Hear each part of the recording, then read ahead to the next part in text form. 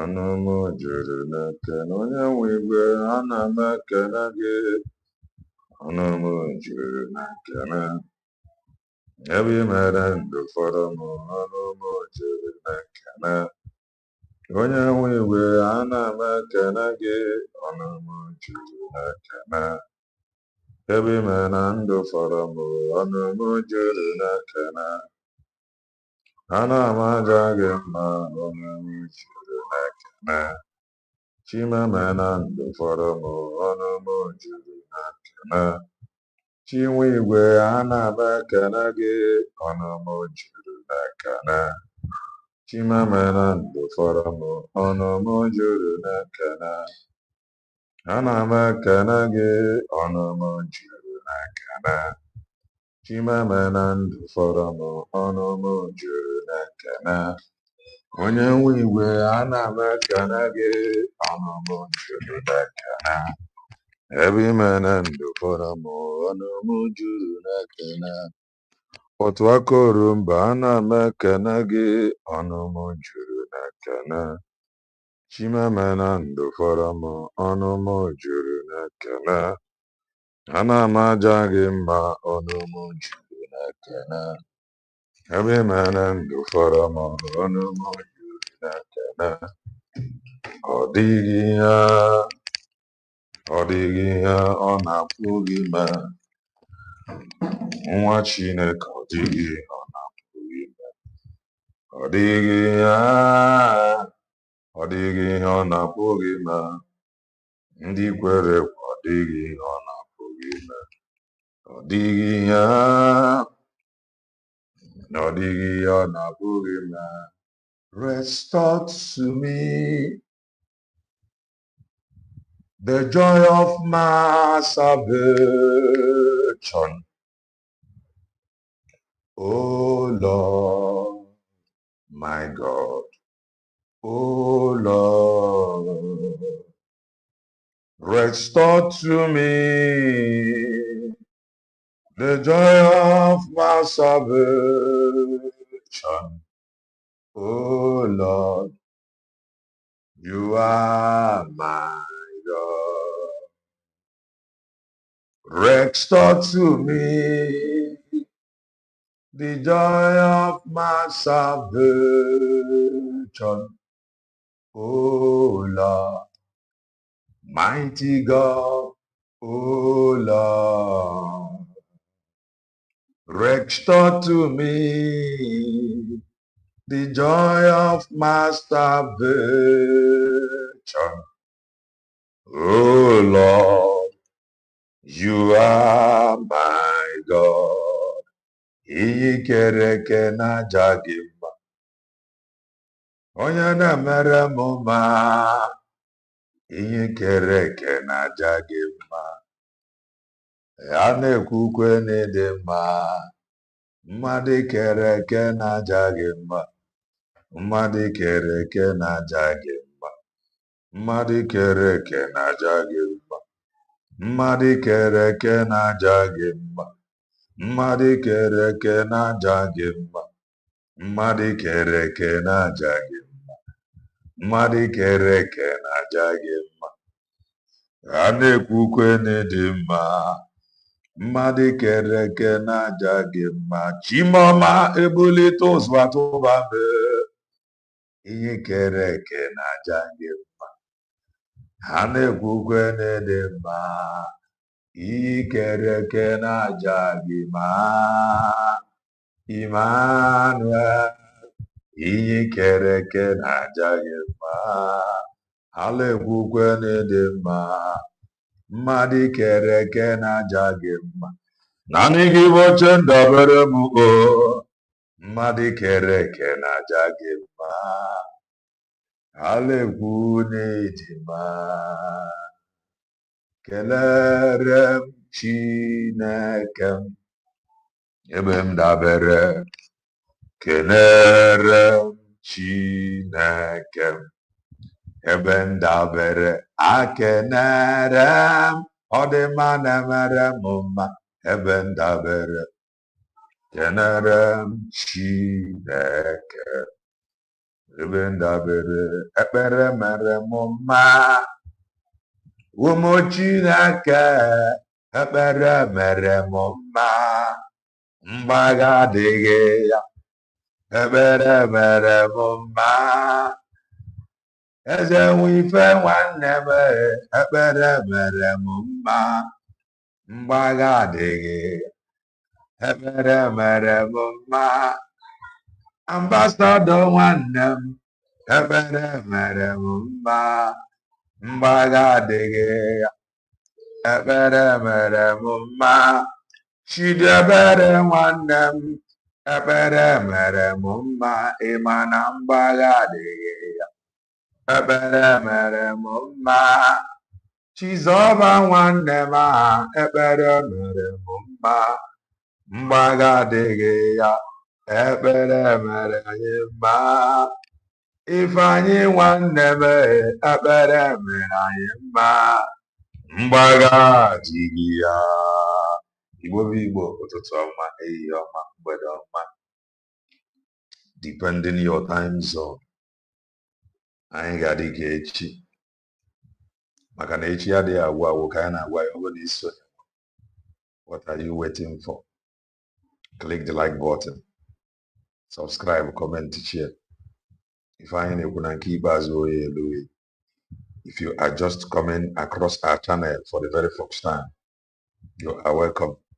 This is Kelenna TV. We are live and we are direct, bringing you the gospel of redemption like your doorstep.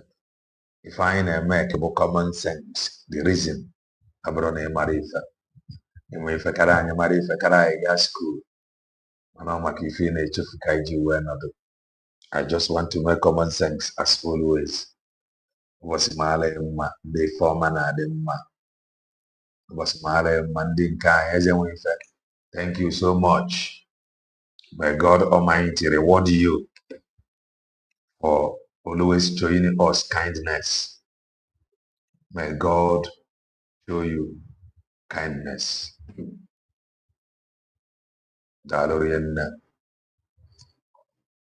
One night watching from Sao Paulo. I've forgotten your comment before. As then with your comment, Ben Cheek, I think I've forgotten your comment.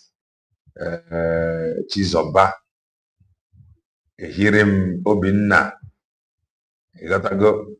I've seen a whole lot of comment. Frank. Mike. Norienne. Obinna Norienne. No. Oya boy Ibia. I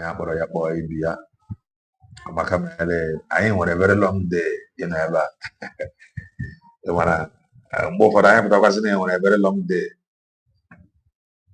How did you go second? I'm away from them. So the number is here now, the flesh and the spirit is willing. Even it's within 2 hours until 10 hours. You gotta go. As I am now, the spirit is willing. Even the flesh is willing. Man, that is ego again. I am a fine. Bob and I withdraw now. Deliver that message. Heaven wants us to deliver. Definitely. Why? That is how it is. So I have a whole lot facing me here now that we will go through. When I'm Bob and I do Zibozia. I deliver all of that message. Anyway, to Okaizia. If you are, I had you okay for the day. Anthony Norian. So that is that. We will be here until the fundraising Abia. Then I join here. Na USB United States of Biafra S handle 5 stream. I will definitely hook up from there. I gotta go. So that is that. First stream I will definitely hook up from there. Yes. My name will can be these. I will stream we go there on Twitch. These. Then I'll balance I am on YouTube. So if you are just following us for the very first time, you are welcome. Kelenna TV. I am a content creator, political analyst, a preacher of the gospel of redemption, asking God for anointing to preach this very gospel.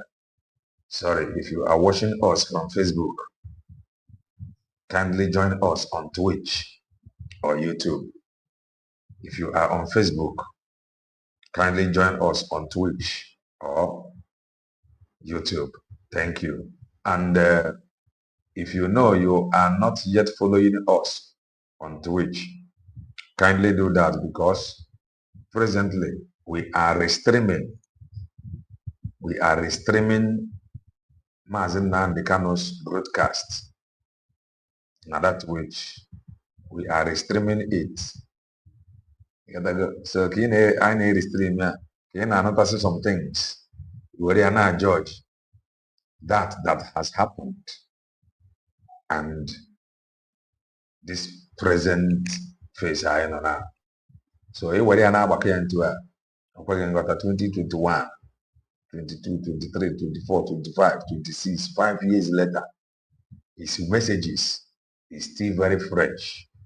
Those things he predicted, it is still happening before us after five years. And somebody can have that. Now a question about if I call it Christ. What can I don't know is your before I can say TV. If that he preached or talked about 5 years ago, 10 years ago, I don't know if I am now. How much more okay Christ?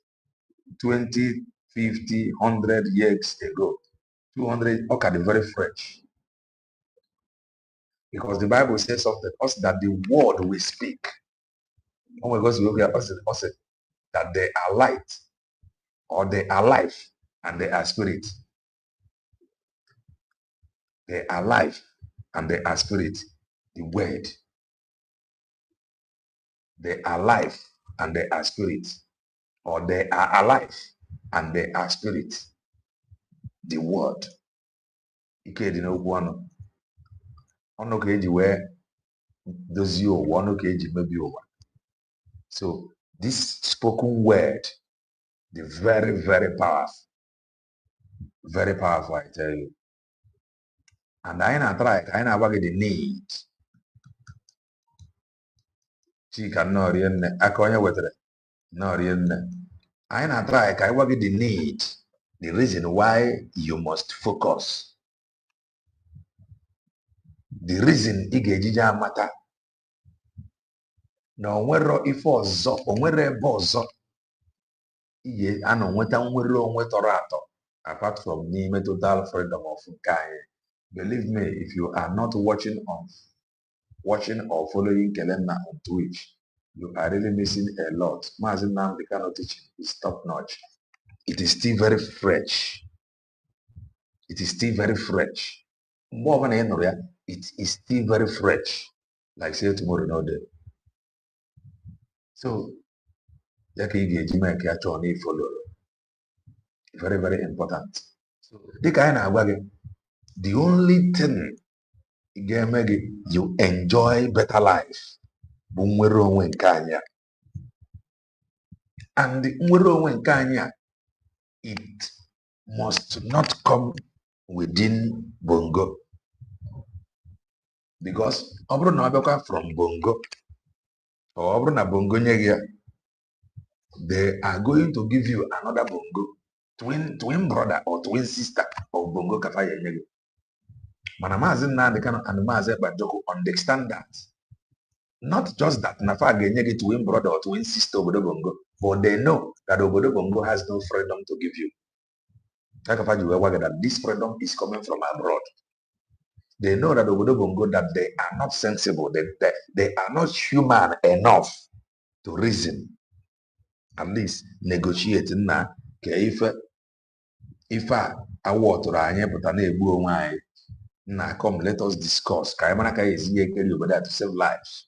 Maazị Kelenna, even all the things happening in USBG today, he Maazị Nnamdi Kanu equally preached and prayed. Exactly.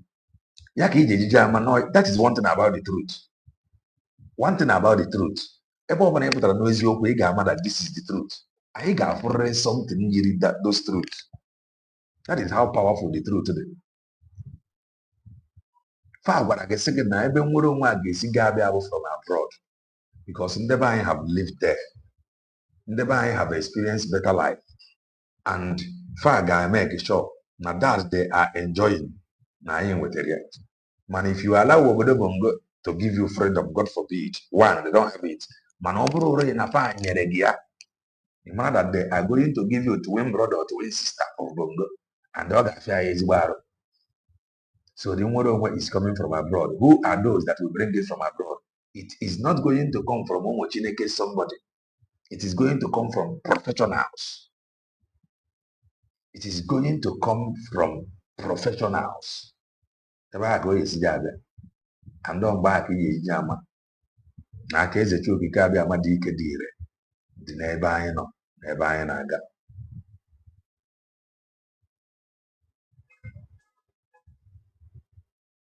So anyị ga-agbapụ ya ọsọ. Let us show you a few news that is making round in obodo bongo.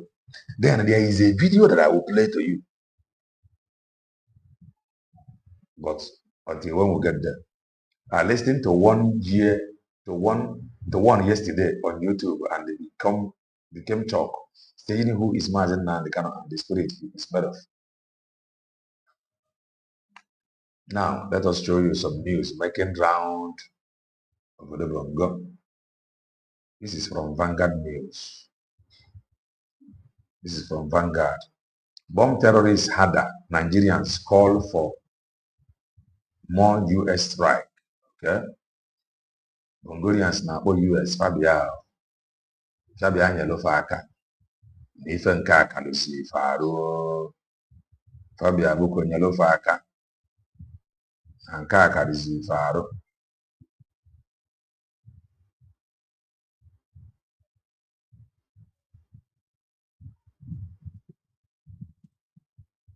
Right. Let me read that so we can actually start from here.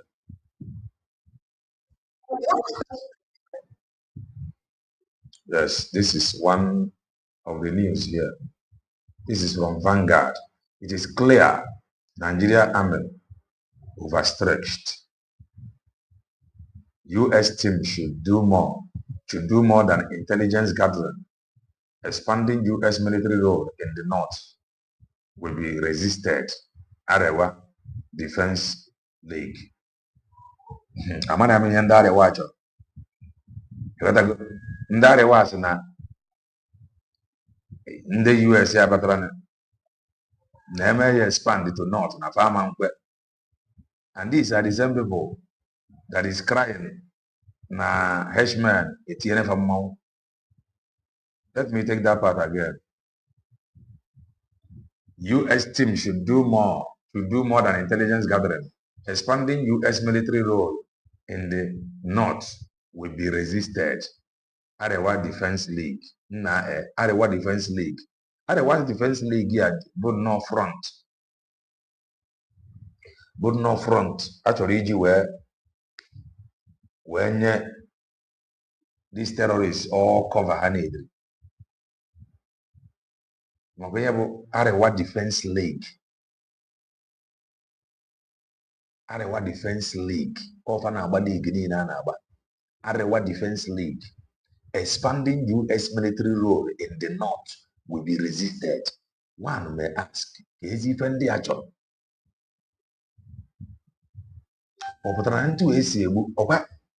Trump is not a Christians. Fast mba na Christians now, and the Muslim now. Fana baleka na ha chọrọ ka stop where America ba na-ebe enyi na faka fast gị na America chọọ iweta enyemaka na befa that it is going to be resisted. Then the question is, what do you now want? What do you want? Faka na aba up till now. Even there is one video, I've been looking for that video. One of them na child na ọ bụrụ rana na-emegidekwa na America emegidekwa na ihe a ruo their side. Let me look for that video. In fact, that one was saying that Nobodo Bongo have ceded their sovereignty to America. In America, book all these things. Let me look for that video. I saw the video online. I remember seeing that video ahead from here. Mana the question Arewa Defense League. Their target is not even defending their own people. Their target is to continually backing these people until everybody is overrun. Arewa Defense League. Eh? When you think you have seen it all, let's continue to read. By Dayo Johnson, Regional Editor, Southwest Ola Sun Kami, Akoni, Samuel Ayodoga, Peter Duru, Jimmy Tota. Okay. The presence of a team of the U.S. Army on Nigeria soil to assist with intelligence gathering and the training of our soldiers in the fight against terrorism, coupled with the Christmas Day bombing of the terrorist enclave in Sokoto by the U.S., has not stopped the killings and abductions in the country. In fact, the Christmas Day strike appears to have emboldened the terrorists to increase the tempo. Where they are in high for Amarufa that day, no do kajoso unye fuel limoko. Now they are no longer afraid. Now that Christmas Day bombing have made them to increase the tempo of their atrocities, while our military appears helpless. Divergent views have therefore trade calls for deeper foreign involvement in Nigerians' war against terrorism beyond intelligence gathering and training. While some activists, security analysts, and the civil society leaders argue that stronger intervention by the United States, including direct military action, could help cripple the terrorist groups. Others warn that inviting foreign troops into combat roles could erode national sovereignty, deepen instability, and turn the country into a theater of global power rivalry. Oh yeah, we are that is Obodo is seriously in a big mess. We want more U.S. strike on terrorism, on terrorist enclaves. Zig Gomri. Okay. Let's continue to read. Also speaking, a security consultant, Nasiru Brahima, who is Director Operations, Prime Bus Royal Security Services, PVR, said foreign powers coming in to assist us are welcome. Let them come and help us to dislodge the terrorists. The insecurity today is threatening. Nigeria Army has the manpower. What is needed is tactical operation, modern technology, and incentive to motivate them. You can't fight crime with an empty stomach. This insecurity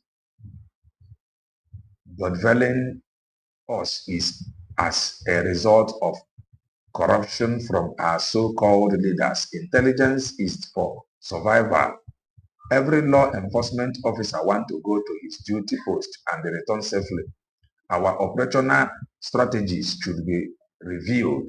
The terrorists are more prepared and the combat ready with their strong financial empire to cause mayhem. Periodic review of our operational planning is needed. All this and more are needed from our foreign powers. We should hire machineries from South Africa. Amma Ebi Clark, Amabi Clark, ex-spokesman, Mosin According to Clark, it is very clear that the Nigerian army is incapable of defeating the terrorists, not because of incompetence, but because the military is compromised. Ofuokua. Ofuokua. The military from the top hierarchy to the lower rank has sympathy for the terrorists based on religious sentiment. This accounts for the release of sensitive information and intel on military activities to the terrorists. However, involving America in fighting terrorism is good only to the extent of intelligence gathering and the training, but putting boots on ground will be counterproductive. There is nowhere America has gone that has cured any insurgents. Rather, it escalates. Child, we are in serious trouble. It escalates. So, if you are of the opinion, America, you are welcome. O nwere ndị na-agwa gị na ụka nwere ebe ọbụla America batara zọtuo their boots na that soil that remains the same. So dịka ị na-efeel, oh, thank God that America have arrived. Fa na-agba gị na ụka nwere obodo ọbụla America batara gbaa boot na that soil that remains the same. So fa gbaa boot na so buru egbe. Oge ya abịafa mgbe fa ya ja abatogide ruo na some ebe Ifechukwu nyere obodo dị faruo ebe a fawa break gabazie iru adọrọ mma gaba azụ adọrọ mma fe kwechiri dia from there fesi ebe a na-ewepụ ife from the obodo before you marry fellow MNC. If care is not taken, the terrorists they claim that they came to chase out may one day run over them because faganozi na-ewere ife dị n'ala this year carried away. So they are telling you now based on intelligence gathering, not the okay. Intelligence report, training, not the okay. Mana even the Havana chinye for boot, kapabo and completely. So look now, wagare. No other man because records can bagifa. Na record nda adrom man nebo na fabara boot nan. Man, I ever say the records of those people you told us. You told our people, you are telling our people to go and give money. If we tell you about their past record, some of you will say that it does not matter. But people that know the importance of history, they are telling you the records of America. Nobody open a fast to boot. No, the wrong man. So it is good. Now, for intelligence and the training, anything more than that, now I ain't got can get Robiati. Because history have it. Now, father of man. Let's continue. I had to go. It is not just enough. God should empower whomever God want to use to make sure now of trying if not, if I about also get messy and if I fear that we may be overrun one day and about the immigrant America boot. Definitely. Nandia here in about each or also that they will overrun you one day. Some of these things in front of me, how serious are we taking it? Are we seeing it that we are actually in a deep mess? Are we seeing it in Arapua or naked and not? Are we seeing it in Arapia anywhere it happened? Just forget it. How serious are we taking these reports before us? America or the man, my father go for intelligence gathering. Man, all brought na factory in Ranyaka. Ebe fa yesi gabata, Mazi Sivanos no. Ebe fa yesi gabata ni Ranya yesi botaka. Jedo anya bonage web to obodo bongo ya. That is how to save life. That is how to solve this problem permanently. Anything outside that, we all are in trouble. Believe it or not, we all are in trouble. Let's continue to read. It's to an international dimension. I would rather employ the Nigerian state to adopt the Goodluck Jonathan approach during the twin light of the administration to hire machineries from South Africa to fight the insurgents. We all saw the huge success recorded within that short span. The terrorists were almost neutralized in the northeast, and the elections were conducted. If the tempo of the assault of machineries were sustained, we probably could not have gotten to this messy point. American boots on the ground also signifies American interference. That is the truth. Their boots on ground signifies interference because they must be in control. Fudge the technology, fudge the intelligence, fudge everything. And we are going to surround. That is, I ain't got a mafia for them to take over. The now, they are going to take over completely. Victor Cletus, no, it has been a while. How are you doing? No, from what Marcel Okocha says in his videos, if true, it means they are indirectly pushing for the vision of Bongo by towing the route that North will disagree with by repealing of Sharia. Definitely. Onye ọbụla money, ma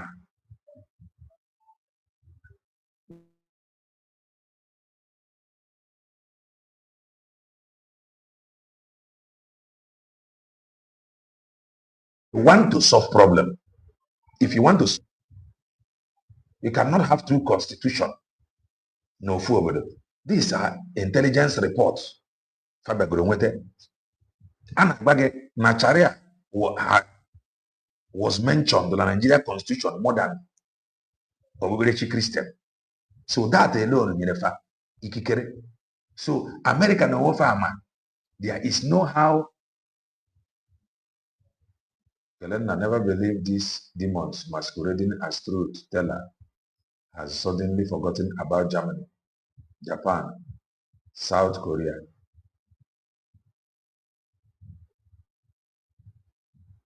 Farmer are the only way iji wee wepụ anya Islamic world n'obodo Bongo na that constitution.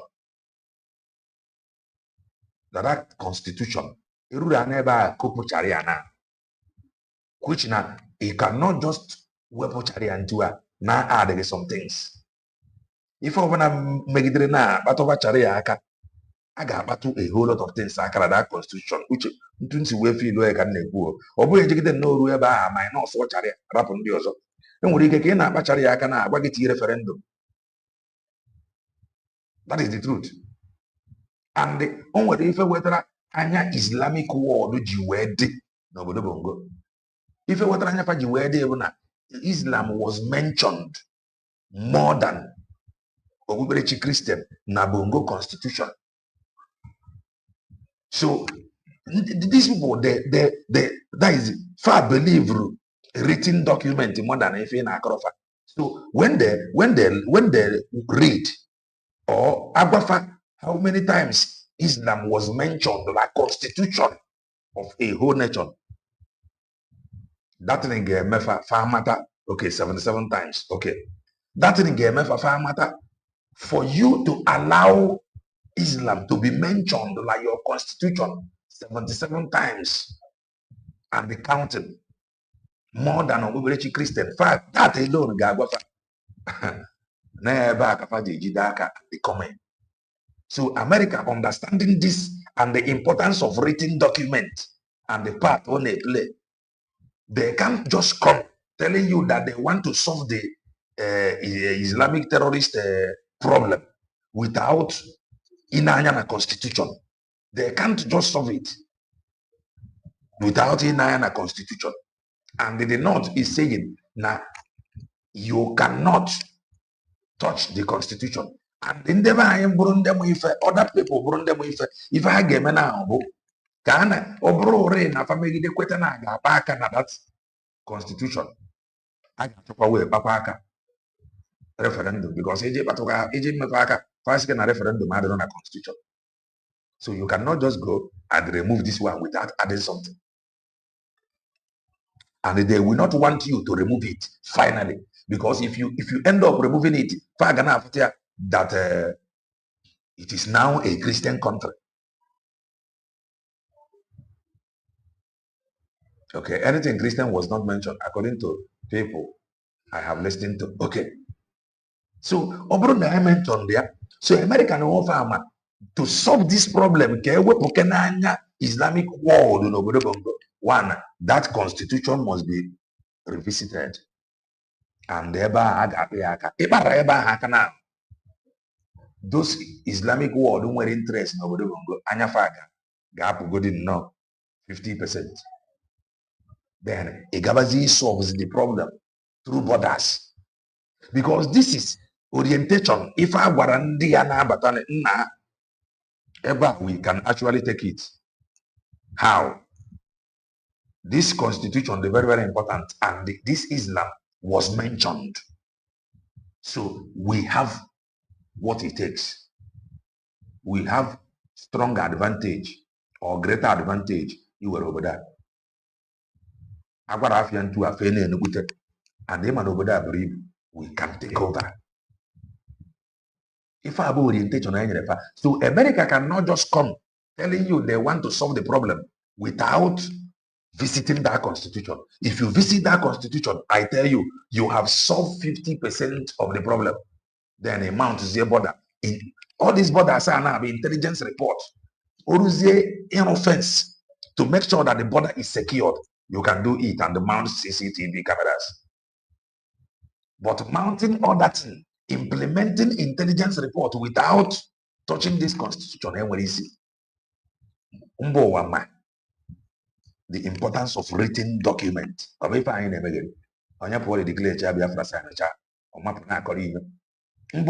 Understand the importance of document. You cannot agree anything with you without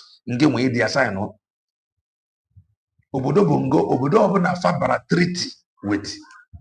It is not under verbal agreement. They will sign. That is how important documented it. Obodo Bongo will send the representative and they must sign. Or can't wear anyone that happened under verbal agreement. So they know the importance of constitution and they know the importance of mentioning that Islam, not their constitution. So the thing so based on the constitution, they are ready to sponsor, they are ready to pump in their money to make sure that they take over. But you have a constitution now. When they go to invest in overrunning Bongo, constitution somehow difficult. Man, constitution for now. That side, the door is open. The person is saying now they have a very good investment. The aforementioned countries is confirmation that America is not always that demons. They want us to believe that they are. The countries are very strong economically. Check it out. America is there. If in a America is not that demon. Demon. It's all about interest. But one thing about America, they go the first to save life. That is one thing about America.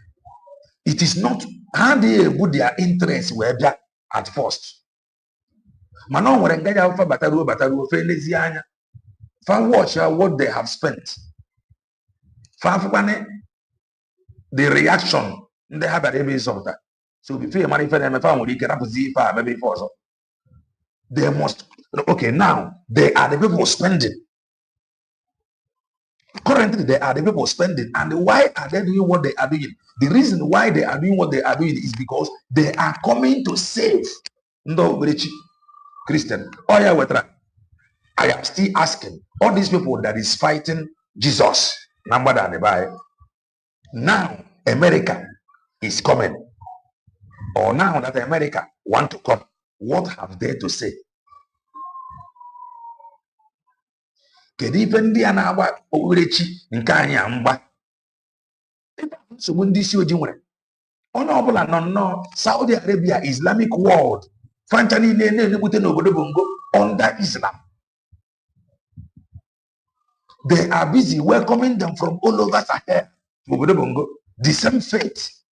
Man, you could Christ. No, Muberechi Kennedy unite one number one day or so. Oh, Jesus, Jesus. Omenane. Are they coming to save you because of Omenane? They are not coming to save you because of Omenane. They are coming in that name. If you don't know it today, they are coming under that name. The Bible says, no where for so again, mad will get in them when apart from Alpha. Nsopota from Nabia to Obodo Bongo today is coming under that name. It is coming in that name. Forget how they have succeeded in bastardizing Oberechi Christian. There is no other name. That is what America and Israel is practicing today. There is no other name given to man. They are only coming to save you with that name, Jesus. Israel is coming with that name, Jesus, that you may live. America is coming with that name, Jesus, that you may live. So what is your problem? Those that is coming to overrun Bongo, they are still coming under that name, Islam. Those sponsoring them, they are sponsoring them under that name. In their final to invest heavily to overrun Bongorians. They are coming under that name. So whether you like it or not, you must embrace this operation. So if they can actually come under that name to save you, for example, somebody like one nine work Mataya says that now. Kembuni and definitely a Jamie Mayha. I didn't make na ife ọ na-arụ adịrọ mma, ọ na-arụ ezigbo ọrụ, mana ọ nwere ebe ọ na-aga n'okpukperechi, which is not that, which I don't really like. Your fight should not always be Jesus, Jesus. Something happened. Even forget Christian into a Islam or the Pantua. Man, o nwere ife wetaro fake pastor ji wee kwechiri. Everything over a fake pastor want to tell you is money because of economy and the The same thing they can even this struggle. O nwere ife mere Nzamerian and Samperians ji wee gadi aka. Retwisting the struggle or the freedom just for their own benefit into accord. Just all. So when you solve the problem, whether Rofaji were turn on the struggle to money making machine, chwafa, you have solved the problem. If you solve economic problem, nobody bongo, you have just solved the problem of every Sunday church yeju. 90 days night vigil. If you fix the economy of Obodo Bongo, you have solved the problem of 90 days vigil. So it is not Jesus saying because these people that is coming, they are coming with that name. With that name, not in the name of your ancestors. And the Father, can you stand them? You cannot. So at times, with our problem, we hate to solve problem. We don't take responsibility. That thing that has been very difficult for these Bongorians to say, America is saying it. And what is that? It is the truth. And what is the truth? Now, this Islam that has been mentioned 70-something times now this constitution, no the Roma,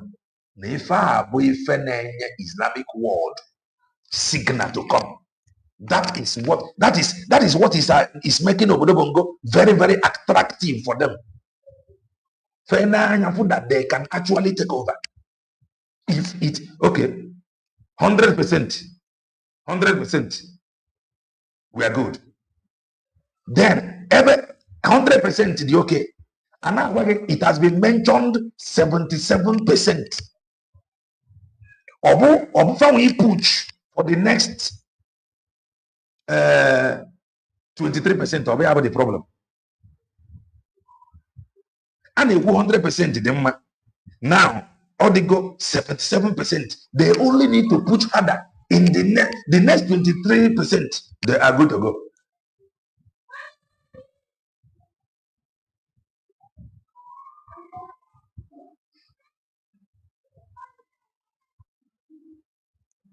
Even the law, never can manipulate the law. Never can manipulate the law. Everywhere. No, in fact, there is a video I will play to you. And when I play that video to you, you will see how foolish someone device or the foolish someone device. Please do well and touch the like button. The only thing that will save you, it does not matter. Everybody in Obodo Bongo want to be hey, how the NGO and influencer. Influencer can NGO. Almost every Bongolian want to have NGO. Why NGO? Why you nobody get table NGO? Only case I can't remember. The reason why you nobody get the system have failed you. And you are the product of that failed system. And that failed system is affecting you. The system is the foundation. If the foundation is faulty, you, none of the foundation, you are equally faulty.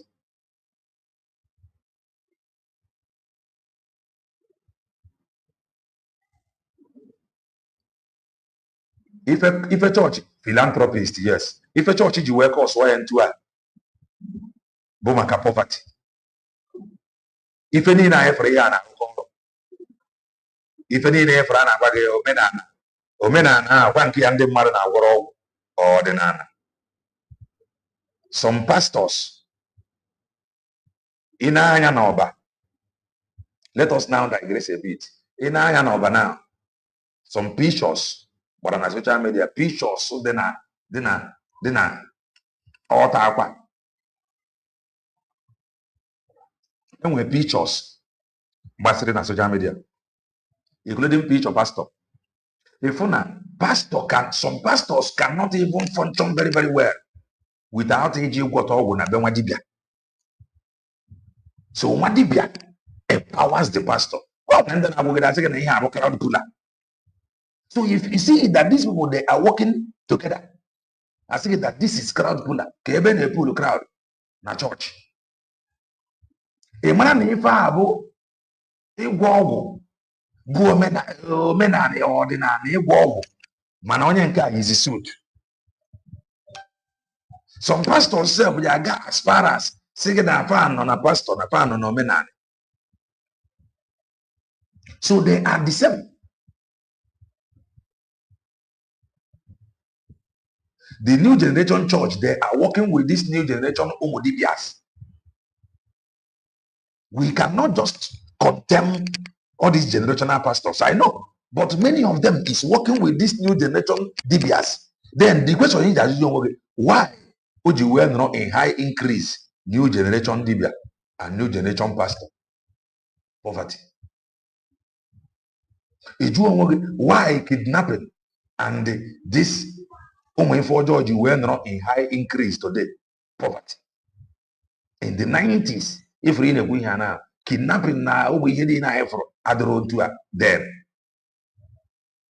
Something have changed. Obodo Bongo cannot just come out now tell you what one government have achieved for a whole 8 years. The government in Onochichi, they cannot be. The only thing I arose. They cannot tell you the impact have a group. Never their citizens know how many people they have lifted from poverty. They cannot. The only thing I can have, they built road, they built school, they built that. How many foreign investors but in 1 year? They can't count those things.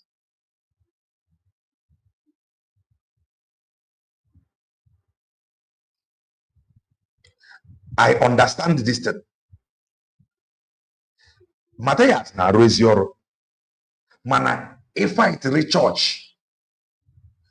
If I'm in a fake pastor say expose that one na my own understanding no ọ na-arụ ezigbo ọrụ mana ọ nwere ife bụ na ị na-eme fake pastor expose ka onye bụ fake pastor ndị ahụ na-eje agwọta ọgwụ na be dibịa ndị ahụ na-eme arenji with ndị mmadụ ifo when you talk of fake pastor or connect yana to fake dibia. You cannot talk about fake pastor today without fake dibia. So if you need any na arụ mana keko kezi reason eji we fake dibia in high number, fake pastor in high number. Why eji we now? The reason oji hancha ji we in high number now poverty. Why poverty ji we dey? Now year in year out ana to vote na election. After 8 years, whether government how many foreign investors and how many people emigrate employ. That is where the problem is. Leadership failure. To checkmate, to make sure they create a job. Eating 90 days, 9 vigil, you are not going to see anybody here. That is the simple truth.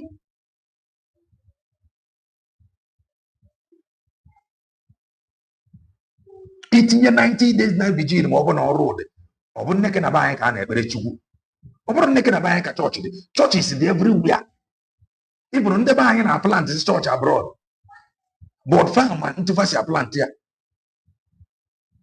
so the point dị abụ na something happened do wetara everything dị well dollar in high increase poverty level obodo bongo gbagoro agbago. The only thing that will save you. Now, let us continue to read this thing. It's to an international dimension. I would rather employ the Nigerian state to adopt the Goodluck Jonathan approach during the twilight of the administration of higher machineries from South Africa to fight the insurgents. We all saw the huge success recorded within that short span. The terrorists were almost neutralized in the northeast, and the elections were conducted. If the tempo of the assault of machineries were sustained, we probably could not have gotten to this messy point. American boots on the ground also signifies American interference. That is the truth. They cannot step their foot on ground and you want to control them. On ground, you can no longer control them because they have all the technologies needed to advance. And they can advance without their technology. You are now helpless. In fact, we can direct target to a never go, never defend us, never interest more so. We should not forget about other foreign interests in Nigeria, particularly China. That is the truth. Turkey, Chinese they do me, they tell me sorry. China, which has huge investment in the country, including the shadow mining concerns. Let us be mindful of using Nigeria for a proxy war. That is the truth. Wait for China. And I'm Chinese, if any that remain the same. Go and check and some small countries this year. Railway. See China booted the materials. See China bought laborers. See China they booted Nifan peggy. So if you are in your favor, pay for the money. In your favor, pay for the money. And in most cases, Faga wagon Hana Rogue Sky Train now. Faga wagon Naebani now for Sky Train under that small bridge have become their own. That is how terrible they are. Most small countries this year. Even the Ananya contract, Fagi, see China, put railway, see China, what and the oro, see China, put materials for the oro. Everything over the use go from there. If care is not taken, even very fucking able from there.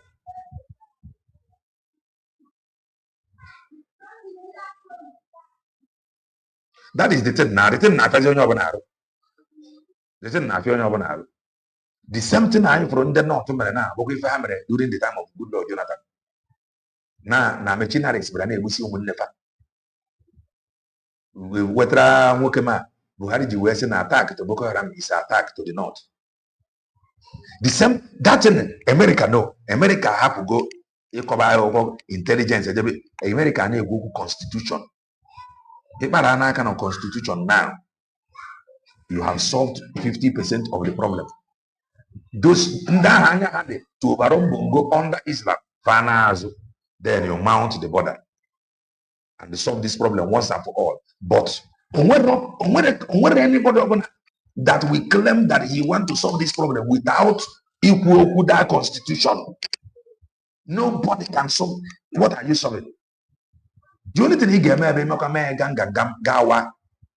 the thing continue because the constitution have it. Yaka, ever for American now, the never somehow. Chief Festus Oguche, president of the campaign for social justice and the constitutional democracy in Africa, based in Port Harcourt, River State, argued that it would be better if the U.S. soldiers could decimate the terrorists without involving Nigerian troops. He said, when troops threatened of a possible U.S. intervention, guns are ablazing in Nigeria, we all thought that finally a solution has come for the elimination of terrorists in the country. Following the Christmas Day bombing in Sokoto, we saw the monsters fleeing Sokoto in the droves, and we expected further strikes of similar dimension. Incidentally, the Sokoto bombing spread a wave of terrorist attacks and kidnapping along the length and the breadth of the country, resulting in killings and abduction.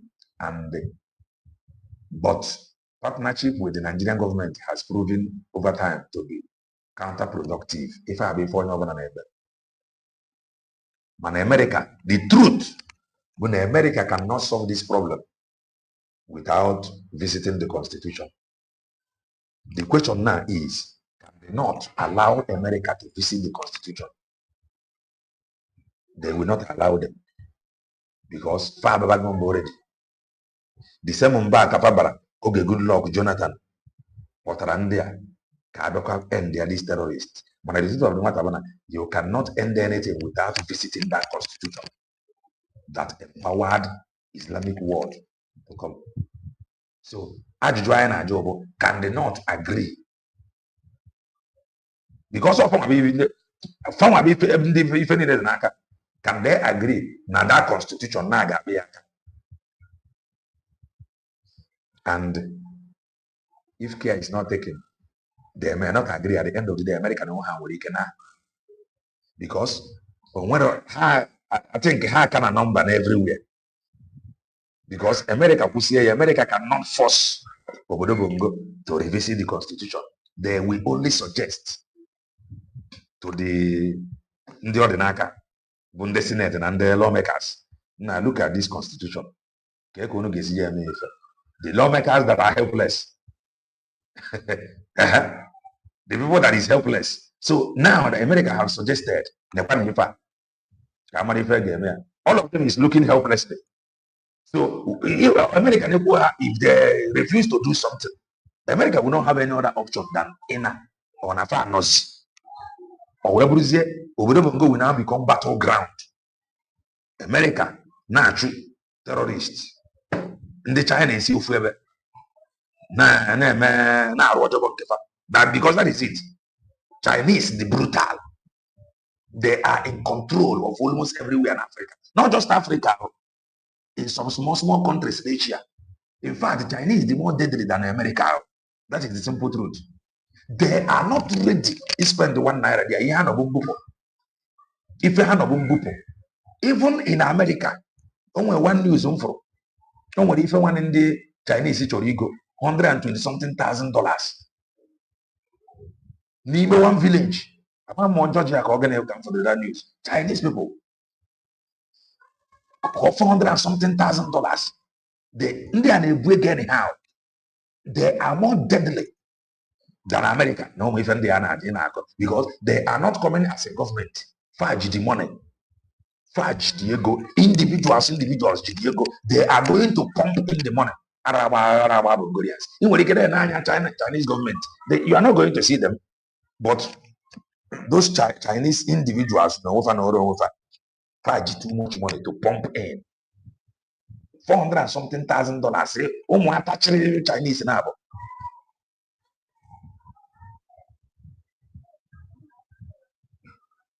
So na ihe anyị nọ na-aba anya obodo America have suggested constitution a na-aga ya aka.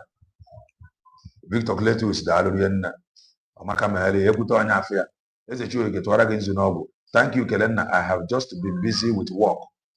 Your commitment to this moment is banal. Kindly start to end your program with this slogan. This is Kelenna TV and we are the media. Thank you so very much. Thank you so very much. This is a nice one. The slogan. This is Kelenna TV and we are the media. Thank you. We will continue improving. Amaka Maele, Mazi Kelenna, I appreciate your effort and knowledge both on the ground. Fear of Americans is no more in this Trump administration. I live here in a country that USA helped to save their country. Imana, I got Rami in the war. Obrona na anyị na-akpọfa as Biafrans now to come and save us. Imana nke a dị iche. Mana problem anyị nwere ebe a na-abụ na ndị anyị na-afakwu nwekọrọ obodo ọnụ. Ịghọtago na a ga-ekwe ka America save nwa anyị because ịma ife a na-eme na bụ ndị befa na-eme ya. Fa bara mba oge Goodluck Jonathan kpọtara machineries. Fa bara mba. Ama mere weta na America ekwuo n'okwu constitution.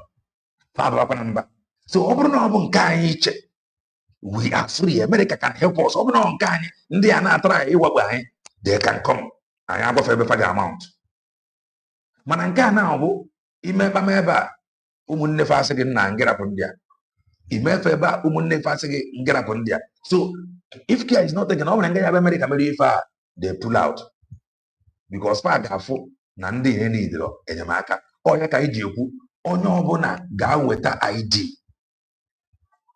So that America try ya gbaa mbọ ka fa bata ma ọ bụrụ na ọwa ọkọrọ. They will be left with no other option than isi na obodo ọbụla chọrọ nkewa because America ga-emecha chọpụta na the problem esiri other indigenous population n'aka. Na the problem si n'aka ndị ụmụnne fa na-arụ ọjọba.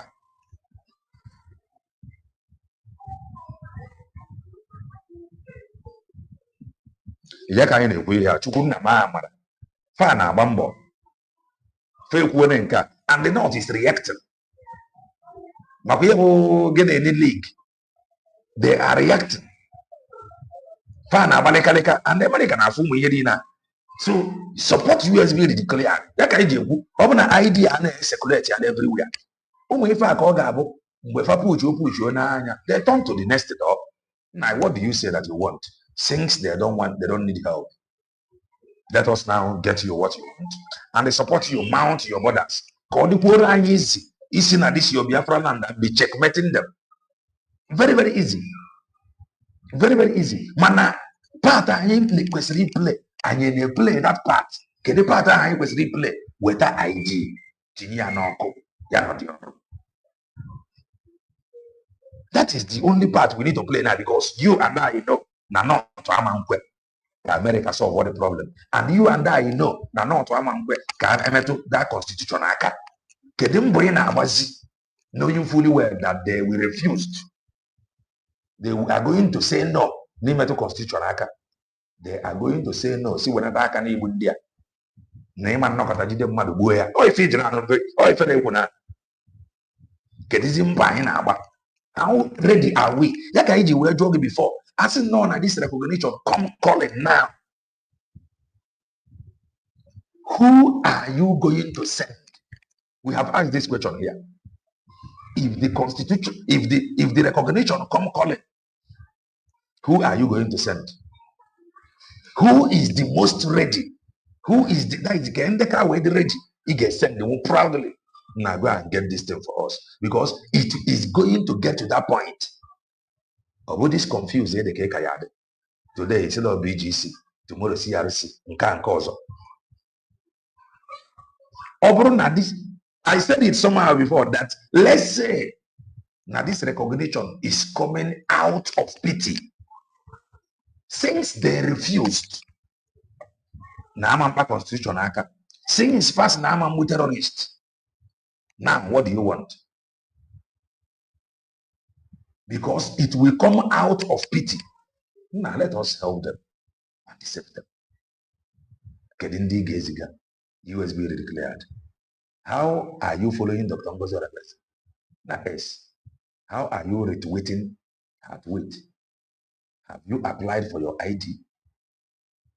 Eh? You have not. Are you doing the USB declared any good? The answer is no. So go and do what you need to do so that Aton Hana, I am for that we are ready. This is strategy. America cannot divide Bongo without reason. That is why they started with Christian persecution. Into influence where bata now. Abata go constitution. From constitution, not the question which you and I know na farmer. Number 3, far not. Definitely farmer.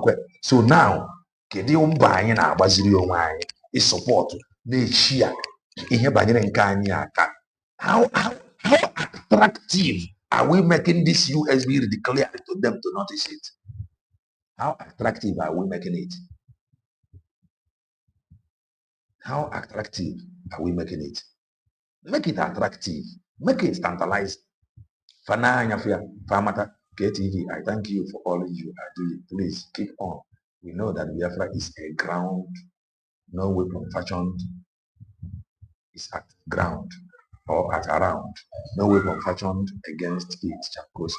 Yes, and I ain't got one. Not to Aman Kwek Abana Befa.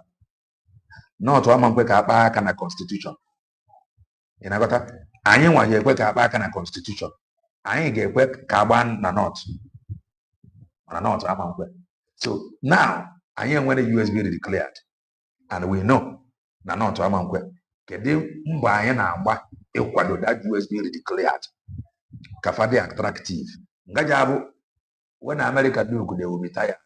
Fafla, the only option is to recognize us. And when they recognize us, fairway base in a by so doing, or the American Israel is when they checkmate India and Africa. Manahiga Simbo, man USB in Kanye or they attractive. Because we know na not Aman Kwek. We know na Aman Kwek. Onwero save your garden obodo bongo that will not come with this Christian persecution. From there, look at your constitution. Now. They are not as foolish as some in this UOG. Then now leave that thing that is written there. Leave it there. It has no problem. How many people have advocated for constitutional review? They are still going to rule you under the same Islamic constitution. How many of that is to show you how unserious they are? They can't tell you the truth, and they cannot rule you with another constitution apart from this one. So America, no, they are telling you now. Look at this constitution.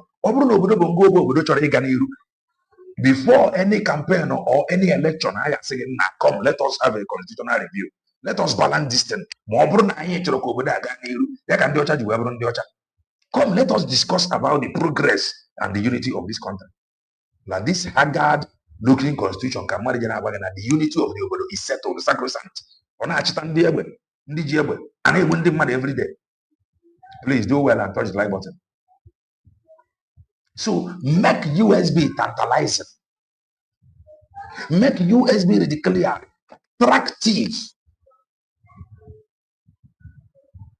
Always celebrate the little win from this USB declared, because it will come calling. Because you know na face that ndị mgbadugwu ugwu ife afa ga-achị n'ọbụ ife a na-ekwu na constitution a ga-emetụ ya aka, and the obodo cannot do without it. So make USB declared very, very tantalizing. I tell you, very, very tantalizing. Very, very tantalizing. Don't let anybody deceive you. No, let them deceive you. Make it tantalizing. That will the black. But if America really want to assist Biafra, they know exactly on what legal ground to stick on without word criticism. Mana anyị ga-agba mbọ fa ga-anọkọta nnọọ now sọba oh Biafra come here ekwuo n'okwu persecution ekwuo n'okwu constitution and the North adịghị ready for constitution North adịghị ready ka agba egbe na befa anyị kwesịrị ịma now na anyị ga-agba mbọ na-epu uchu na-eproject onwe anyị very very well. Ihe ọbụla Dr. Ngozi Orabe dedere re-echoing the declaration and the referendum, everything. Share it, twist it, share it everywhere. That continue bombarding America and Israel. They are coming with that name Jesus. With that name Jesus, that you may know that it is God. Man, you must do what you have to do as a human. God is going to block their ear. Watch your phobia, watch your fire for them to say no. And America will no longer have, they will not have another option than in a now, at least I ain't granting one day now. I ain't busy here. Because there is a man to his satellite here when I'm on it up there.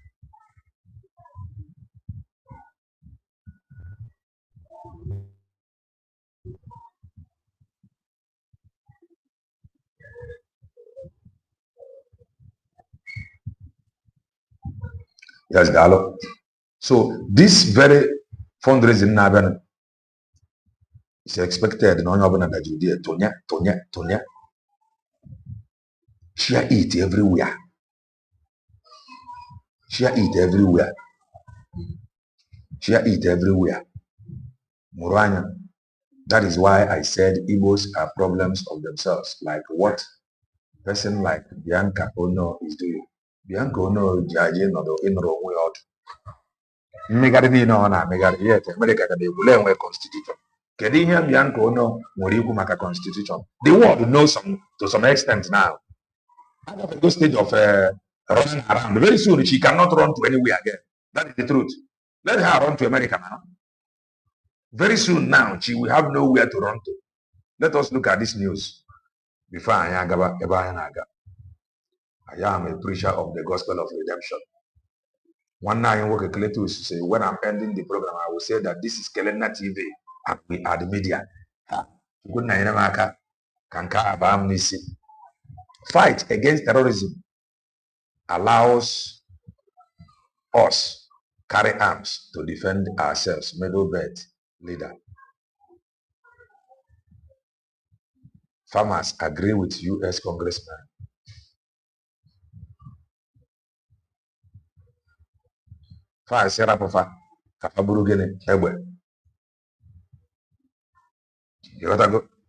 Because nne ya adị ezigbo ọnụ. Ebe ka afọ jiri ebe nwanne ya na-akọ ife. Onwezi ebe afọ ebe a na-akọ ife. Nne ga-adị ezigbo ọnụ. So Biafrans mepee na anya. So as we are saying, Kelena, you are saying the truth. Thank God for the wisdom He gave you. Thank you so much. Thank you so very much. Thank you. God bless you. We need to be focused and reflect the kind of leaders we have now in the person of the President and cabinet. Let's ignore their lies and the propaganda. I ain't gonna batch India. Batching. I am still heading to the White Vented Health Program. If I gonna attend that, oh, you come more. I thank God for God. I gonna attend there now. Catocos. And Diana Yochuku. Yanyara Anyaka. That we seek that by 80% year. If I need America, US will declare the Ungadio. I am a boss. I have a boss. Give me a second. I am a boss.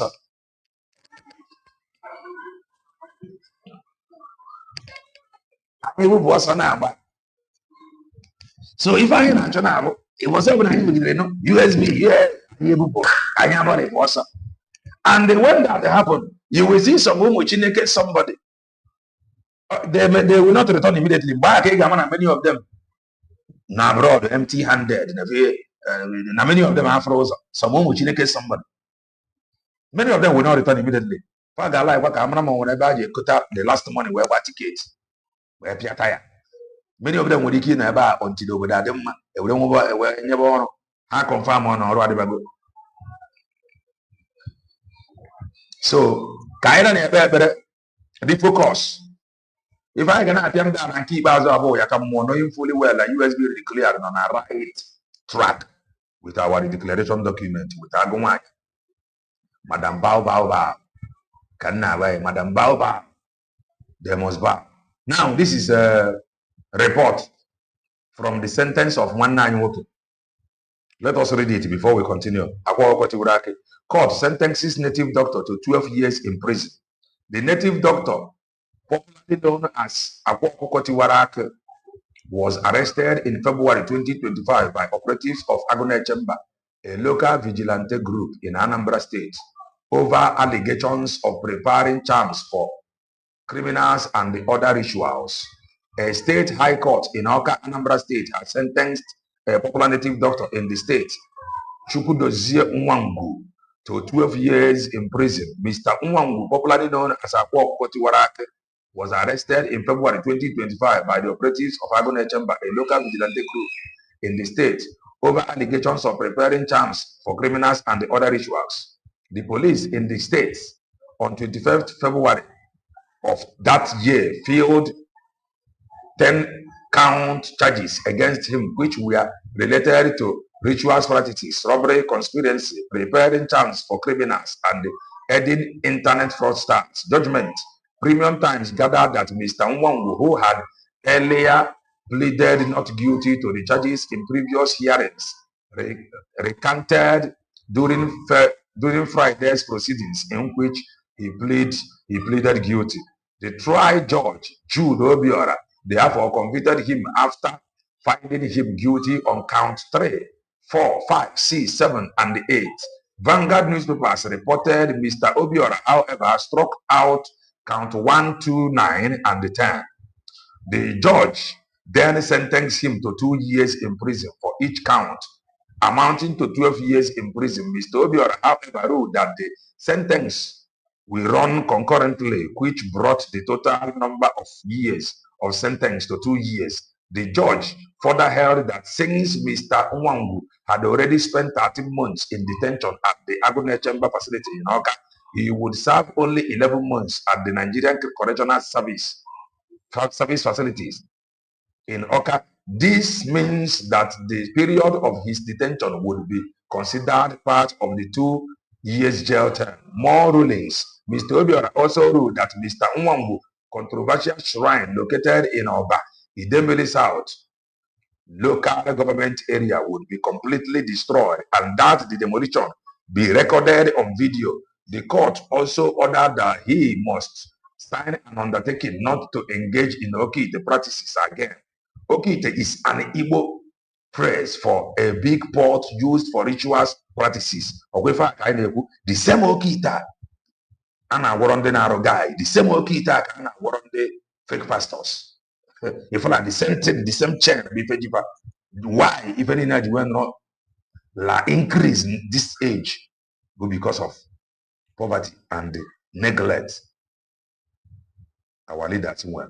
The judge also ruled that after serving his jail term, Mr. Nwangu should become a youth ambassador to correct the impression he created among young people about acquiring wealth through illegal and ritual means. The court further directed the convicted native doctor to use all his social media platforms to inform the public that he no longer practices Okite. Okay. Justice Obiora said that he initially planned to impose fines of 20 million each on the additional count in lines of 6 years prison terms prescribed by law, but decided to waive the fines after observing Mr. Nwangu's remorse during detention. After the sentence, the defense counsel requested that the convicted native doctor be allowed to serve his jail JTM at the Agone Chamber facility.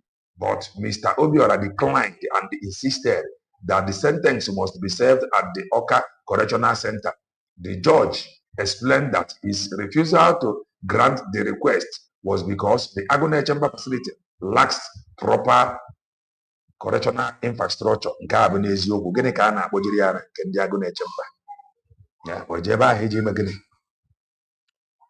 Ha enwere facility state sponsored na nke Agone Chamber local.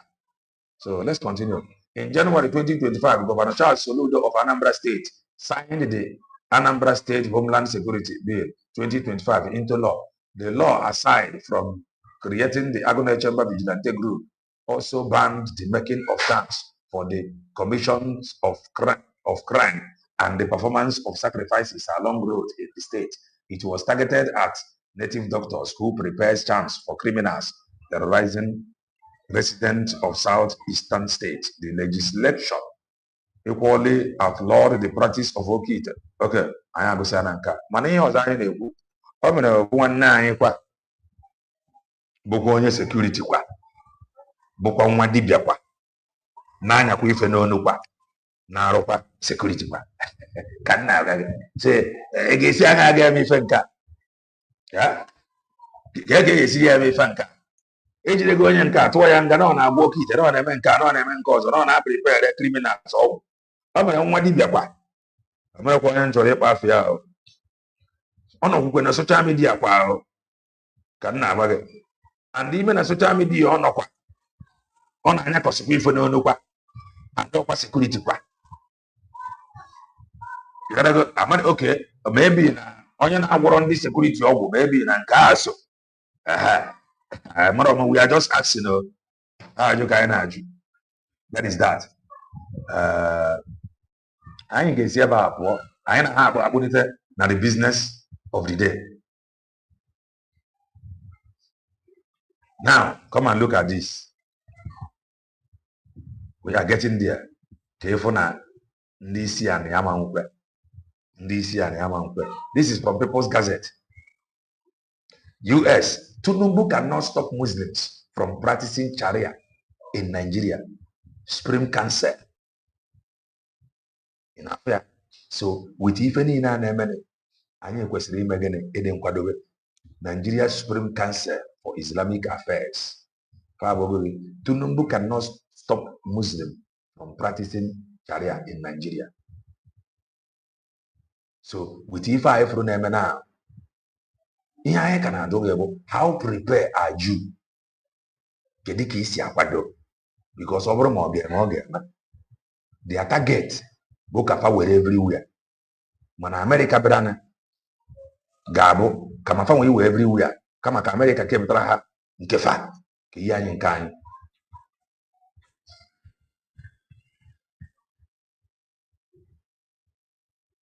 Nah, my brother, Fisher, I was surprised.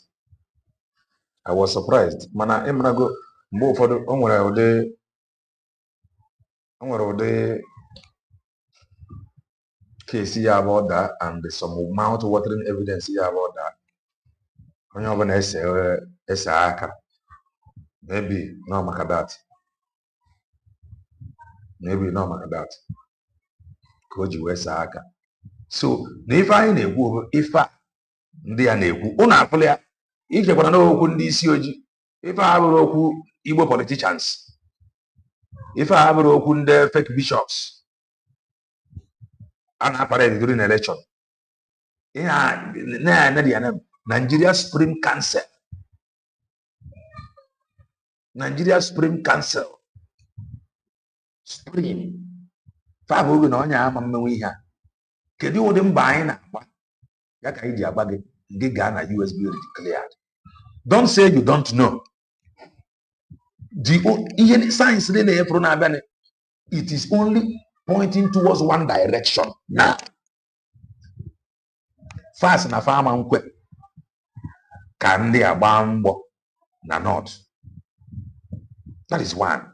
And the one sign on our point it was USB declared. Number two, farm ngiwa na oge ma. Na so obodo ndị abatagoro bịa ịrụ ọrụ no na power tussle because Chinese don't we are interested. But the only way it will so about some Chinese interest. Biji why okay what over there. Nkia ndị Chinese kwechiri side Zamfara na cause havoc kwa eke wọtara ha Zamfara Chinese na were afa were agbari ko ya. If and there is only pointing towards one direction to US be declared. All these things if only many for us to get prepared. No game. Is pointing how prepared are we? Go and prepare. The US be declared. Supreme Council, it is pointing again. How prepared are we? The US be declared. Go and prepare. Oku Constitution how prepared are you? It is pointing towards US be declared preparation. And another question I want to ask some people. Another question I want to ask some people. I know it may sound somehow, but all depends on this we got here. One, do you want to be Biafra or the freedom of Mazen Nnamdi Kanu? That is question. It should be Biafra. It should freedom of Mazen Nnamdi Kanu. We have been asking this question. I am saying that if you want, it is better you choose Biafra because with Biafra, the Mazen Nnamdi Kanu gap. But if you choose the freedom of Mazen Nnamdi Kanu, Biafra, Gabate Tuaka. Another question. It should Mazen Nnamdi Mazen Bandoko to Biafra. If you choose Biafra, Mazen Bandoko Gapa. But if you choose Mazen Bandoko, Biafra, Gabate Tuaka. If I buy Juju, the reason I say Juju abo, what you must do and begin doing it. The way your emotion by the side and face the reality. The way your emotion by the side and face the reality. Ndị anonga fa nwụrụ anwụ and the nwere onwe bịara now everything turns around and they turn to their favor. We can actually negotiate nwere onwe fa. We can negotiate nwere onwe fa and not just them. Ụmụnne anyị niile na-arụ nga abroad. A ga-eji nwere onwe a negotiate ya nwere onwe fa.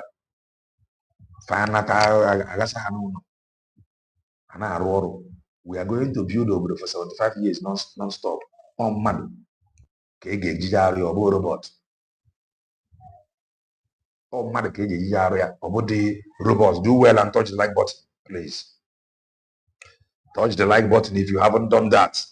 I am a preacher of the gospel of redemption.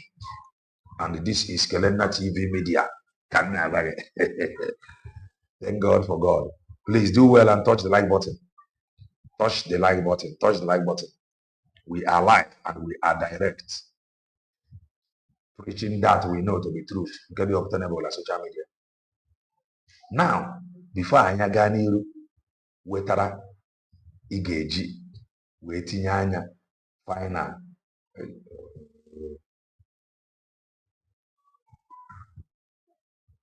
Before I ga n'iru wetara igeji etinye anya final n'okwu nwere onwe. Ife niile anyị na-ekwu okwu ife na-akpọ n'etito nwere onwe. There is something I will play to you. But before I will play that thing, let me show you this one. Before I will play it, let me show you this one.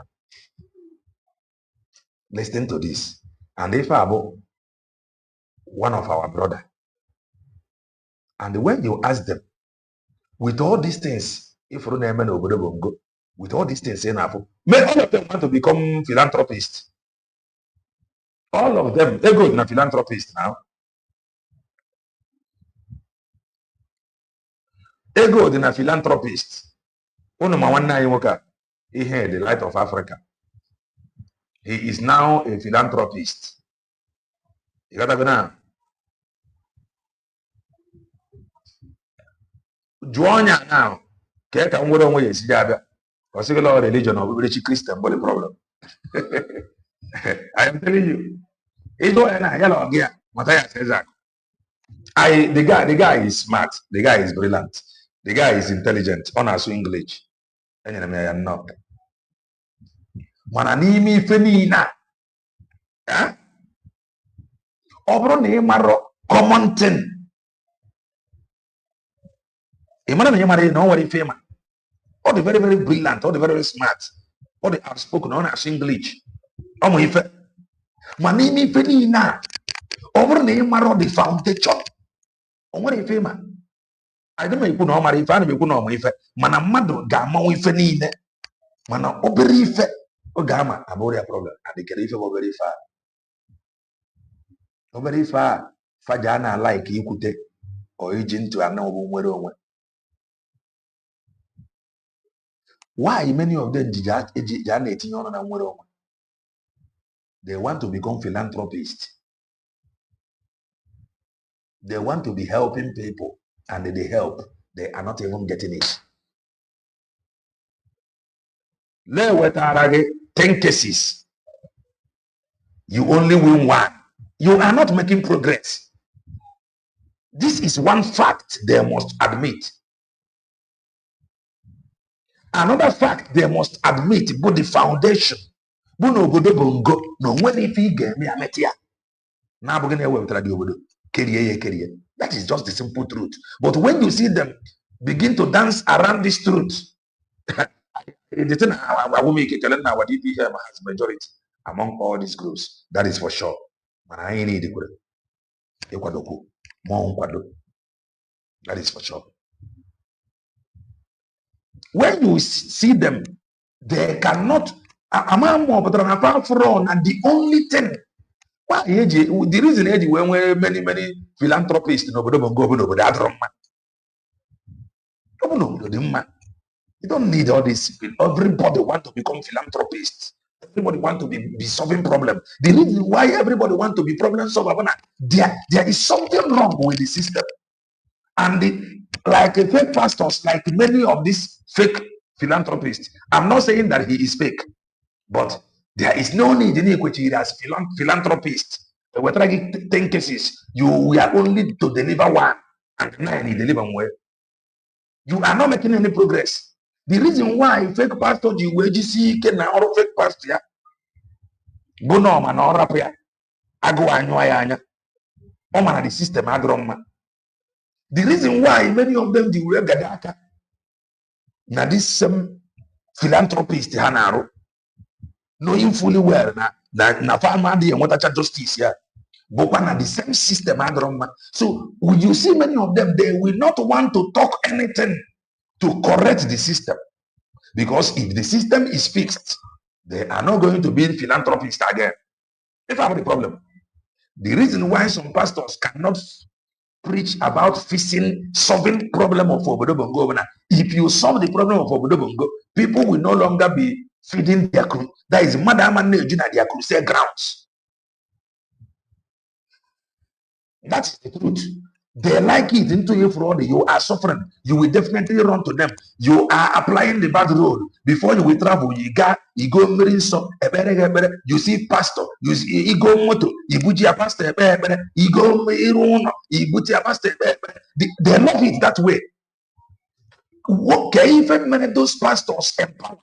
The system empowers them. They become God instead of directing you to the Almighty. They now assume the place of God. At times, when I listen to many of them, church with a miracle. No man is a miracle worker.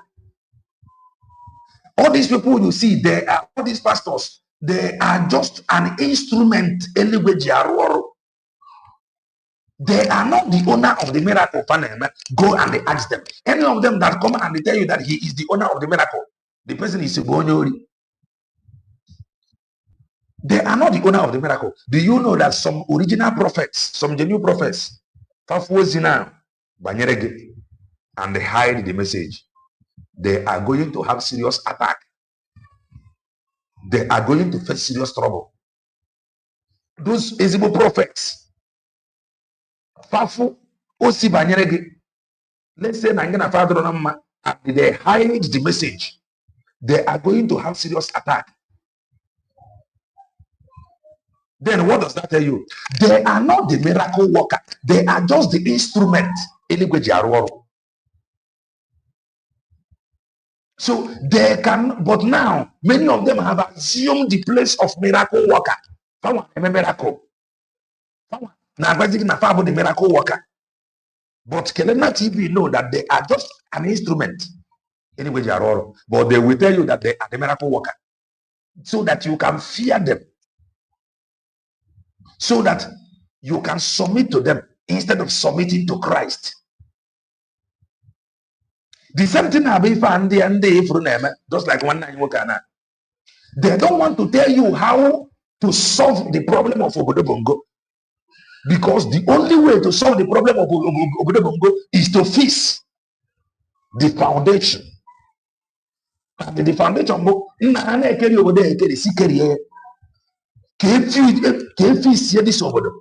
but they would always want you to believe that they have contact, they have connection, they are fighting for people to get justice. Whereas many of them know that this justice you claim that you are fighting, at the end of the day, after spending millions, you may not get it. Why name the justice after spending millions? Because of the foundation. Why are they not focusing like that, how to solve the problem at that foundation? Because if they solve the problem from the foundation, they will not become relevant again. I don't know if I am communicating. Heaven bear me witness. A word to insult him, I am not, and they can never.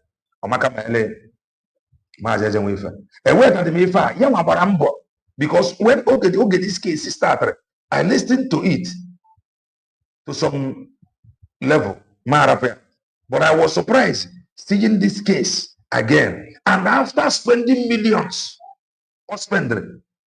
he did not get justice. Why? Because of the system. Then the question to him, how can we fix this system?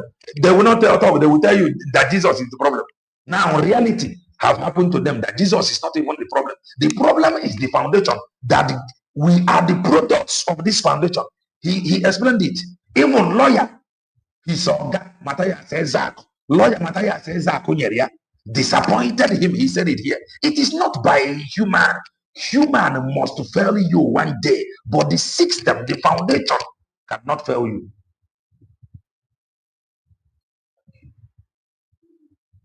The system cannot fail you, but human will automatically.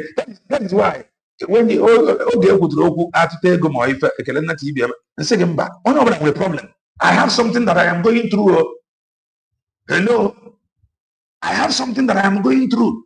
I have problem. And when you come to go tomorrow, now one thing I use the money. Tomorrow, I begin to explain. The only way to solve problem. That is why anybody that is talking on certain things, if the person has not traveled and live abroad, when they talk to some level, now I will take them serious. Because if all they who based on experience is the best teacher. I have traveled and I have seen, I have lived. So when you see many of them speak English, they speak very good English, but they miss the point. The point is that no matter what you do, no matter how you try to fight to get justice to people, you can never get it right. Do you know why? The foundation is against justice. And that foundation, when you ask them, how can we fix this foundation? I say, no, religion. They cannot tell you that the only way to go forward, to get, if actually they want people to get justice, if actually they want people to live right, all must unite, support what?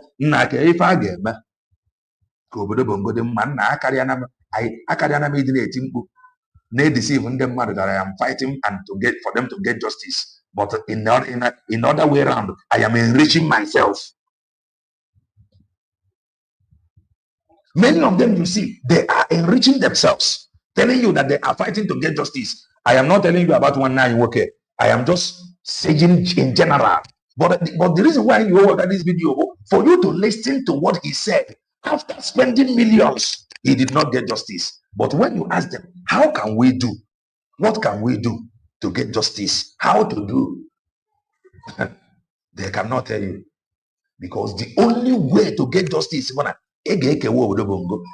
from scratch.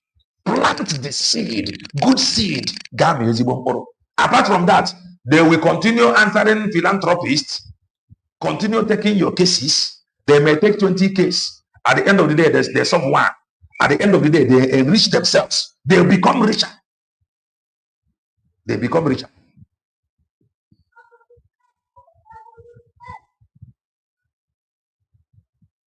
If Abu, Matthias is doing well. My problem, the way Christ, a rap system that empowered fake dibia, fake pastor. How if you want to solve problem, you can do the these people now, America, in a constitution, something is wrong with it. Because there is no need in a border. Your constitution, that is your constitution is making their interests, Islamic war, their interests, your constitution is making it very, very attractive. And what if I now? So when you fix the constitution that is making it attractive for them, you protect your borders, you solve the problem. That's can do it, but when they answer philanthropists, they answer trouble solvers, problem solvers, yet they enrich themselves. When you ask them, how can we fix this problem?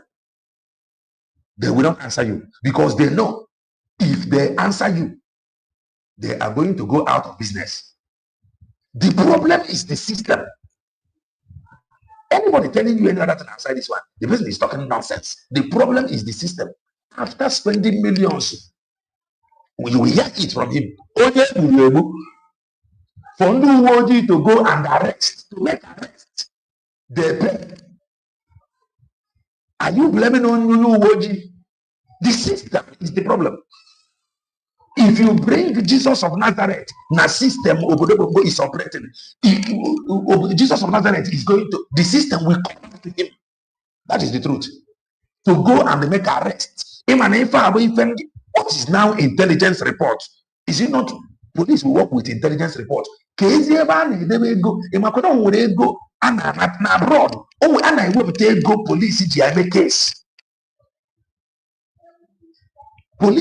police forms. Go police case.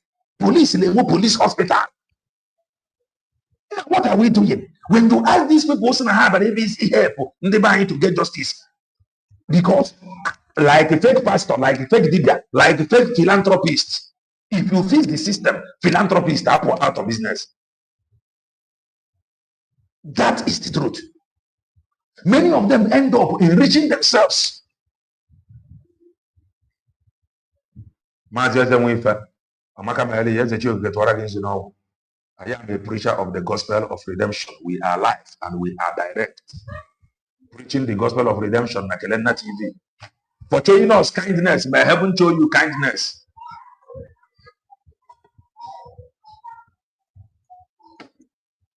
They only see vision for the rich, abandoning the poor to their fate. Please go get a job, present it to God in prayers, thanksgiving, and see God in action. That is the truth.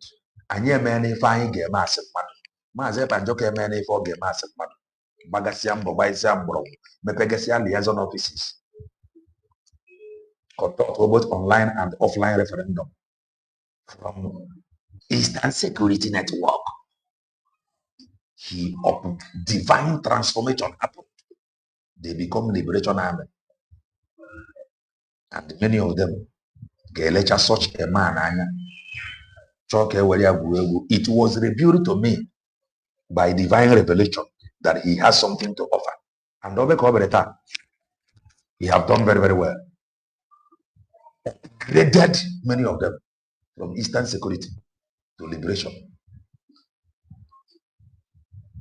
Our number, fix a date for a declaration. And the Dr. Ngozi Odebeze make a chop and the declaration happened. For recognition, case closed. Like endpoint agitation now. So when you ask them, They are doing well. Oh. They are receiving your cases, all your troubles. They are receiving it. Like the same bad system. They don't want anything to happen to the system because the system, if anything happened to the system, the many of them will go out of business. So they will continue to take your cases. Not that many of them don't know that the system is the problem. They know. But listen, n'obodo ndị ọzọ, ndị uwe ojii na-enwe hospital. Onwe onye uwe ojii arụ ga-adị nwa ya. Onwe onye uwe ojii arụ ga-adị ma ọ bụrụgodi iri na fe enwe hospital ndị uwe ojii because ọma ndị na every state. Hello, enwe general hospital ndị uwe ojii. O nwere accident ya bụ onye uwe ojii nwee n'idie surgery. Ebuji ya na general hospital ndị uwe ojii. Then nwezie other general hospitals ga-adịkwa n'obodo. Ha ndị uwe ojii ga-eji their own card and the young family na that general hospital, they are going to have the best treatment free of charge. As ndị uwe ojii. Any case ndị uwe ojii is going to intervene. Mana obodo bongo, ịkpọ ọfa to go and make arrest. Ị ga-agbanyere fuel. Ị ga-enyefe ego. If you want them to further the case, you are going to bring money. If you say that if you don't have money, you are not going to get justice. At the end of the day, we will end up taxing our people again. Oh, bring money, come and support us. Let us get. How can can we continue like this? We all must agree. No one will solve this problem. But when you have people that have become philanthropists, like the same system, so the system makes them to become philanthropists, and the system enrich them because they are philanthropists. Listen to this. This problem of Christ, of religion, of pastor, of the system, of not the system, can support or to make sure now solve this problem from its foundation, so that something like this will not continue happening. He gave the woman 100,000. I watched it. I said, I want to find a open over shop wherever on because he wear 100,000 on your mother. Nehu social media. Many of us knows this truth. But the problem is that we fail to say it the way it is because of inferiority. Many of them will not want anything to happen to this system. All of a sudden, philanthropy start from nowhere. Even lawyer, according to him, even lawyer, his organ gave him contact of a lawyer. The lawyer disappointed him. Why? Because the lawyer is equally a human being. Man, a system that is checkmating both the lawyers and everything. The lawyer will not disappoint. The lawyer must discharge his or her duty for the sake of humanity. For the sake of humanity.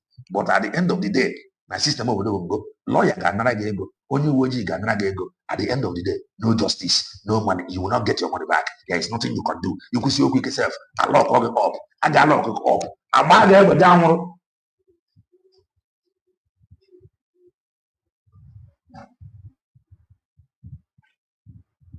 Nobody can Facebook.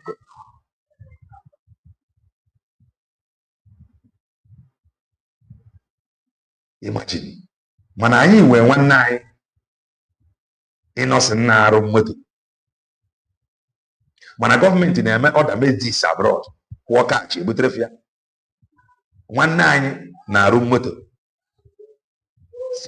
Serious obodo. Amamburu nnọọ jee nnọọ na nke nwanne anyị a na sign contract with ya nwa. Nna bunye estate 10 buses. Mee ya nnọọ na on the emergency, onye ọbụla eburu on the emergency na onye a ga-akwụ 1,000 ka esi ebe a na-akwụ ụgwọ the buses. Achọ way to solve this problem. What are we doing? It happened to me. I had issues with someone. He spent 75K to get me arrested, but due to presence of our people and the good IPOB, I was not intimidated. Now, listen to him. The system is the problem. System is the problem. If everybody in Obodo becomes philanthropists solving problem, you cannot still fix the problem. You cannot solve it. If everybody becomes philanthropy, if everybody becomes angel, you cannot solve the problem of Bongo. That is the truth. You cannot solve the problem. It is not possible. You must fix the foundation. You must be disciplined. That is the truth. If everybody in Obodo Bongo becomes Ndi Muozi and Michael and Gabriel, you cannot fix Obodo Bongo problem. From its foundation, from the constitution. What is constitution? If and we ask APC, PDP, 8 years, 8 years, tell me, can any of them proudly tell you how many foreign investors they have attracted Nobodo Bongo and how many people that have been employed for the past 8 years? 8 years in the culture. Let them come and they tell us. What do you have? Now, Bongolians are running abroad. They are running abroad. Listen to him. Pay very close attention and listen to what he went through to get justice. How much they spent. System you are not going to suffer the poor again to contribute for something at the end of the day. No justice. Listen to him. I have no right to this video. This is his own video. I saw it and I know that this thing is in line with my preachings. I say, let me bring it to us. Listen to him. The Nigerian police force has become one of the greatest facilitators of the killing of a poor man without any proof in Nigeria. What the action of Nigerian police force often reveals to us is that you can kill a poor man as long as he doesn't have money to fund the police. That poor man's death will go without any justice or any investigation. And so this afternoon, you will see me with a family. It's not a strange family. This is the family of Ekene Tavone Moba from Amagunze, the native doctor that was killed in the most brutal way for any human being to die last year. And my left hand is Okodele, the junior brother of that young man that was murdered, Ekene Tavone Moba. But the problem, then are the system. Problem, then are the system. And the many of them, each one for now, history just ask any of them. In whose name are they coming? No matter how evil someone in whose name are they coming? They are coming with that name. That name they so much despised. Other Islamic world, they are busy welcoming other of their brethren from Africa, from all everywhere. They welcome Hanover. Listen. And my right hand is the wife of Ekene Tavone Moba, a woman that was left with 8 children. And in my right hand is the mother of the friend of Ekene Tavone Moba that was killed the same day that Ekene was murdered. And this is one of the family relatives. And so when this case came to me with all the evidences, with all the proof, and with all the track record of the people who facilitated the death of this man, I came out from the sincerity of my heart and from the passion to get justice over a family that their own people has been murdered. Like I said, I watched Pramaiha and Bobidoriao. Genuinely to get justice. Mana, ihe a problem a floating obodo Bongo.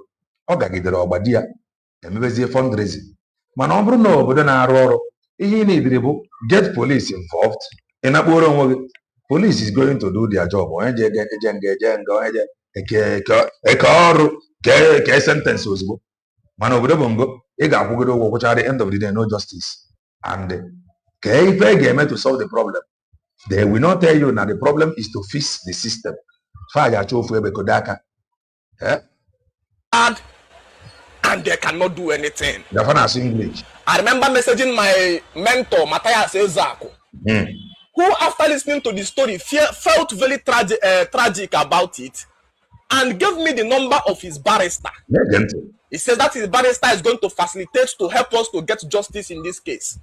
A young man that I don't know was actually looking for business, posing to be a barrister.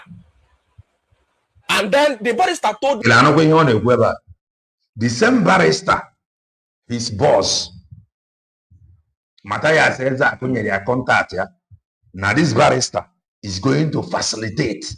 Matthias says that into na social media.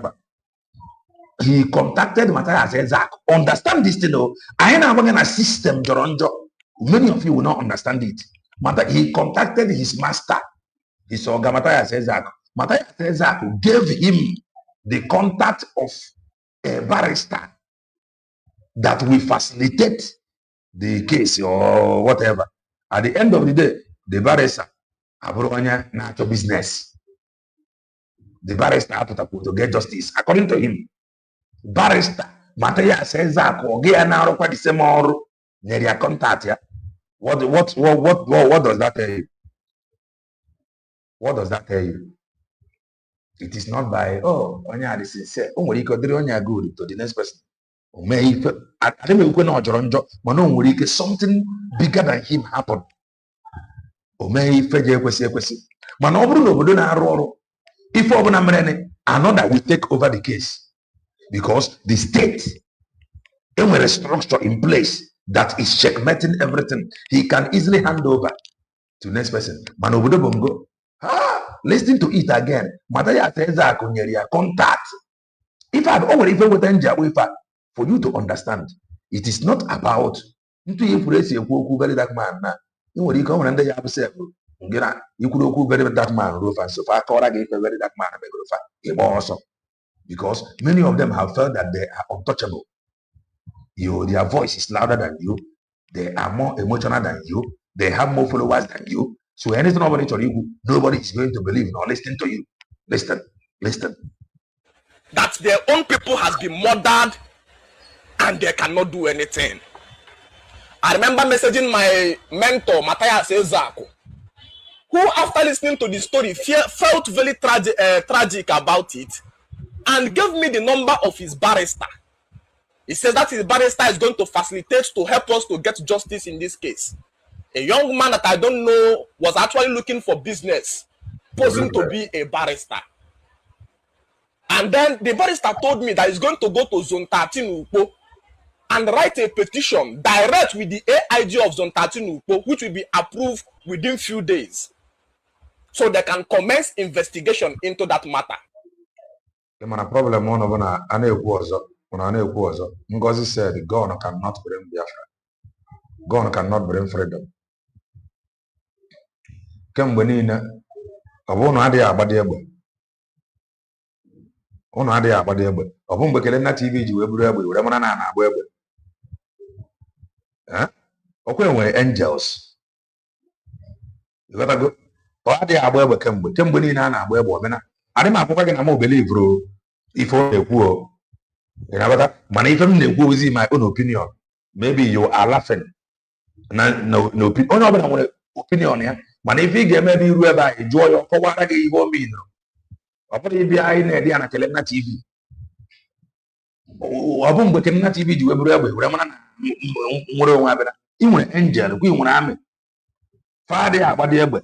Dia murah orang apa ni? Apa? Some of you should be ashamed. You don't know what is state sponsored. Parliament for some days ago. I don't know. Only one Ijele. And a few people. That alone, stop talking nonsense. Until Kelena TV, I am old. I go my age. Forget age. So if I get peacefully,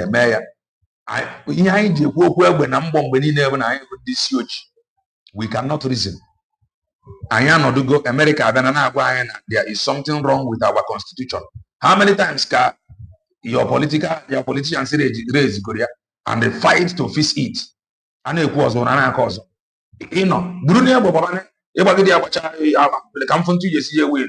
Every constitution mentioned okpukperechi ndị isi ya na more than 70 something times. Ị na-eme ya ha gaa na Turkey gaa sign on treaty. How many countries ka ị sign a treaty with? Turkey mount or one ụgbọelu eji anụ ọgụ n'elu na be everywhere oluku. Turkey mount only one n'elu na mgbadaba anya na Biafra ga agwụ na-eme nkwugheri. They have what it takes. Ha ga-ewere nwe ihe dị na ebe nna gị na nyefee Turkey gbafa gburugburu ngwa ọgụ bịa ịgba ọsọ ọbụrụ nọ na-akọ rubbish ụnụ na ọbụrụ dị na make noise.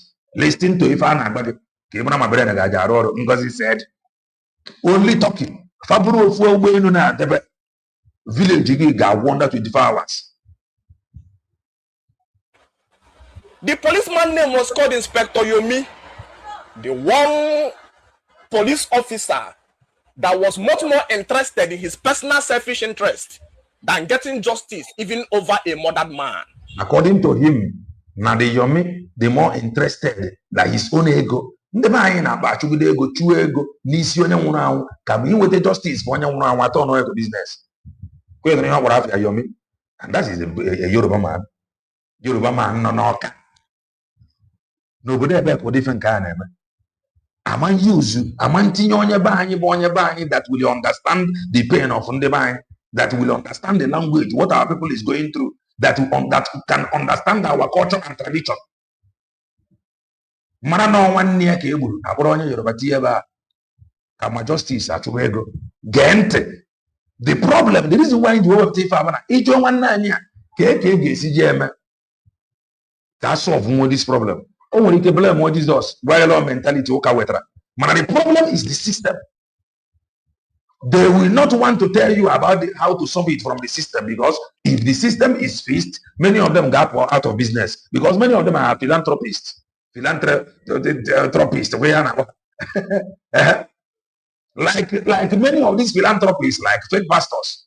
If you ask fake pastor, he will tell you to pray to Jesus, because he know now when he preached to the government to fix the road, you will no longer meet him for prayers before you travel.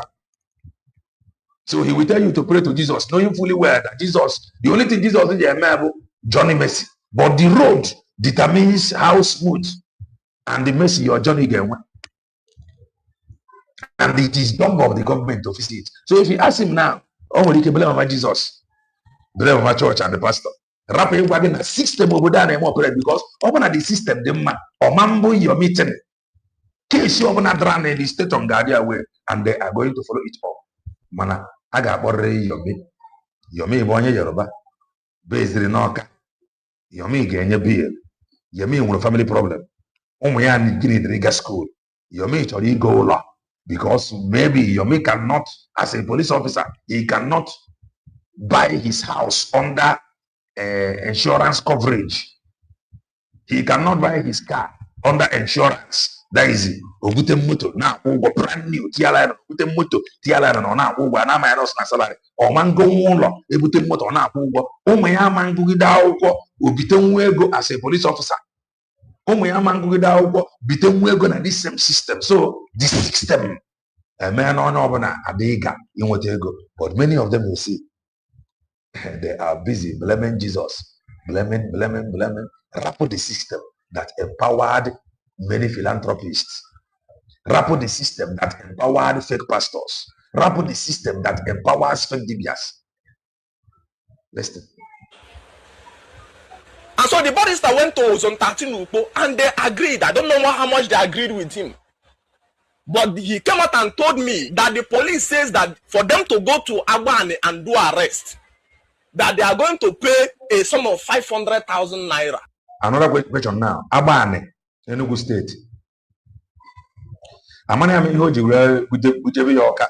Maybe the reason why hoji we walk want justice from afar off. Because of corruption, the family difficult. There is the family difficult. He didn't visit the Enugu. Because of corruption, maybe. Yet after spending all this money, after all contribution, yet no justice. Because of no good na Now, local government, from there, a report where a case area. Local government, local police, you don't even need stress. Local vigilante, local police in around the my video, in the full of everything that we now submit here. The case are fast forward, what justice, local police. But because of corruption, Bugi Oka, Anambra State, yet justice went higher, and many of them they are still against Jesus. Jesus will be busy looking at them. Jesus will be like, look at this idiot. A matter of system, but the problem. You are created to create. The only thing I ain't creatable, he didn't speak English. Many of us brain the only thing we create, we were able to create speaking English, creating different English. Yet blaming those that brought English language you are using in communicating to us, you blame them. You blame Jesus, but you will not blame the English. The only thing I am construct of English. And that he who is the barrister, for him to follow the case and get justice, we are going to pay him 1 million naira. Matthias says that is aware of this. The person who gave me the barrister. Matthias says that the barrister. Barrister, but he ego instead of getting justice. The barrister demanded for 1 million. And so I agreed with him. I said, okay, let us pay you advance of 200,000 since the whole money we have gathered after coming to social media to explain about it, even both in my WhatsApp group, was around 700 and something thousand. All of them you see, create a WhatsApp group. You gotta go. All of them, they don't create WhatsApp group. They don't create WhatsApp group. Now, they want to become the government of their own, so that when something happens, they can contribute money among them. It is good. It is good. Mana, ayagano within no day, ayagano within America, manaboba. Support USB declared a government that will speak for everybody. The reason why we are creating all this small government have failed us. Onyaro jade atwori ego na social media. Ana atukwa ego n'obodo ndị ọzọ, but not like this. Ana eme go fund me. Not like this. Matthias is out of their way. 500,000 for the arrest, 200,000 was given to the barrister as an evidence, and I transferred 700,000 naira to the barrister. Okay. I even sent the receipt of the transaction to Matthias to prove that I sent the money to the barrister as an evidence. Okay. The reason why Oja Papa again so Yawa is upcoming philanthropist, and Matthias says that Boya contacts the lawyer. So, and Matthias says that whom he respects so much. So, but at the end of the day, what happened? No justice was gotten. Matthias says that when any focal, and the reason why I engineer now that they have failed dealing with the justice, the brother speak up. If not that he speak up, nobody will know. The reason why is he speaking up because and people contributed money. So you want to know we are gonna that those that contributed money are reading the money. The system is the problem. The system empowers all these impunities. And the barrister told me that he has paid Inspector Yomi and his crew 500,000 to commence the arrest. Police is charging 500,000 naira to go and make an arrest of suspects of murder, people who murdered somebody. Eventually, the arrest was made. 4 people were picked up from Enugu and detained at Zone 13 Ukpo for a period of 2 good weeks. But during this period of 2 good weeks, after the first week, the police invited me and this Ekenetavo brother called Okodere that we should come. We came and the police began to tell us that these people that we arrested, the 4 of them, have all accepted of going to the company. Udoji, one more comment from you. I will block you. One more comment from you, I will block you. I repeat it again. Ngozi said, we not bring freedom, but giving money to Caterpillar and the Ikenga, Simon's enemy. Who is Simon's friend? Who is Simon's friend? To me, Kelena TV, my enemy is my enemy. Your enemy is your enemy. That is my own opinion. You gotta go. Your enemy is your enemy. My enemy is my enemy. So that is that. One more of this comment from you, I will block you. Make yourself available. Approach them. From where you go fire, you get deliver. You gotta go. Compound of this native doctor house to vandalize his compound and destroy his properties worth over 30 million naira. This includes his television, his bed, everything, the glass mirror, 4 generators, everything in the man's compound. 6 machine, Okada, 6 of machine, and even the man's hotel was vandalized on the claim that the man buried human being in his own compound. That these 4 people that were arrested all agree that they went and vandalized the man's property.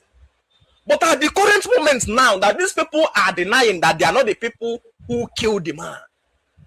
That they need to do tracking on their phone to understand the phone call they made before the whole thing happened, so they can know how they will hold these people responsible, direct in their arms. This was what the police says. They need to track their phone. I don't know what they call that thing. I says, how much will it cost? Inspector Yomi told me that it will cost 400,000 naira. What I'm speaking, I'm not afraid. Inspector Yomi can actually invite me. This case is already in Abuja, so if you invite me and detain me, you will actually bring your leg out more. The question is, why is every case going to Abuja? Why is every case going to Abuja? That is to tell you that nothing works at some of these states. For every case to go to Abuja is an evidence that nothing works at some of these states. Your politicians Abuja, every case Abuja. And if you fail in Abuja, is like heaven. Of them all. If you fail in Abuja, you don't fail everywhere. But over these states, they're viable, corruption free. Everything over the local government because Abuja whereby local government kwesịrị ịdọ very with local government ihe a mere ndị uwe ojii n'ebe a kwesịrị ịma more than this case, more than Abuja. But you see, you know, mentality in this ojii, the case is already in Abuja, and that alone, that something is wrong.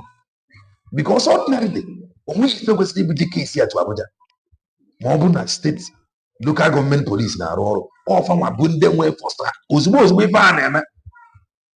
You don't have to invite them after that. In fact, I'm not a witness here. They are going to file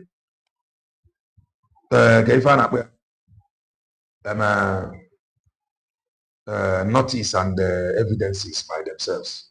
Maranka, Abuja need some evidence of pictures. They are going to call you to snap the picture and send to them, or you use flight. Because if you don't use flight, if you want to apply the road, at the end of the day, Banaka, Fulani Hishman, you gotta go by kidnapping. I will prevent the Bongolians, what they are going through. Now listen. He says, I'm going to pay him 400,000 naira to do the tracking of the phone, to understand how the phone calls these people made with Ekene before they murdered him. At that point, the barrister that Matthias Ezeaku gave us, a young businessman that was much more interested in his stomach, claiming that he wants to get justice. Young businessman. He was much more interested in his pocket, claiming not that he wanted justice. Matthias Ezeaku gave him the contact and he gave money because it is from his boss. Did he get justice? That is the question. The answer is no. Because they were much more interested in making money rather than getting justice for Nyeburebu. That is how bad they would do. For Igbo people. Was already putting pressure on me that they need more money. He cannot further the case if the money is not gotten. Okay. I went to my group and mandated everybody. I said, please, we almost continue. He went to his WhatsApp group and began to task everybody again because he wants to get justice. But he don't know that the system is not fashioned or designed to deliver justice. But when you see them blaming churches now, you ask them, oh, they can cast it. Their target is Jesus, not the pastor and the system that empowered pastor to be doing what he is doing. Their target is Jesus. But to make this case effective, at least 10,000 naira. Up to 80-something people or 70-something people corresponded and contributed that money. This is why every philanthropist has a WhatsApp group. Because someone engage have join, or engage have the system have failed us. Open at the system now, you don't need to contribute anything. Just hand, you must be disciplined. You must be disciplined. Submit your case within 1 month. Do what you did now. 24 hours. The person will be reminded the Bujonia na prison was 24 hours. Another work from Obieke. Buponia Heba, Bujia court. Another work on court. Bujonia Nima. Eba called Ghana after 3 months. Within that 3 months, at one anger. You know what? When Obudobungo, money na sell 1 month. In fact, according to money, you will be begging them, you will be paying them to take you to court. That is the truth. You will pay money for them to take you to court. If I have the problem. Some people even contribute more than 10,000. Some people contributed up to, like few people contributed 20, some 30, few people 50. Then about 2 people gave us like 100,000. From that my group, we raised up to 1.2 million naira.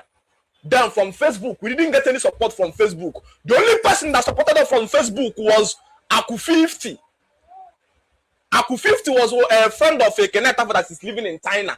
That young man sent me 200,000 naira that we should go. All the other people that we are saying, let's go. The first time I did the video. That is normal. Make the video, let us go. We'll get justice. To them, all no being with justice. You got to manego to finance and get the justice. Why JJ need the go with justice? The evidence about the system is faulty. I'm even what here. I know why I'm bringing it. You got that something is wrong with the system. But many of them are on because they are making money from it. They are philanthropists. When they're going on from his own WhatsApp group. So I mandated my teammates, let's contribute this money. We got that money, 400,000 naira, and I sent to Yomi. I have the evidences, I have more than proof to back everything I'm saying. The barrister says he cannot continue the case if we did not give him another advance, which we gave him 300,000 plus the 200K we gave him before, making it 500,000. 500,000 naira to get justice in the case. Then, few days after, Yomi called us that he has finished tracking the phone call they made. And look at the exact people that was responsible for the death of that man. Yomi himself told us. Okay. But for some security reasons, I am not going to mention the exact name the man called. Okay. Yomi himself called the names, look at, and even told us the place where we can get them.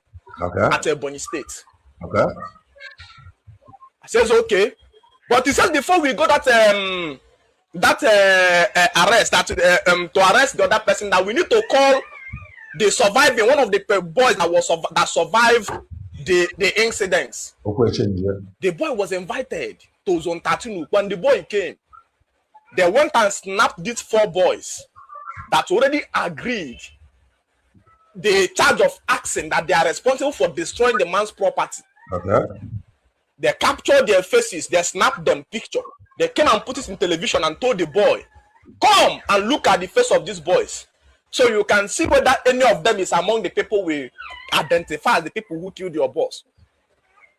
And they would come and look at they put the first picture. The young man says this first picture is the guy is one among the people who came to destroy my boss properties, but he was not among the face I saw that night that they killed my boss. Okay. The same way they put the second picture, and by the time they put the four pictures, they now says, okay, these people, as confirmed by this man, are responsible for vandalizing this man's property, and still yet they are suspect of the murder. But for now, they now bring the picture of the people that killed this man, and the young man says, yes, this is the people that killed him. Okay. We went fine the case, but I've been silent for a while because I was giving Yomi the patience of doubt that the young man is not you know. Grafa was no justice because of the system. I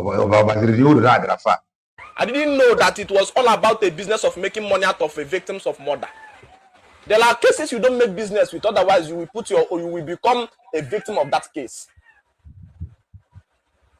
This man, after they finish showing the pictures of this, says these 4 people in your custody has been confirmed, and they even confessed with their mouth that they destroyed this man's property worth over 30 million naira. This is the picture of the people that killed him, of the person, the one that killed, that murdered the man. Yemi now told us that they are going to go and arrest those people at Ebonyi State. But before they go, we are going to pay him 800,000 naira. Okay. To get justice, to get justice. So to get justice is more expensive than to get justice is very expensive in Nigeria. 800,000 naira to go and do arrest of somebody that has been confirmed that this person facilitated the murder of somebody. We are going to pay you 800,000 to go to Ebonyi State and make arrest of the person, and that we are going to pay 1.5 million for autopsy, because they are going to do autopsy on Ekene and autopsy on the other Okonka fan cause of Ekene.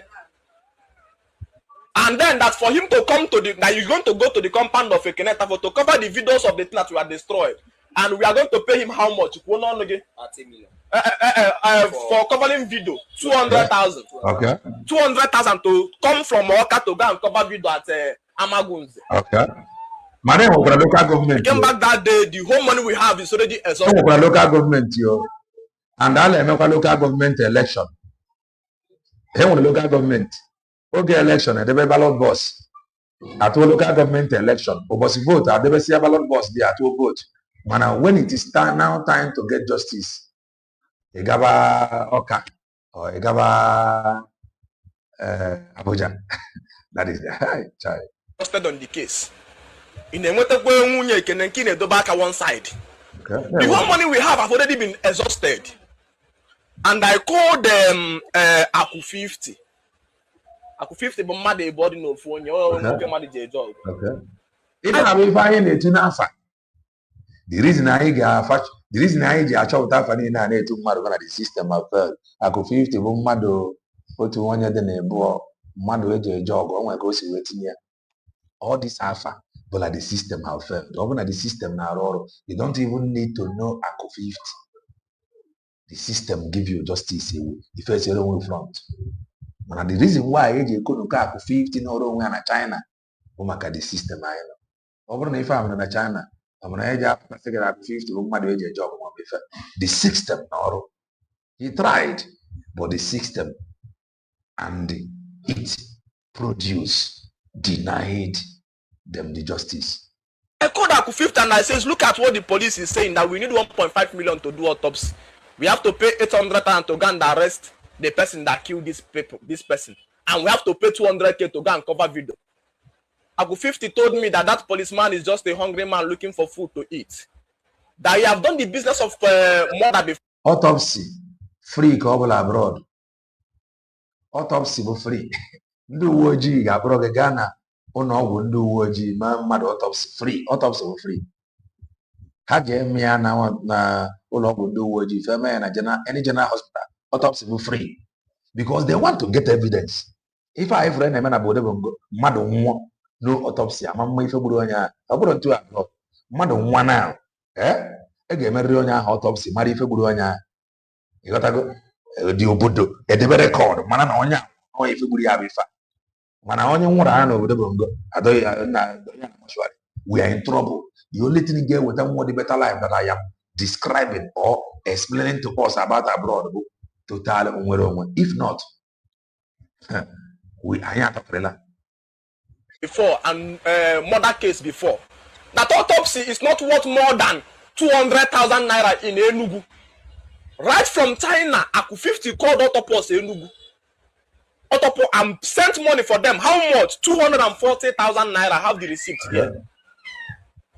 At Enugu says, go and carry the body. That is them to go and carry the two bodies and do autopsy. Autopos Enugu called Inspector Yomi to come. Let's do the autopsy. Inspector Yomi refused to go. He says they are going to pay him 200K to go and do the autopsy. Because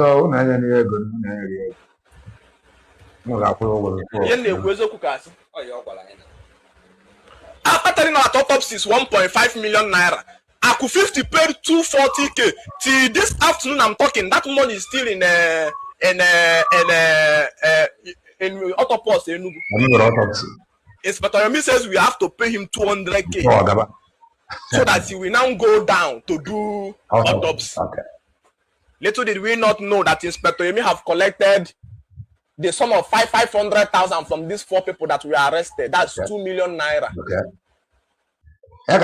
Getting justice though is very expensive. So I'm for a mother 500,000 and what 2 million. Then you are going to give me 1.5 million. You are going to give me 800,000. You are going to give me 200,000.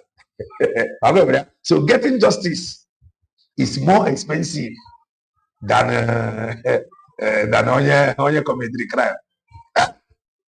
After spending all this money, justice another. And release them the following morning. Okay. Even without bringing the complainants. On ego 500,000 release without bringing the complainant 2 million corner 500,000 each. Malanding ka ografa na ufonye ge na before agama autopsy na get with a 1 point something million. Then nda agwazie na akwụ n'ụgwọ autopsy le Enugu si bujezie nda ha ebe a osina before ya na esi ebe ọ nọ gaba Enugu na ga-enye 200,000. This is how most of these philanthropists in the go make their money. If you ask them now, what do you think is the problem? They will tell you, Lord, Christian mentality, blah, blah, blah. The problem is the system. We are the product of this system. So the system is dealing with everybody. We are the produce of the bad system. That is what we are facing. Again. And the person that complained to sit and dialogue. The AIG was one of the people who sponsors this. After the AIG, somebody came and reported a murder case to you, and the people that were arrested admitted that we are responsible for destroying this man's property, which led to his death. And you release these people without even inviting this person to say, how are you going to pay for the properties you damaged? What you are interested is in the money that Yomi is going to collect from the people and release the murder suspect. The case is already going to Abuja, and you are going to, you yourself, you are going to have questions to answer. Yomi, Yoruba man, young man. I'm not afraid to be arrested. Before I came to do this video, I've given you long time to think. You release these people without even inviting. I think police is for peace. Police. What police is going to do is to bring the person and sit me and the person down so we can reach a compromise. Okay, believe we Lord, you want a justice. So all this people you see, how believe in the system, no one if a gap you gotta go. I spend the Ghana fuego. It was for now. We in the US be declared. ka unite ya force nweta nwere onwe. Many of them will run away. You know why? Nwere onwe bịa, they will cease to be philanthropists. So ihe a na-akpọ ya, so ntu a obodo dị na ha nwa na-ewetara fa case ọkwa na chop ya ka ọ nọ, chop and studio ebe a ka ọ na-solve most problem na ejibega Abuja na-ege ntị of how that person is going to settle that case. You release people and you never bother to ask how are they going to pay for what they damaged. Okay. And then you eventually went to Amagunze. And after going to Amagunze, after releasing those people, you couldn't even mandate that a pin up to today will be paid back to this family that came to you with a cry that their brother has been killed, and the people arrested agreed of destroying his property. The cook lawyer Matthias Ezaku gave me his contact. Never. The cook lawyer Matthias Ezaku gave him his contact. Okay, Matthias Ezaku. Upon the lawyer cook. And again, that again. Since that day, that man was released. Okay. To check back or not. He even block your number. You know they pick your number again. Okay. Lawyer another thousands of dollars. Block or number. Wow. I will. Let me not talk much before it will look as if I'm insulting my boss, because this was not what I expected from Matthias. But somebody that says it's Matthias Ezaku lawyer. Okay, I mean, this was not what he was expecting from Matthias Ezaku's the caliber mother. Nobody from expect the offer. After collecting 500,000. But right now, I want to make this video to tell you that I've done my best in this case. And I want to now bring this into the media that look at how we begin and look at how we are going so far. Now, for the past since December, they released this people up till now. Is it December or November? Since November up till now, there have been no plan or anything by the police at all to further investigations in this case or to even guarantee the arrest of anybody. And last week, this woman called me that she wants to bury the husband. There's no way she can be staying and the husband. Okay. Justice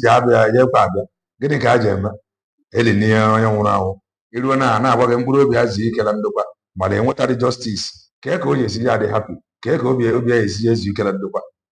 And this is an update on how we went on a Kenetavo case, the young native doctor that was murdered by his own community people.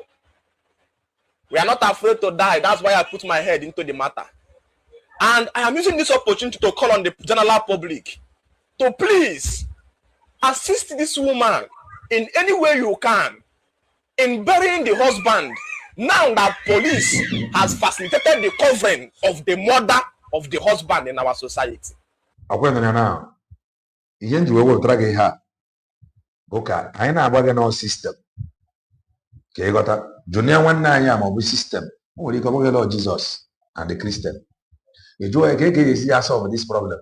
O nwere ike ọ bụrụ n'obi nna ọ bụ ka ya ji eritebe ego ọbụla na philanthropist ka ya abịa egwu ya solve problem na ngarapịa ntu a na ga-emecha nweta ezigbo mmadụ ga-egara eweta justice na ndị ya na ya na-arụkọ ọrụ na ihe kwesịrị ịdị na-arụkọ ọrụ weta ndị a. Ife nwere ike ịgba gị na nna agapụ ya ntu a na o nwere ndị ya gara use ya mere mistake. In fact, next time self he will tell Matthias Ezaku, don't give me that kind of lawyer you give me before. The thing continue. The system is the problem. Now, after spending all this money, he gave the woman 100,000 to support the burying of the husband. The woman waited. The woman mortuary. At the end of the day, husband the justice and whatever. The cause of the problem is the foundation. The only way for you to get justice and that better life you desire without all these philanthropists is USB declared total freedom. Now, let me further show you one thing again from Amnesty International. Their report. In wiki got your own do woji na nebai. Listen.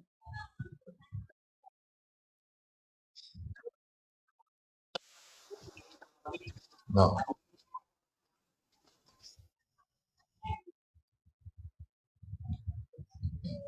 When you see Ojige Dozike and Agro human right violation. When you see Ojige Dozike, I'm on human right violation. Amnesty International. Agro for human right violation. DCOG.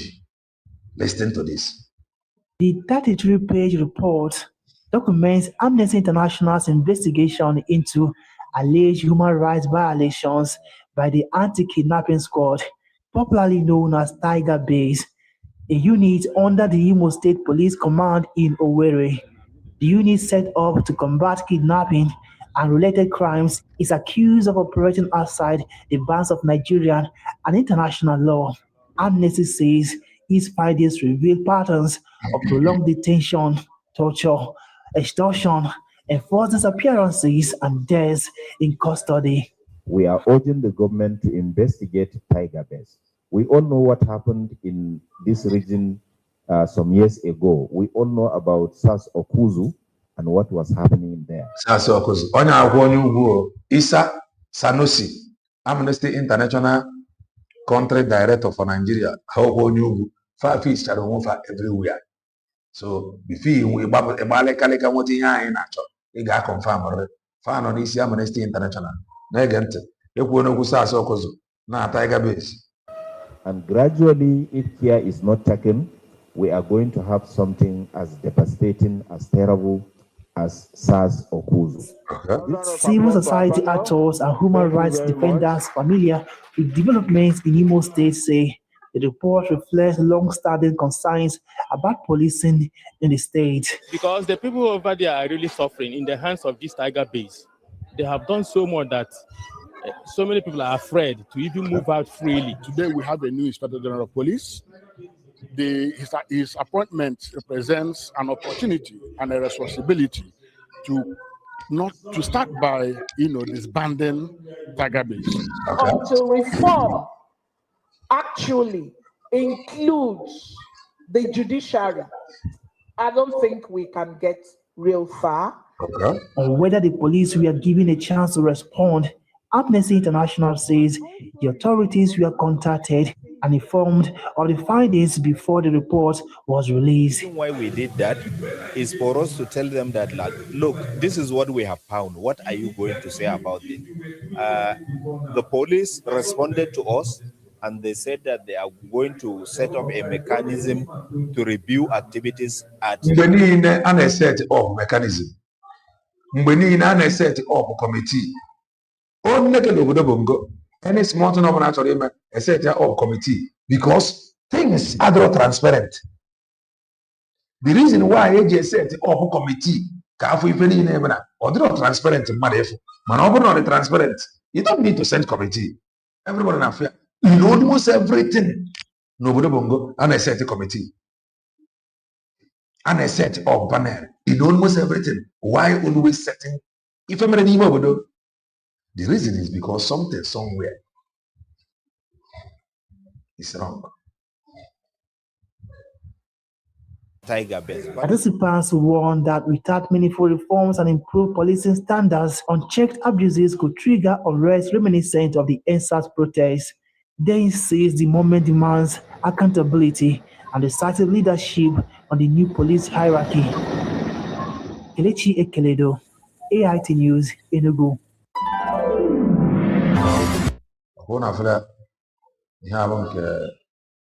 Amnesty International. Whereas join a case in 1 9 work. I never even got us. Where I join a case 1 9 work. Now we are going to move to the freedom fighters. We now move to Eggman. Let us listen to him. From Eggman, we connect to white painted hair woman. Whatever when our strength to carry us. And before you forget, this Eggman, you see, Eggman want the attention of the white painted hair woman by all means possible. This Eggman, all the body Kobo, Nekiano. So he, Oji style now. I told white painted hair woman. Go and write it down. Oji style, I told white painted hair woman. Now come and listen. Before this program, I want to be short here. I don't want to go back. Listen.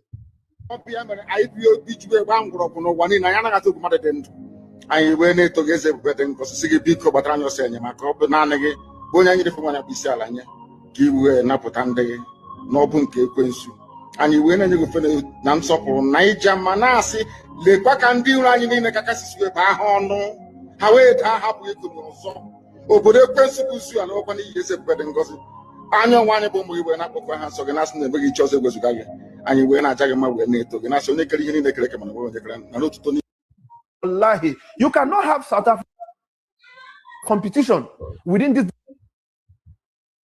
speaking about. You look at, let everybody.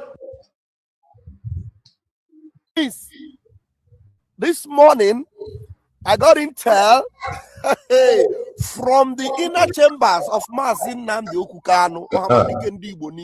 Do you know why? OGM presently. Eggman Okota, Mazin Nnamdi Kanu case. Okota Maze Banjoku's case. Okota man on ground. Do you know why OJ Kotifanina? The reason why OJ Kota Mazin Nnamdi Kanu case now. Why now? The reason OJ Kota Mazin Nnamdi Kanu case. Kota man on ground. Kota Maze Banjoku's case. But they want money. You cannot get money without Ikonokata. These three important things. Mazen Banjoku's case, Mazen Nnamdi Kanu's case, and the Eggman in Ekotifeni in our men on ground. Men on ground. Mazen Nnamdi Kanu, Mazen Banjoku. Which are there? This threatening the only money Kojeko. Okota Mazen Banjoku's case was going to have a change of lawyer. With intel from Mazin Nnamdi Kanu, when they present 3 men on ground, the reason is for you to bring money. That is just all. He will claim to be in charge of everything, just for you to bring money. Listen. And there's an assurance to Biafrans from both Onyendu and both our Prime Minister. We are winning this fight. And listen, Mazin Nnamdi Kanu is having answers to all his prayers. As we speak now, it is now becoming very clear to him. Now, very difficult. And go and write it down. No, he may make peace with white painted hair woman. Go and write it down. The job is becoming very difficult. Okota Mazin Nnamdi Kanu, Okota Maze Banjoko, Okota men on ground. The reason OJ Kono keep any nabo, going with ego. If you think that is where is Biafra in all this Konokos? Where is Biafra freedom in all this Konokos? There is no Biafra freedom there. Okota Kesi Mazin Nnamdi Kanu, Okota Kesi Maze Banjoko, Okota men on ground. The reason OJ Kono keep any nabo, for you to bring money. But the important question, anybody got to Eggman about where is the place of freedom of Biafra? Leave me if you know they're going to come. He don't have answers to it. Man, before, he is very, very tricky.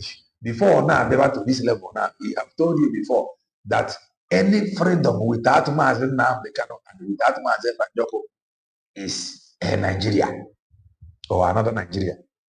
It's very, very tricky. So before they present goes even after, because he know that people like us may come. So before now, he have conditioned your mind that any freedom without Mazen Nnamdi Kanu, without Mazen Banjoko, that is another Nigeria. He is not going to support it. And now, Okotago Kesi Mazen Nnamdi Kanu, that he got intel. The question is, who is he to get intel? Why is he getting intel now Why not before? The reason he is doing it now, Bona, this is his last chance, his last opportunity. And he is putting everything to make sure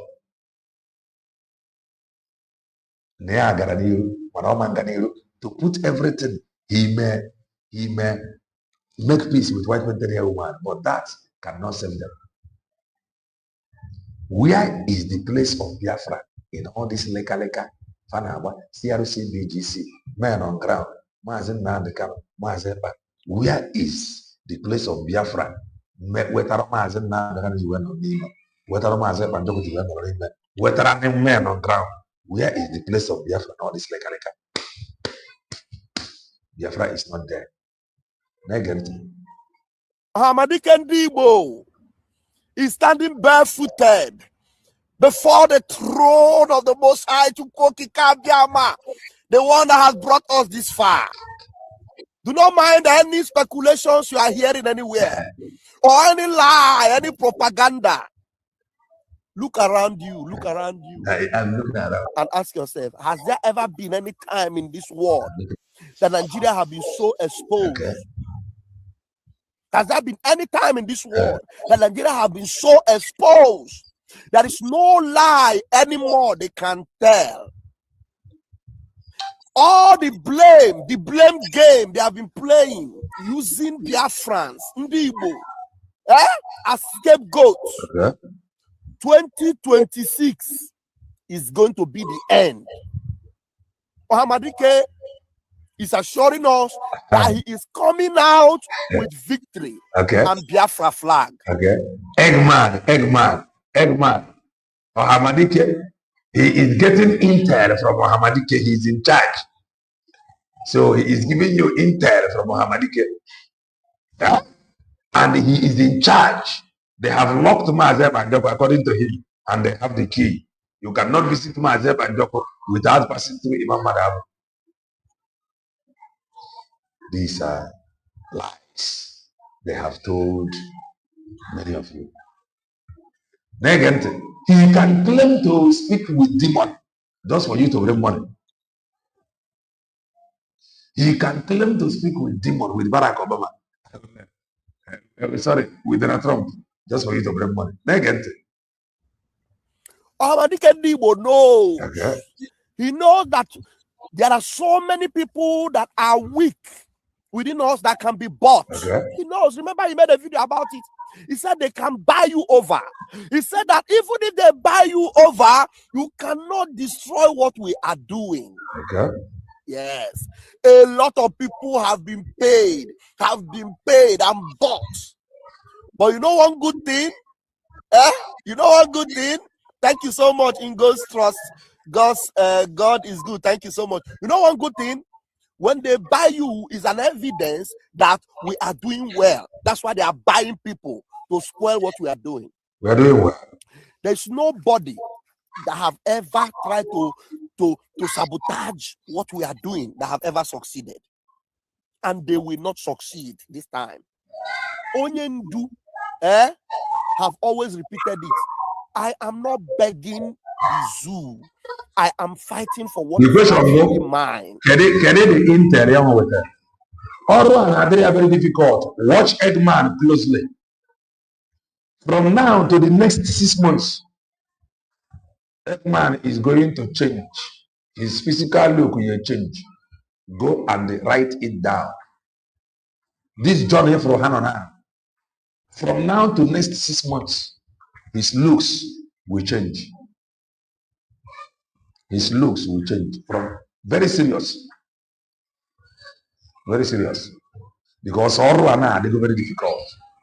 He has no other option than to try to see if he can bring white painted hair woman and bring money for men on ground. That is the last thing. Okay, very soon. And ever of them all. If I have the thing waiting for him, man, all got very, very difficult. Because the battle,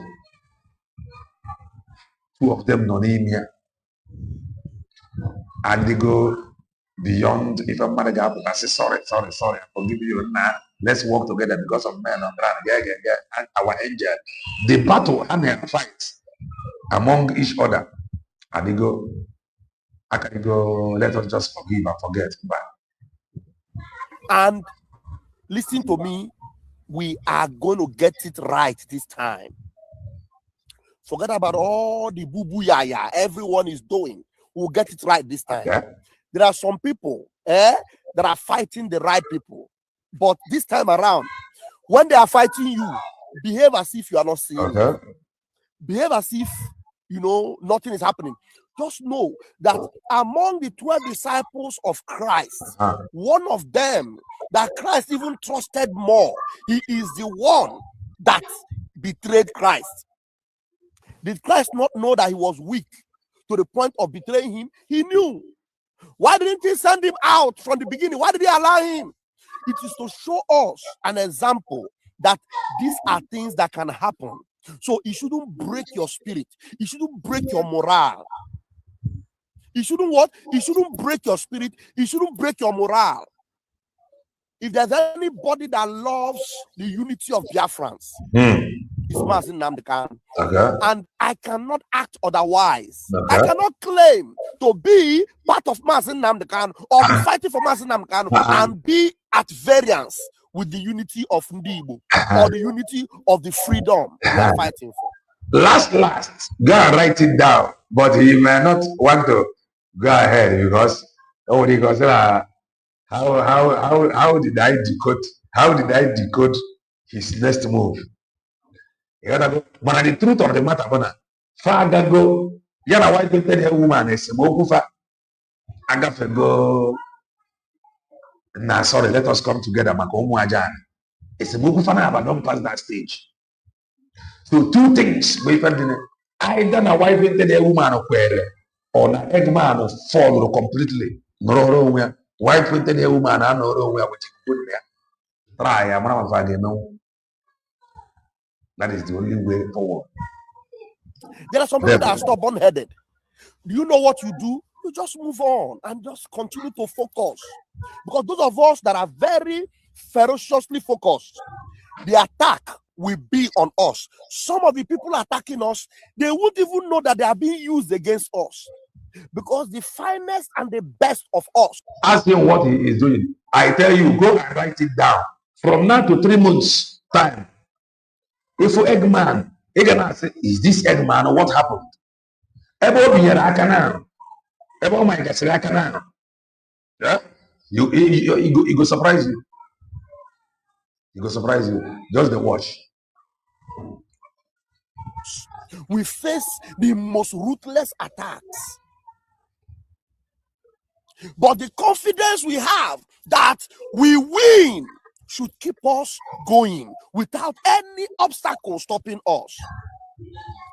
I have already won, I know, and that's why I am happy. Yes, very happy. Very happy. I'm happy. Yes. I am so full of joy and excitement. Very happy. That Ohamadike Ndibo is happy that we are doing well. Okay. But he wants to encourage you. Look. What has he done? What has he done? Whether I'm asking man can be very happy that he is doing well. What has he done? Don't allow anything to distract you. Okay. You see the support you are giving to Biafra Republic government in exile with CRC and BGC. With CRC and BGC.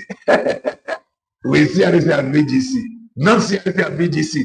Biafra Republic government in exile with CRC and BGC. How about this guy? Do not relent. Those that are being deceived by anyone, they will still realize what they are doing. Now today, this was how you sounded during Ogetukwu Nkere. You sounded this way. We are not new. We are used to it. We know that you are not stable. We are not moved. We are not moved because your records in the social media. We are not moved. The reason why some things come up to prove to you that this is the right place to be. The reason why some things come up is to prove to you never have the right place. The reason why they are dragging everything. They will drag a case of Mazen Nam, they will drag men on ground to come. They will drag case of Mazep and Joko. The reason they are dragging everything is just to prove to you that they are the right track. He said it. You see Commander Gentle or General Gentle. That is to show you that that is the right place to be. Hey man, listen, I'm going to take it back. Gent, this guy is brutal. Listen. Exile with CRC and BGC do not relent. Those that have been deceived by anyone, they will still realize what they are doing. The reason why some things come up to prove to you that this is the right place to be. You saw Gentle the Yahoo.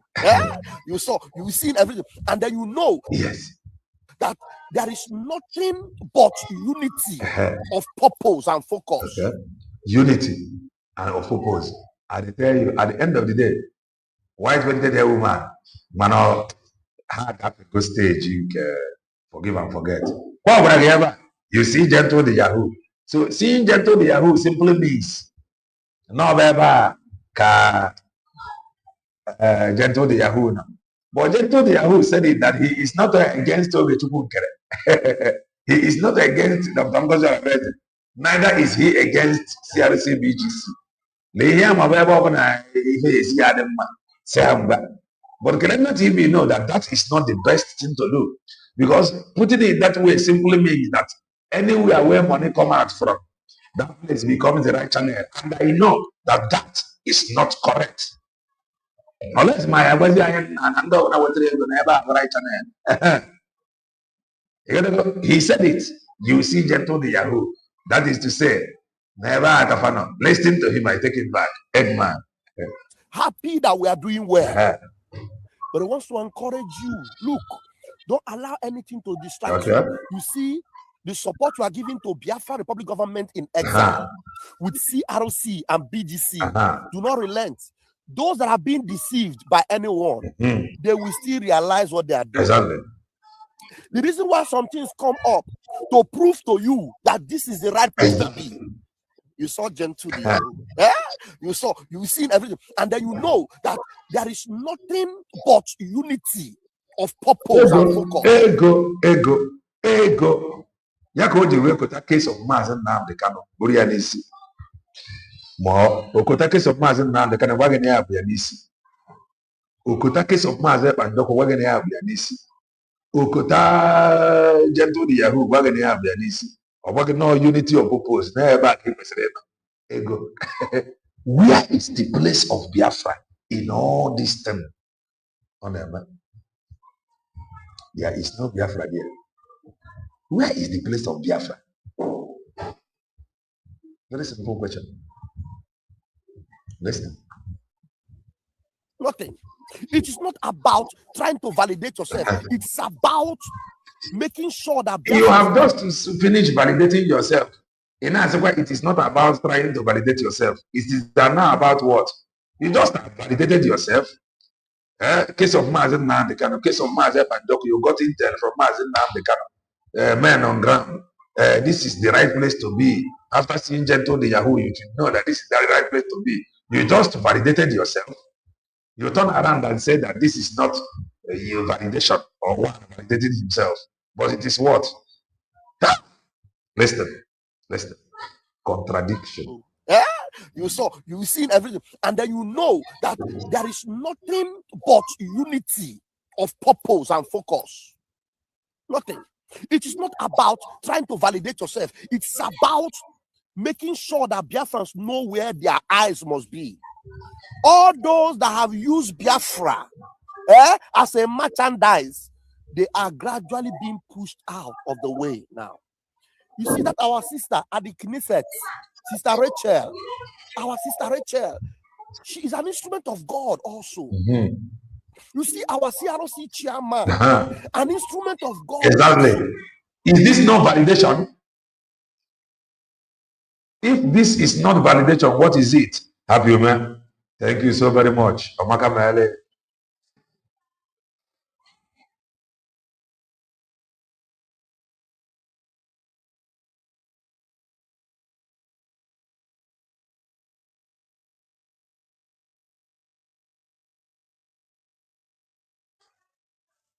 Happy man, Omaka Mele. If this thing he is saying is not validation, can you please tell me what validation is all about?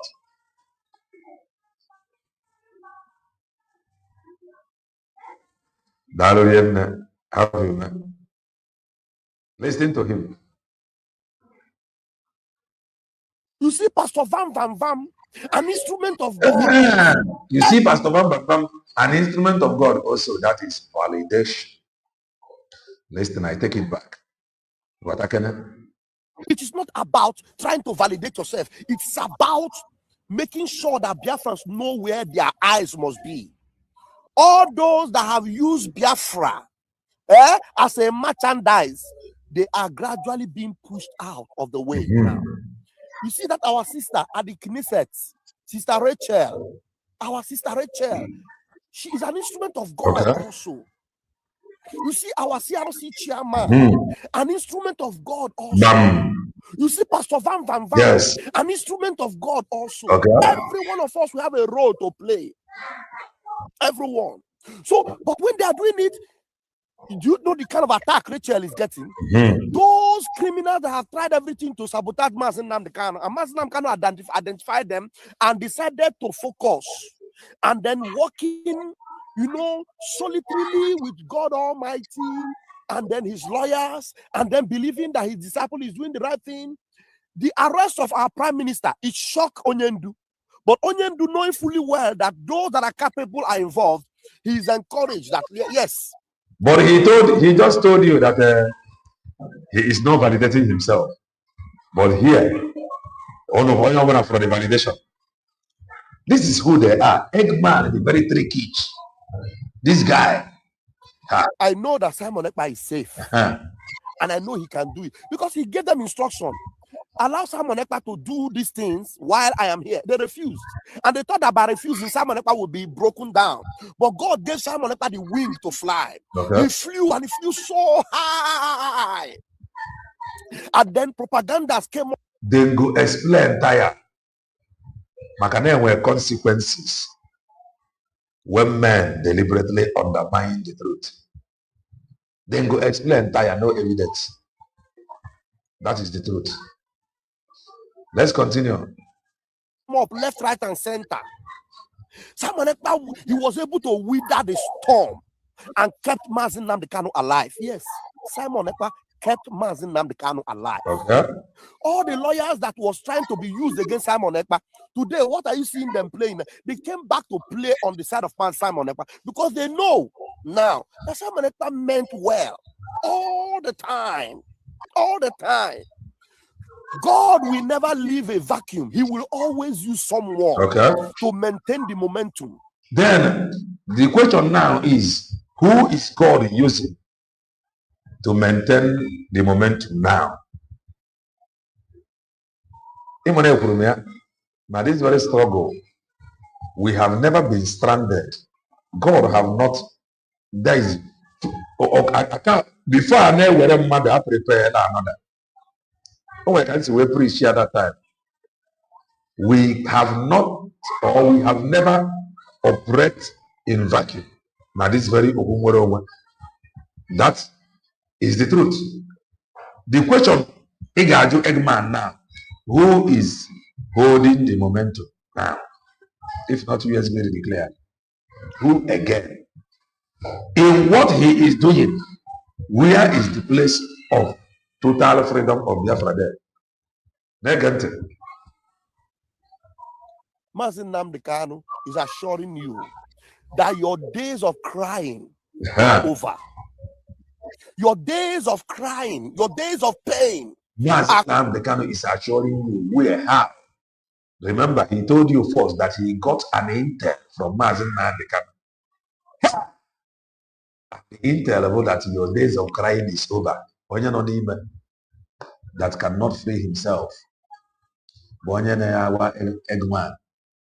The same thing Obrage, Namaze Panjoku said. He said it, that Maze Panjoku said. Egwa hana ba yasevo di egwu na aga agba di egwu.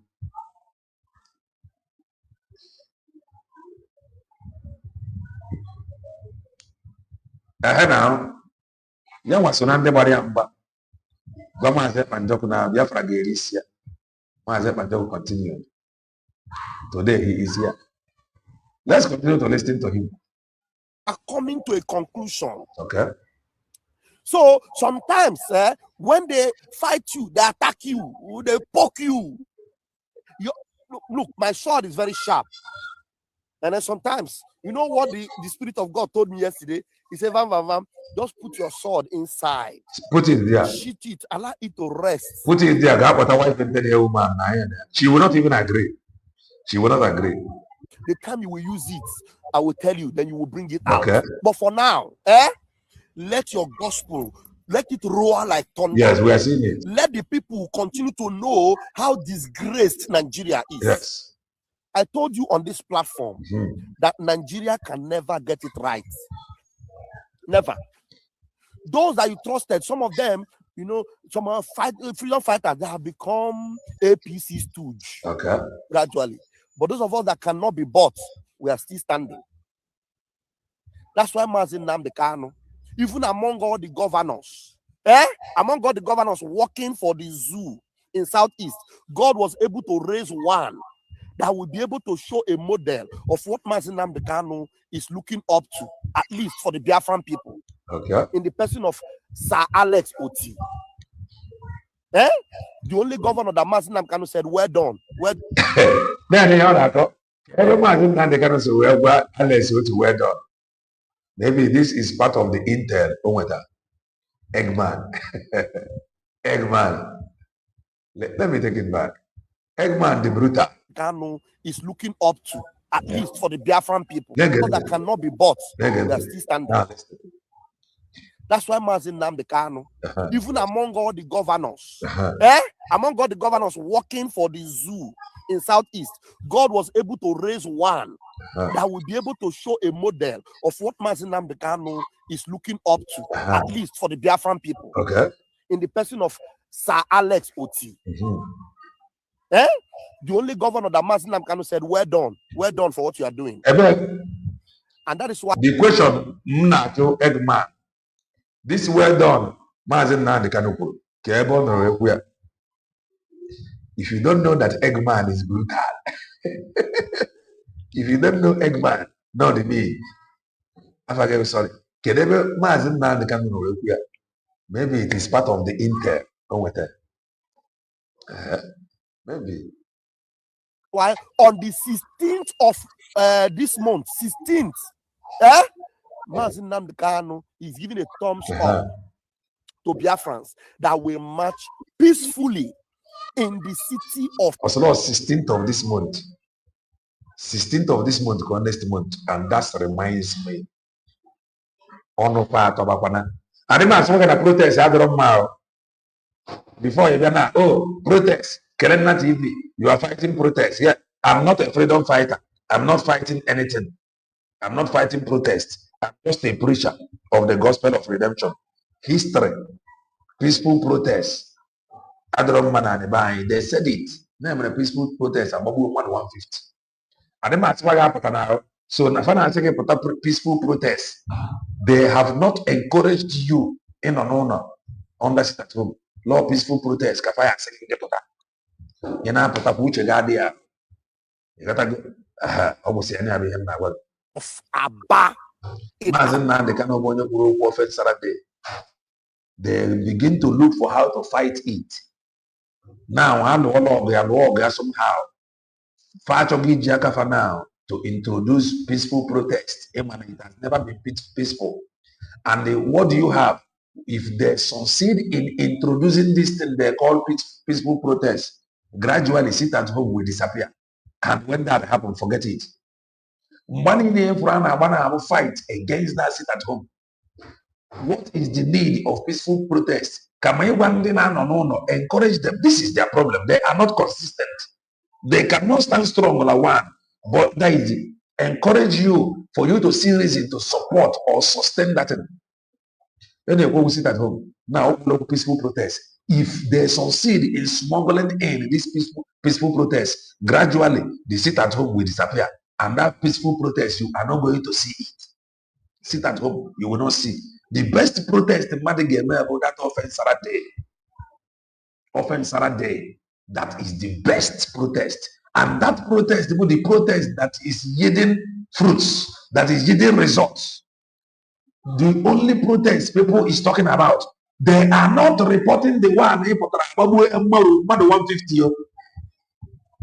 They have not reported it. They are not speaking with it because that one needs too much explanation.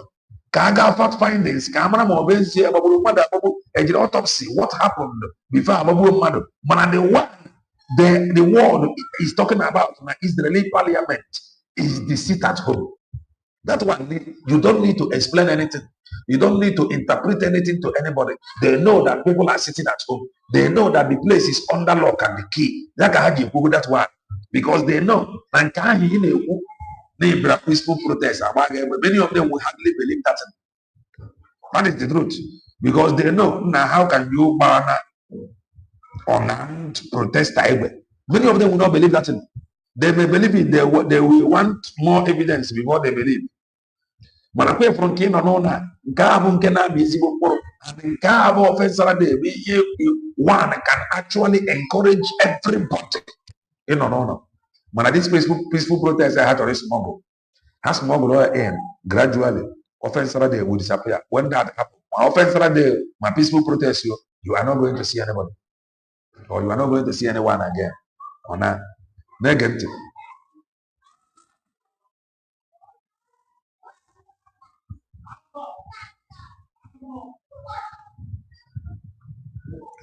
If you don't understand what I mean, you have one. Hello.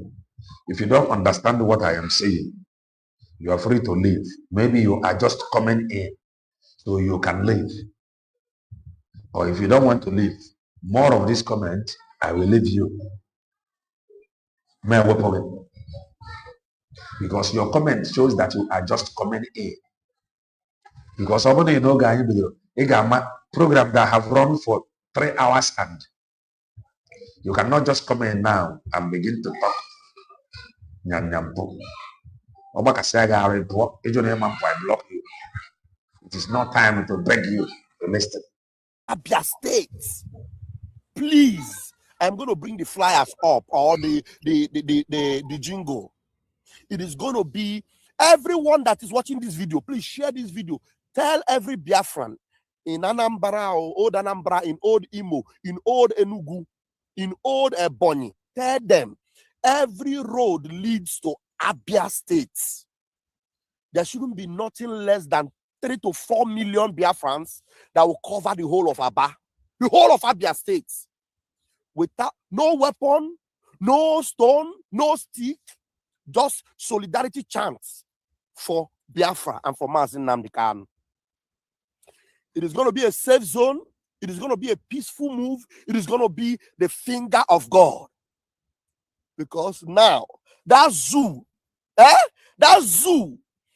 exploited us, they have now been shown to the whole world what they are, the evil they are. We have suffered so much in the hand of the zoo. Our sufferings are over. The days of our pain and sufferings are over now. Yes, they are over very, very soon. The Egyptians you see yesterday, you will see them no more. You will see them no more. Now, does it not shock you that people are now asking Tinubu, so you are now the one? People are fearlessly telling this government, this zoo government, so you are the one that is the terrorist. Yes. The whole world now knows that everything Mazin Nnamdi Kanu has ever said is the truth. I will play you 2 videos before I leave. One of them, I don't know where the source came from, but the other one is a direct video from the source. Let me first of all play the one that I don't know where this source is coming from, but it is the truth they are saying about the God-forsaken evil man that sentenced Mazin Nnamdi Kanu. That sentenced Mazin Nnamdi Kanu without any law. And now there is news that everybody is now. Okay, Zimi, you are talking to, but I know the rest. Go and check white painted hair woman. She is coming. They have not rested. You gotta go and check Eggman. He is coming. He have not rested. Have Obodo Bongo rested in dealing with you? You are a Bongorian like me. So why do we have to rest? Or why must I rest? Whereby Obodo Bongo that is dealing with everybody have not rested. Have the Obodo stopped dealing with you? Fulani Hedgemen, have they leave your forest? You want to rest, big man. Now, you are free to rest. Ghanaian they get out Nakwara State. You know the rest. Think at now aware, and the noise is everywhere that Nigeria has been disgraced again. Listen to this very quickly. Wait, hold on. Now, after this one from this man, we will open the studio. If it's 100% verified, now we say it don't happen. I don't want to talk. The fake news. If it is 100% verified. Now my mouth now for years say snake swallow money. Free Munandi, free Mazim. If I have a problem in the buying, they want to try everything. The highest thing anybody can encourage now, going on. Sometimes you wonder how they reason.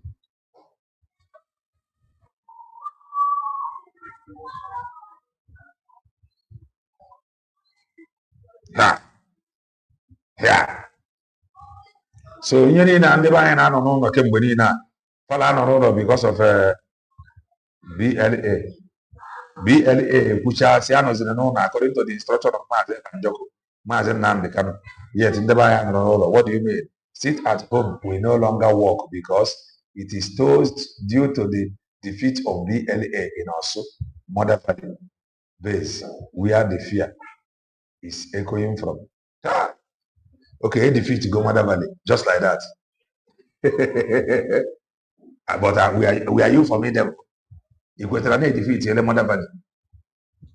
Equatorial defeat in the question is, was there a time you agreed that we are formidable? Was there a time we believed that we were formidable? Okay, defeat go Mother Valley. I'm not familiar. So, but if there was a time you believe in it, it's formidable. One sit at home, Ghana or no chemo. Yeah, but the best. Yeah, but the best. Yeah, but the best. The world is talking about. Why you get DJ me also? So, because of defeat of BLA, according to you, BLA, according to you, because of their defeat, La Mother Valley. So, in the mind, sorry, no. So, sit at home because of BLA, not because of Umwerewe. This is the problem, Ephraim. Until we understand the reason why we are doing what we are doing. You must know that the reason you are doing this thing is self-referendum, and that was what it was described as. If I have been described, if I have self-referendum every Monday. So, and maybe before, because of BLA, Kanemi Amakabiaza. Before, before because of BLA. Let them see reason to do it now because of Biafra. Because what was used or what was mentioned in the parliament Israel about sit at home, not BLA. So the focus should be sit at home, not BLA.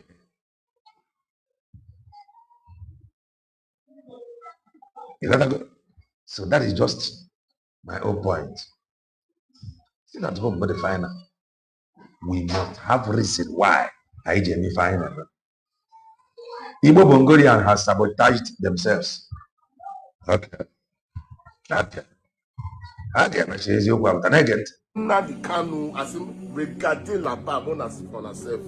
The Nigerian judiciary is currently experiencing what can only be described as a massive, unprecedented earthquake. And right at the very epicenter of this terrifying storm is Justice James Omotosho of the Federal High Court in Abuja. For months, whispers and quiet murmurs have been circulating within the hallowed corridors of the... This is how they run their propaganda. Can we keep what a view? MSC to Abaya and social media. I want them to see about the team. Ne follow their bomba to bumper. Now bagging Dikuchiri, Brian. Do not believe everything. Always ask question. Do not carry all of them and put in your pocket. Count it. It may not be complete. The courts, but those whispers have now exploded into a full-blown national crisis. The National Judicial Council, which is the absolute highest decision-making body for the Nigerian judiciary, has launched a sweeping, aggressive investigation into the conduct of top judicial officers, and Justice Omotosho is reportedly caught right in the middle of their powerful dragnet. This is no longer just a rumor or a piece of social media gossip. The embattled judge is in very deep and incredibly serious trouble.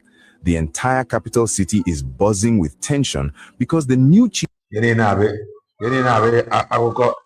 Justice of Nigeria has promised a ruthless cleanup of the judicial system, and it appears the very first major casualty of this strict reform might be the man who handled one of the most explosive...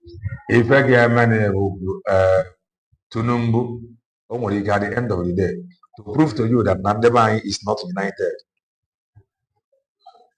The Bongo knows that we are not united, and they know that we are not going to be united.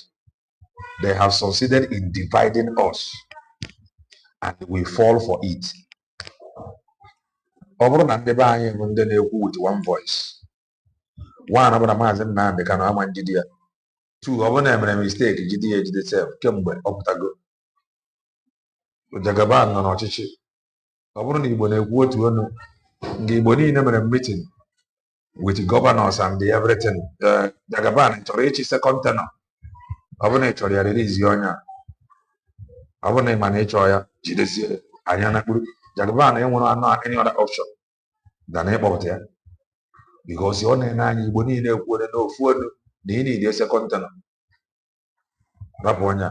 So mana ha na-ene anya anyị ama nkwụ ofu ọnụ feme na-arụ onye gbara fort a na-akpọgoti ya na number first. You got to now the end of fighting each other. So they find it difficult to sit and they cannot even call each other on phone. Talk more of sitting and agreeing on one thing. So this is what Obodo have succeeded in doing. So they know that we can never unite. They know that we can never speak in one voice. That is why they are doing to us as they pleases. If not, from movement city boy to everywhere, one demand the kafa was sitting there. Karab mazin na de kan. You gotta go. Manafama because we are not united. Rumor gossip, akajina gossip everywhere. Who the fear on? Nobody the fear on. And heavily scrutinized political trials in the history of the country. The massive trouble surrounding Justice Omotosho is directly tied to the historic and deeply controversial judgment he delivered late last year involving the leader of the indigenous people of Biafra, Mazi Nnamdi Kanu. You will recall that in a move that completely shocked the nation and sparked massive outrage across the southeast, the judge found the IPOB leader guilty of multiple terrorism charges. And on my platform called Ende, you gotta go. I'm not into any WhatsApp group. I'm not leading any group. I'm not a member of any group. According to a group, IPOB, fast na agbaburu mmadụ 150 na peaceful protest. And now if I wetara Mazi Nnamdi Kanu ji wee introduce sit at home offense Saturday. And that's it at home, and that's it at home being here is the in this Israel they put at their parliament. Why? Ndị a ji azizi gị pụta protest. Let's listen to this. And handed down a devastating life imprisonment sentence. However, the dust from that explosive court session never truly settled. Almost immediately after the gavel came down, top legal minds, powerful civil society organizations, and human rights activists. Powerful, legal minds, powerful. Yet there is no power. Talk more of powerful. And all these names, the way they are to glorify many of them, to prove to you maybe they are something, whereas they are not. Began bombarding the National Judicial Council with heavy, detailed petitions against the judge. The core of their argument, which the NJC is now reportedly investigating with intense scrutiny, is that Justice Omotosho allegedly committed a grave judicial error by using an abolished or completely scrapped law to convict and sentence Kanu. That was why Mazen Nandegano was asking, show me the law.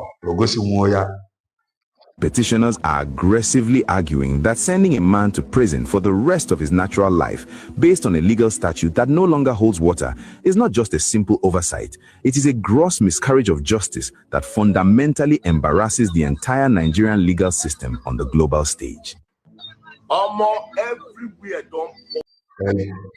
Everywhere don't bust. You don't bust. You don't bust. Wait till you hear. You don't hear them. That is that. I will not continue from the end of the white painted hair woman. That will come in some hours time. If you have comments, come in and make your comment. Try and be civil. For whatever you say from this studio is your own personal opinion. It has nothing to do with Kelumna TV or my opinion. Thank you. Here is the link. Come in, and talk to us. Come in, and talk to us. And immediately we end this program. We will be streaming one of Mazen Namdekano's live broadcasts from, we'll be streaming it on our Twitch handle. Immediately after this program, we'll be live on Twitch, streaming Mazen Namdekano's program. Then from there, we'll connect to the fundraising. The goddess greetings from here. Omaka Mele, grab the mic.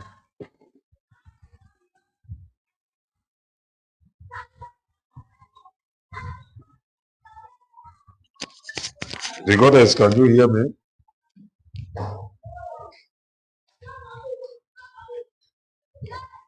Oh, sorry. Can you hear me? Yes, loud and clear. Go ahead. I thank you for all you do for your friends. God bless you. Hello. Yeah. From the program you just did, you know, you taught a whole lot of places. Yes. This one is one in 1,000 ways. Whichever way we come from, it's okay. Concerning Achere, that called himself as Obamba Farm, is a confused man. And like what you said, confused in a sense that the fire they ignited is burning them. You understand? Exactly. And silent over this Mother Valley, Father Valley angels. So your shame, Son Valley, and your group. Mother Valley, Father Valley, and the Son, Daughters Valley. To their shame, to your shame, Ache Ere, you are the one that stopped these people, according to you. You people came out and told us, according to your master Ogenkere, that they were giving instruction to stop whatever they are doing.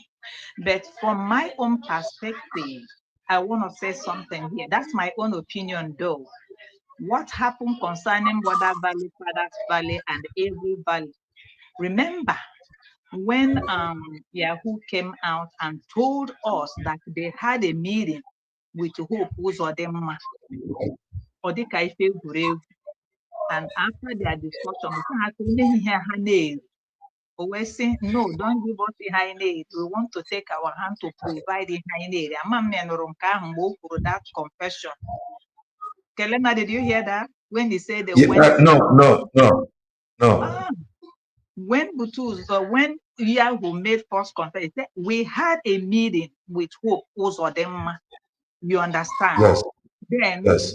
Uzodinma now asked them to give them ihe ha na-eri, and he told them na Mm. nke ha na ya ọ ka mma ka ha were aka ha weta nke ha na nke ha ka ha mma ịghọta maybe ihe osise or something. Then I was Yes. asking myself this question, and then what brought you people sitting down with the enemies? Ihe akpọrọ Hope Uzodinma bụ udene na-eri ozu. So kedu ife kpatara udere na-eri ozu ji wee sitizia down na-eme meeting nke ahụ ya? Then from what happened, we learned that they took amnesty. This amnesty, that's why they weren't doing anything anymore. This thing that we are doing just to confuse some on the chalk are confused, that we know already that they have taken amnesty, and after a time they kept silent. They started fighting on Ngozi. That was what they did in that meeting. That was the money Uzodinma or Hope Uzodinma told them to fight inside. To fight the inside, that is the USB, because they knew that USB has been declared. That was where Igwe Butuzo was able to say what she said against Ngozi Oradeze, to Maze PM. The same Anacha Anere said that the same Ngozi Oradeze get perfume to Maze Simon Ekpa to lure him. That was where all these things came from. Because if there was no much meeting and agreement, Butuzo will not come to tell Ngozi Oradeze to say this publicly. So that is where the stain started.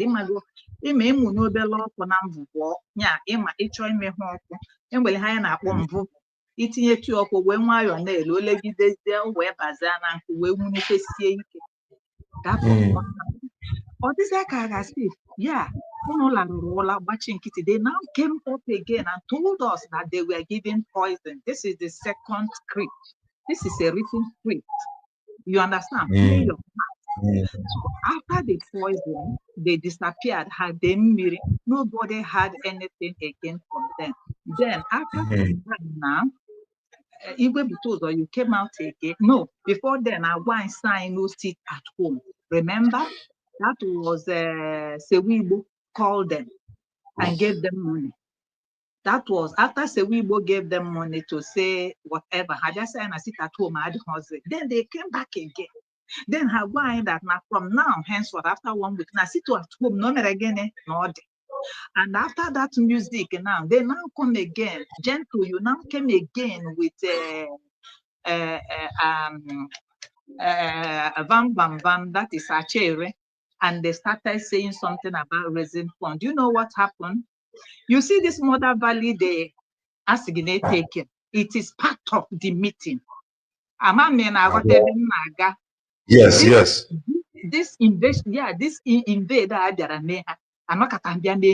they surrendered. Like, so this is what you think, right? That is what your opinion. That is my own opinion. And that's what it was. There is loopholes. Yeah, that is analysis. There is some questions. Yes, that is why there were some loopholes for them to come in like that. Why didn't they come in long time ago?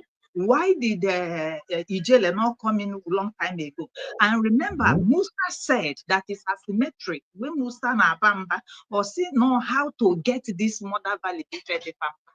So why is it that when they have denied the USB, they never try to mention it in their mouth? It is a taboo. And that's what I believe, that they have sold out. They now Chinese, Batazia. Mother Valley. They told them, and they were your Chinese, Batazia na Bamba. If they have not Lienangai, when he get make a there, come ife the boy what I go of women. Yes. Ama mi na mata ihe na-eme. Ọ bụ na fa kere Bugengai. Okay, for Ijele will not tempt, you understand, to come from his group. But they have done everything, they have been paid off, they now give out. Say, only support to away may according to. Then, when I do get back here, case fund in a raise, when you can raise the fund. And the raise the fund. You governor to rebuild Mother Valley. Okay, I guess we rebuild the Mother Valley and Father Valley. Mama, my take Ijele ha alago na. I want to busy na Mother Valley na. Mba, Ijele take is no over a group ya na that man ahụ dịka ihe inegwu the man. Yes, dịka onye nyere na wee bonite. So this is in agreement, and God has vindicated Ngozo Rabeze, because Ngozo Rabeze would have been in a very big shit, in a very big mess. But Chineke knew wisdom. Obiakwa you had before, or see how okay. If I will work with you, show us documents that shows that there is USB. And she said, you are the right track. Yes, and we didn't even know that Butuso asked something like this. And this woman, send them this to confirm. You understand? So they now turned around and did Onya Wobulukabal. Then concerning Achere, that I dare him and I dare any why, you understand? Okay, for Ado be so cheer or man there's a code. Yes. Exactly. This Achere was in what we call in Siaboki dilemma. Or Mazi for Yeme. Who make a one name where one is shorter. Nkahe rules to Onye. Okay, but to say rules to Suya or rules to Onye. And I pray to God that God will make them come together, because this battle has not finished. The clash of the Titans, let them war themselves, because they created this thing that is happening. That is what I want to say. You understand? You have tried. Yes. And concerning what you said about this man when they put Maka police, arrest, is a yes. That I am asking Igbo people, how unajuhomi na-adụjụ kedu ife ebe eme mmadụ arrest n'ala Igbo eduri agawa Abuja, eduri agawa unu chere unu na-emepe ụlọ na ebe unu chere unu na-eme Ngozi Orabaeze. Yo, shame orejieme ime sell go unu out, then they have come in nya wee na-asụ unu akwụ. Where is the angels? Angels ebe ka unu nọ? Angels, kedebe unu nọ na orejigo? Angels, idele dare you people. Angels, kedebe unu nọ? Unu pụta na social media, unu nụcha aka aka na abịa na-abịa confuse people. I am sorry for people that will go contribute their money. Go to USB. That is Biafran United States of Biafra. That is a government. That is where you belong. You have run around this for a long time. Then Igodo song, you called in yesterday. If you hear this message, the number you gave out, I called that number. I called that number several times. It was an Hausa person that picked the number. Salam alaikum. It was speaking like an Hausa person. So I don't know why I asked this number is to at least for your medicals. So I don't know if it is the wrong number you gave out, that I tried it 2 times. And I even spoke like an Hausa person that I couldn't get through. So Igudo son, if you hear this message, the number you gave is 707, that is 707625 259 7705. That was the number you gave. So I had it on my brain and I tried it out. It was an Hausa man, an Hausa person that picked it up. Thank you, Mazi Kelena. I put my mic. Thank you. The goddess. He get a song. So maybe no mistake, or la phone again on an international call divert. Maybe no mistake from your end, or no divert call. Maybe in a phone again more the off or got divert. So manobro na in a non-josi Ọka mma na ị batara narị ọ bụ no mistake dere ka amara ka ọ ga dị ka ị bịara kpọọ nọmba onye kwere gị nkwa na ọ ga-reach out to you at least si nwanne gị sorry na onye ahụ erich nwe out akpọ nọmba na-asụ salam aleikum amalaikum salam ya ka ha bịara but that is that. Legend, greetings from here. Maka Mayele, grab the mic. Mazi Kelena, happy weekend. I greet River Goddess, the last speaker, and those on comment section. I want to thank God for what is playing out. The Igbo people will say, if this had not happened, who knows what would have happened? Exactly. So sometimes it's good for this to happen than the other one we don't know, the other one we cannot see to happen. Yes. Because the one that is made physical is for man, but the spiritual belongs to God. But even till now, there are things that would have happened if this one had not happened. But thank God that this one, you see, this one is happening. So I'm saying again, nobody should misunderstand me. Thank God that Mazepa was taken away. Yes, God will intervene in his case. Yes. If he was not taken away, imagine in fact, I don't know what would have happened if he was not taken away and Dr. Ngozo Rabeze surprised these guys. What they thought she cannot do, she did it by declaring Biafra. Imagine this rotten, smelling eggs. I'm saying it, imagine this rotten, smelling, good for nothing eggs. Imagine them. And they were there. Do you remember Mazen Nnamdi Kanu will say no election? And just a day or 24 or 48 hours to that time, these people will press him. And when you look around, these are people I'm working with. And this was when this guy have done this thing and do it to him. He said, I need 100 men to carry this thing because he saw nobody among all. Thank you, bro. Oh, Jesus. This man got tired. God. This man got tired. He got tired. How can I help these thousands of people? You always use the right word. Most of them have no job abroad. Most of them are homeless. Most of them have no paper. They have no documents. Awujona Ibuare flag.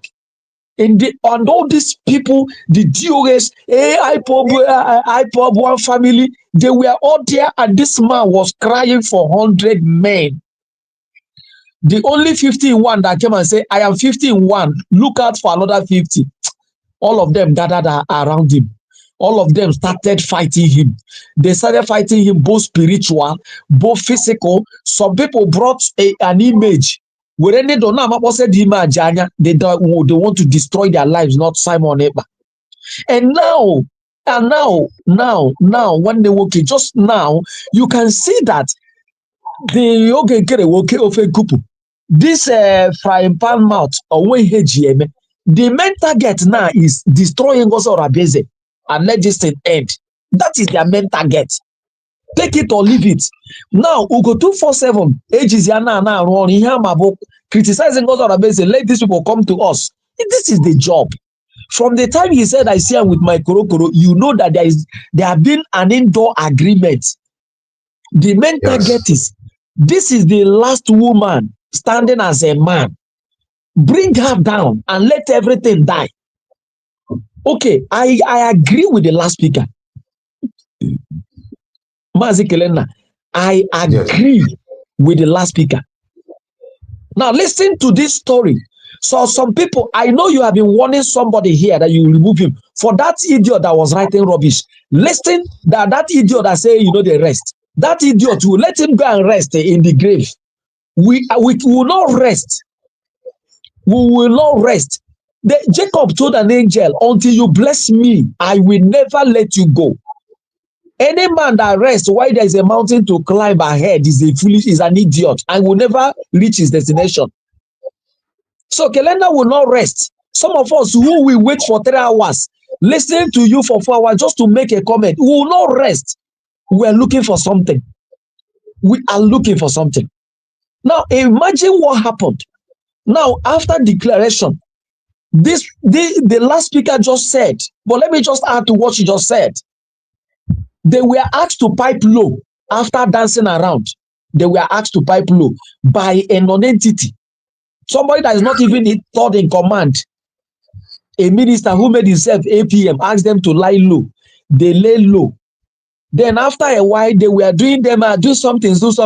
After a while, a faceless man wanted to use that opportunity to grab them and be in control.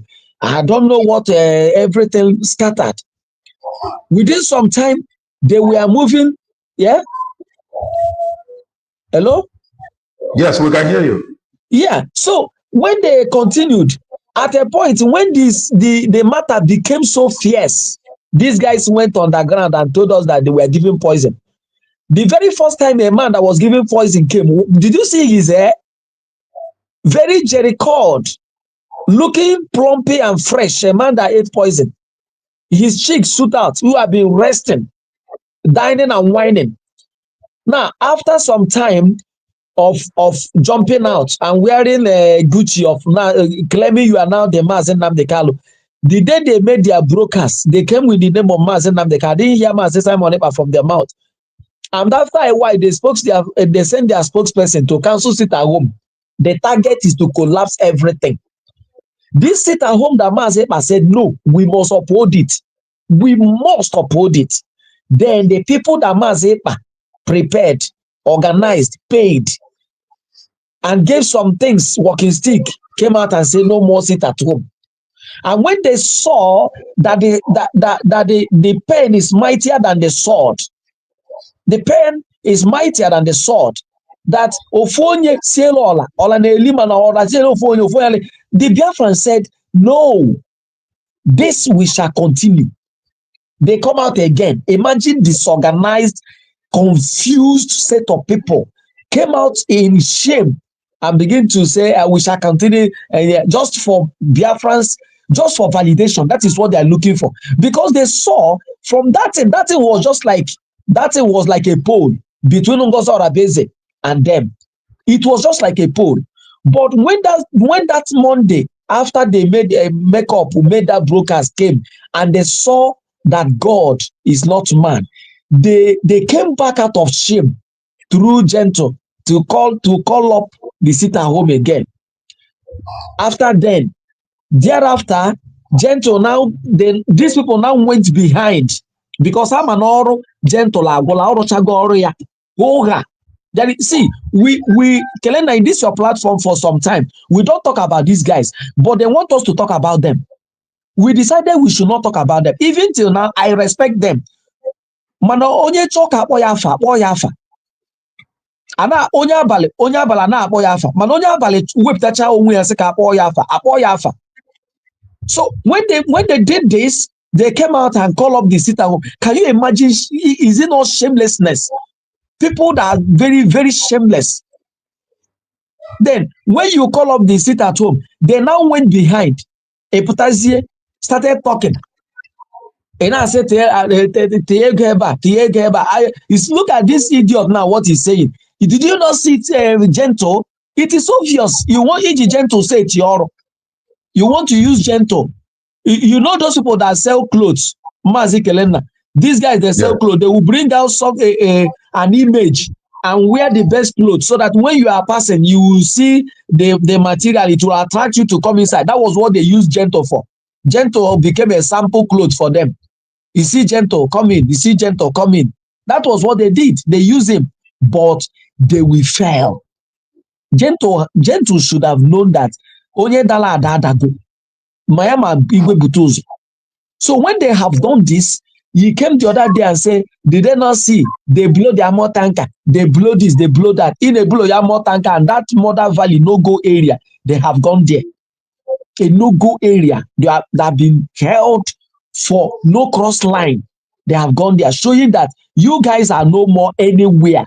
Take it or leave it. They are no more anywhere. This is a guy that came up and said, you left Oga when your boss was here. You left him and was having meeting with politicians. Having meeting with politicians. If you have read Animal Farm, Mazi Kelena, you know that all the moment the animals started violating the law as handed to them by old major, the farm collapsed.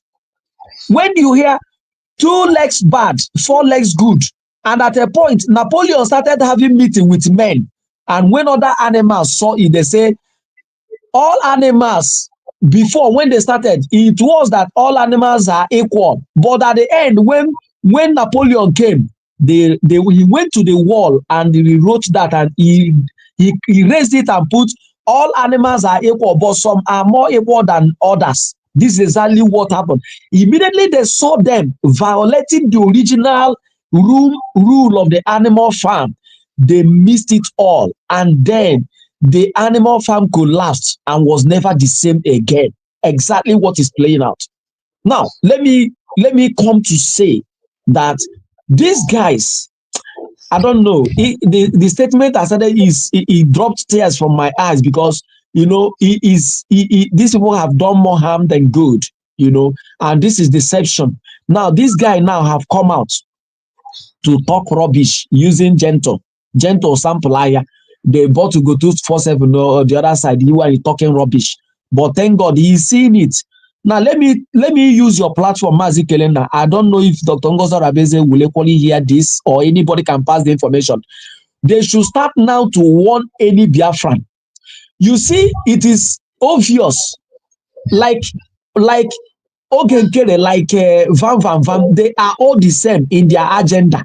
You see, the agenda of Ogenkere is the agenda of Van and Siarusi. They are building up their own empire, so that even if any of them, Mazi Simon Ekpa, comes out tomorrow, they will either fight him or give conditions. This is what that guy is trying to do. It has not been easy due to Dr. Ngozi Arabeze, and that is why Dr. Ngozi Arabeze has been their target. Now, let me say this. I don't know. This information gets to her. They should start now to educate Biafrans.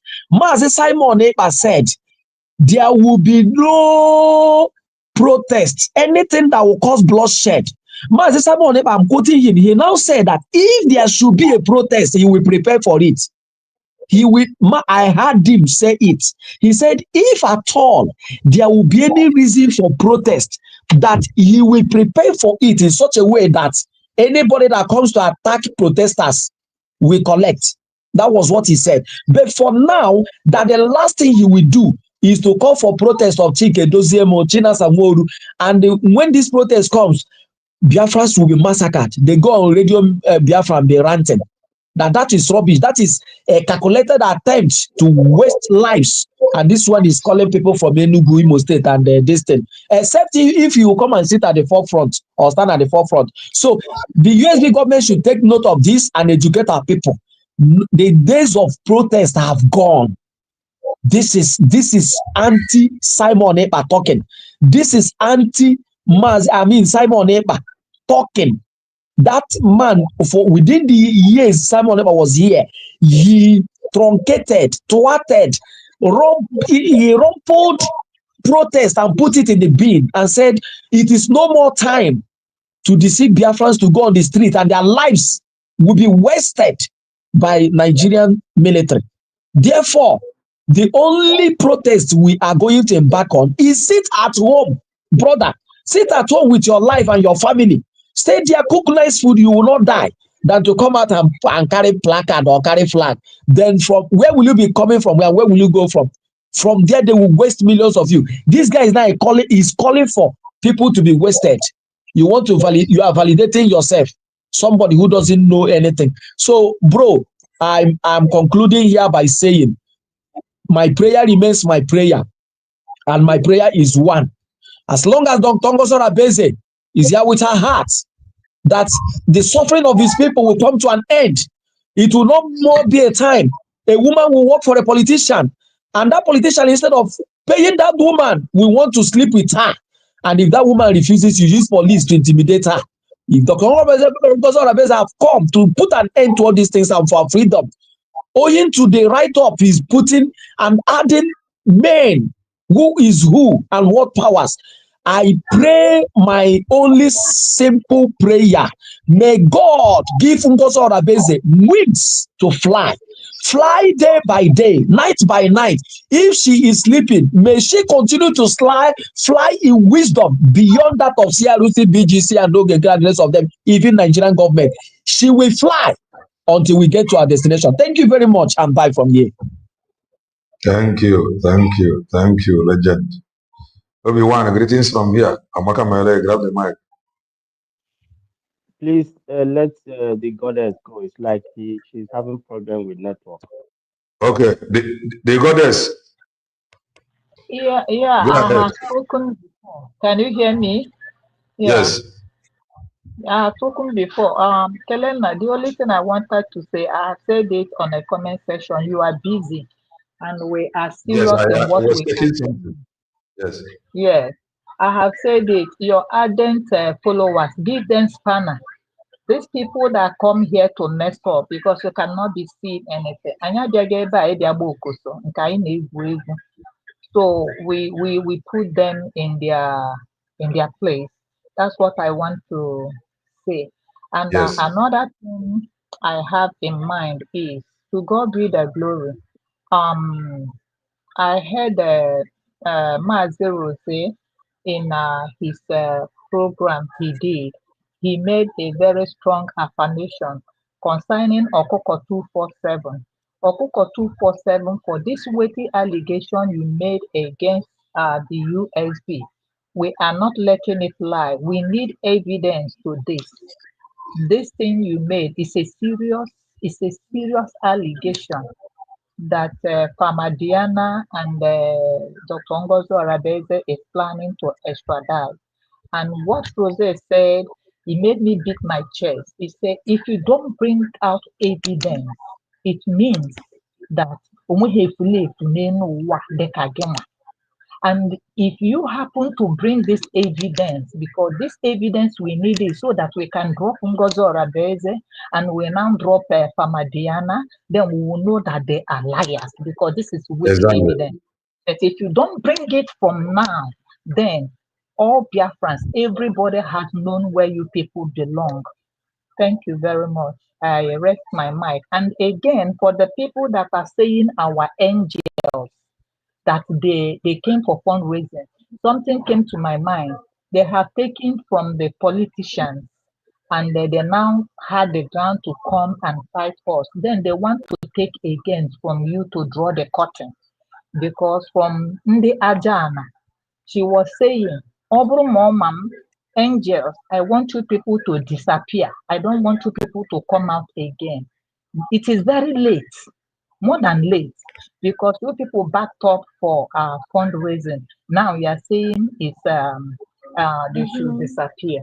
And again, remember that Gentle told us that the man that gave them drink is in Kenya. According to his confession, he said, and he called the man's name, I have forgotten. If any more tolu ma ọ bụkwala gị bụ Kelenna, ọ nọ tolu n'ukwu. This Kenya has not been a good start. That's where our problem started. Then how do you now know that Mazen Namodekano, the pain he is facing is from Kenya? How come somebody opened a drink and the person is from Kenya again that came and gave you people drink? It is a question mark. You people need to answer. Thank you. I drop my mic. Thank you, the goddess. A whole lot of question. Begging for an answer. A whole lot. Which now, if not for Kagaresi na Kelena TV, Ababana Maratako, especially in there, no. Ratago, oh my Kaya, see where Joba Jujua, and Dajoba Jujua, Amanda Seroma. So, yeah, whether I know some certain things, but you see, our people is very, very observant. Forget Yana more the opportunity in where you too. Anybody, yeah, River Goddess is we have our YouTube channel. Or whatever we work with the same thing, you will still watch it. Exactly that. When I move for the one into any say after or into some people say after came where a ban work into a whole lot of questions begging for an answer. Mana, I want to see we are now. They call they want to put here, but you see people pouring their mind, and they may not be far from the truth. The goddess, this is the second time, if I'm not mistaken, you have talked about the spanner. I am still considering it. I am still considering it. In my way, it will be somehow for somebody in Mabuta comment out of anger. Can I calm down and listen? It just Mabuta because you hate Kelenda TV. Some of them, not that they hate Dr. Ngozi Orabezi now, just that they hate my face. If they just come, anything Calendar TV do becomes problem. I know people like that, they may change tomorrow.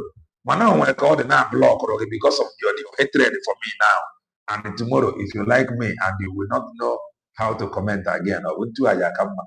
So it is better you behave yourself for now until I draw the curtain. Just a spanner. That is that. Obi-Wan, greetings from here. Grab the mic. Yeah, thank you, Kenena, and every other person. All these things you see is part of what the system calls the mind. And before I used to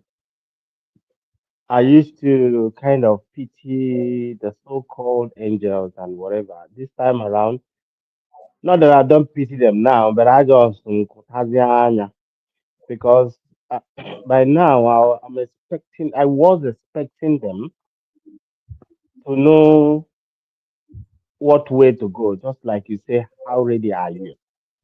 But as you can see, that the system already made them to like, enwebe nwaanyị lead na Nigeria as a governor or as a president.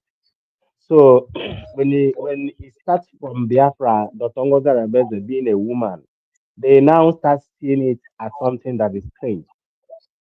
Because by now I was expecting them to actually queue in a platform they provide go for them to use to achieve that which they have been asking for. And at this time that the world is already about to get into our issue, what is holding Briggy and CROC and Vam, and all these people to actually, for the fact that they know that it's Biafra we are looking for them to be in one umbrella, why is it difficult? So the system, as we keep talking, is the same reason when you listen to it, Akwokwo can be able to convince some people that I can put to Fusu and okay and this thing in a pot and then we'll get rich. It's because there is no job after school. It's because there is no system that makes somebody that produces a middle class. Middle class can be able to drive a Mercedes and BMW and have a flat and have kids. Put your children in a good school. That is middle class. Every society should have 80% of middle class. We don't have this in Nigeria. That is why you see people doing okite. The reason why when I listened to Matthias said that when he was fighting the church and I know where the problem is, but I was expecting him to go towards that side, but I realized that he is a coward. He is a coward because he knows that now he cannot fight the church cannot fight back because nenwe ka ndị ụka si were ekịta kpochie n'ime ọkwa ndị ụka ya asị gị hapụrụ ọbọ ka ụkọchukwu bụ ọbọ. Amen. Christians are not trying to fight back Islamic and this and that because we believe that our God will fight for us, not we fighting. You understand? So Matthias says that now decided to come on that. Now you now started because when you have wisdom, then you kind of understand that if the system of Nigeria is working, a pastor cannot tell me that I should do fasting and prayer before I can get a US visa. A pastor cannot tell me that no memo that I cannot be able to get a job is Jim or my neighbor. Because again, I can see the evidence that I know the department where I will go after I finish school. All these things is existing in Nigeria That's why all this thing is being enabled. When you decided to take out money in government officials, where I am now, I don't know who is the governor. I don't know who is the mayor. They don't blow siren moving around. If you take out money from governorship in Nigeria as a country, and the governor will be using Okada to go, I'm telling you, they will go to everybody will go and look for a shop and start opening shop. When they spend they go na campaign. None of them will be spending money. You know that the people that want to be the governor in a state will know that now, ever suppose they ever suppose because they know that people need it. When you remove money from there, businessmen will live there. The same way that now the criminals choose to take advantage of church because church is a non-profitable organization. They don't pay tax. So whenever I play with your emotion, it's easier for you to give me your salary. Criminals enter there. System costs this thing to make the brain, instead of our brain to work in a positive way, we channel it as criminal. We start stealing with the gift God gave us. That is why all this thing is working. So if Matthias was very, very serious about what he was doing, he should have faced the government. But he did not because he knows that once you try and face the government, they will lock you up. That is what they did to Nnamdi Kanu because Nnamdi Kanu went to fight the government. That is what they did to Simon Ekpa because Simon Ekpa is fighting the government. Those are the people that knows where the problem is. Just watch out what will happen when we come back to Africa. Watch out. Our country will work. And I advise each and every one of us, whenever you speak and you want to, if you notice, I always finish with may God bless the United States of Biafra. I always use that because it gives me energy as well. America do that as well. Let's say at the end of the day now, when we go back now, I will tell you so many things will change. So many things in Africa this trend will change. No, any woman can be able to apply to be whatever they want to be in Biafra. Not only men. Our politics will not be a game of war where everybody must die before somebody gets elected. When this start happening, I tell you, you understand. Thank you very much. May God bless the United States You, of Biafra. thank you, Obi-Wan. Oluchi God, greetings from here. Amaka Mele, grab the mic. Hello? We can hear you. Go ahead, sir. Can you hear me? Loud and clear, sir. Mazi Kelenna. Yes, we can hear you loud and clear. Go ahead.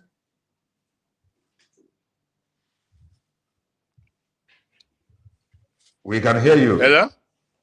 We can hear you. Go ahead, sir. Network. We can hear you. Touch the mic. Okay, Mazi, well done here. Okay, sir. I just want to add my voice. And my voice is always the first time this guy see their stupidity.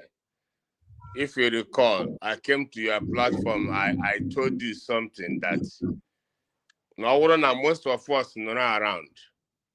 Ndị asị ha na-aza triple general na dị ha agaghị awụ ihe ha awụ. Okimata taa Maazị Nnamdi Kanu si na men anọzighị, men no day.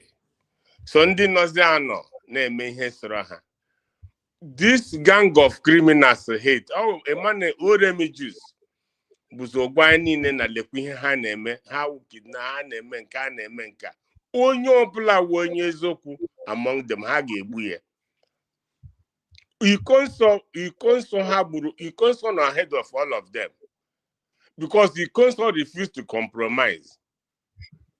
Amamihe ọbata obi gra through before ndị anabata ọbata obi from ESN na ndị ke Soludo ji rụọ ala niile ọrụ na Anambra State so ma agụ na-eche mba ma mgbe men women akwụma ndị a na-achụrụ ndị otu Soludo gama na camp ha ga-abụrụ moto but the moment they compromise They lost everything. Because we hear Kellen Neji Agwarang before now, this is your world. I love Biafra, now this world, I get me immortalized. When men undermine the truth, the consequences follows. These people, they undermine the truth. They even when Obatu Obie was here, they were having conversation with politicians. That man, as Hagabu Nambano, I'm that man personally, Konya Ofuaka, all those nonsense things on Hana, but Obatu Obie no Hana could game. How few of them won't do when you zopu. Yen Jagwagi here now. When they made meeting with these commanders, I was going here before with Dr. Rebels and Endozo. Oh, we made inside that place, my name we meeting now. Not top and not one by one. Kide bonye no, onye ele bono. Most of them are not that meeting now. Ha na-abịa ụfọdụ ebe ha enyeghị excuse na phone ha nweghị internet, this and that. These men, all few, I'm being honest with you, few of them when they try this Biafra because ha build they've all made money and how they made the money. They compromise and they are being paid. Mgbe ha sị nyere poison apụta ihe akwa achọghị m ịma who cares na enyere gị poison dị enye gị poison iri gị nwụọ who cares but ekwuru m that early time na enweghị ihe onwe onye kwuru okwu ihu otu ntinye ha onye nyere nshi nwanne politicians nye gị nshi anụrụ m ọrụ with politicians agụ m akpọ ha aha ha enye gị nshi ị gaghị survive ya kedu a na-enye gị ọgwụ oke sef survive be ya onye mere ga gị kpọm onye ha nye gị isi ị gaghị alọta ya ịmakwa ihe ha na-eme ọ because anyị nwa anụgo m ọrụ with them ihe ha na-eme ije ị gaghị alụ nwunye forget ihe ọpụta ya na-akọ eri mgbe ọ na-akọ hope ọ na-atụpụrụ ya ọnụ ọ na-mind ha ọ ma na ha amaghị ihe ha kọga hope nye gị isi gị survive who born you ihe ahụ ma ọ ma ya before you ọ ma ya before kara gị. So my brother ihe nji na-ekwu all these things United States of Biafran government have made ihe ha chọga from Dr. Rabesi, they will not get it. Ụta ụmụnne anyị ndị ke na-arụ ọnụ package USB na afata na ndị otu ha dị informed. They are informed. Enye ha training ha onye ọbụla mara ihe o kwesịrị ime. Ihe achọga recognition and men all over Europe are working hard for this to happen. That is why our ID card is being accepted everywhere.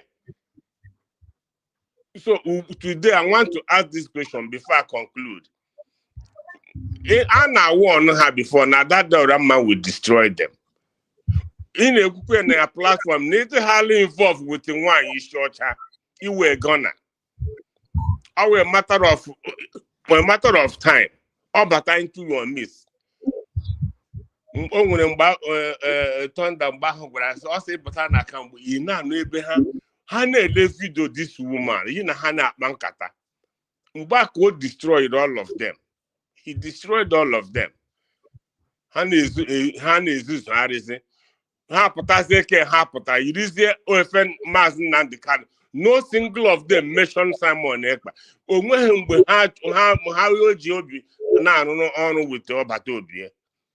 Right from time, I knew it. I'm not but to be in but you make you can declare Biafra, Biafra way face like he promised everybody. He make now one. Number hang was the documents. Number can delete anything. Here we bought your call or drag on your bala who go to that level before Ogen Kedan and do to are compromised. Where the military today? Where are they? I feel with this Biafra. As one bala document Maya. one ana m ekwu ke Biafra bịa, this Biafra bịa, ihe ndị mmadụ megoro like Elena, what they have done to this nation, ihe ndị mmadụ megoro na ọkwa ha ndị ọzọ, ana m ekwuzi okwu other people, Biafrans, ndị kpụrụ onwe ndị Biafra, they have caused us more harm, more pain. Ebe people chọrọ ịla, lekwa ihe ha na-eme, ego ha gara nara na ha ericha anya hafa. Because only can conclude, people should go and advise Ugo 419. And you know, go nye Biafran TV. They should go and advise him. Yeah, because all time I told me when that's a group, my phone call here.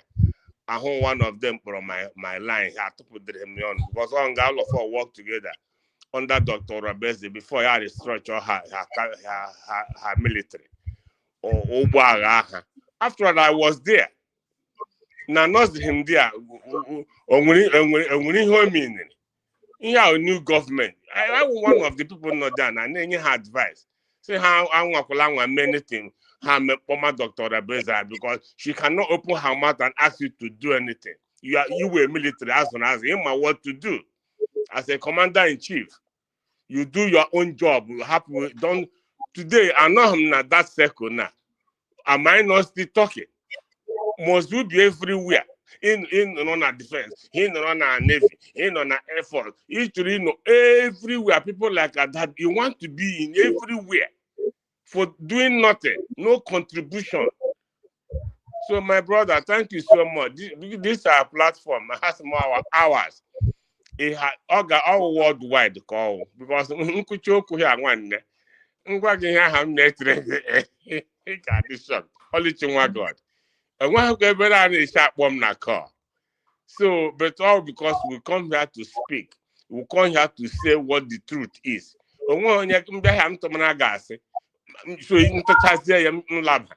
So what is my gain? So I want to thank you so much. But these people, they have compromised.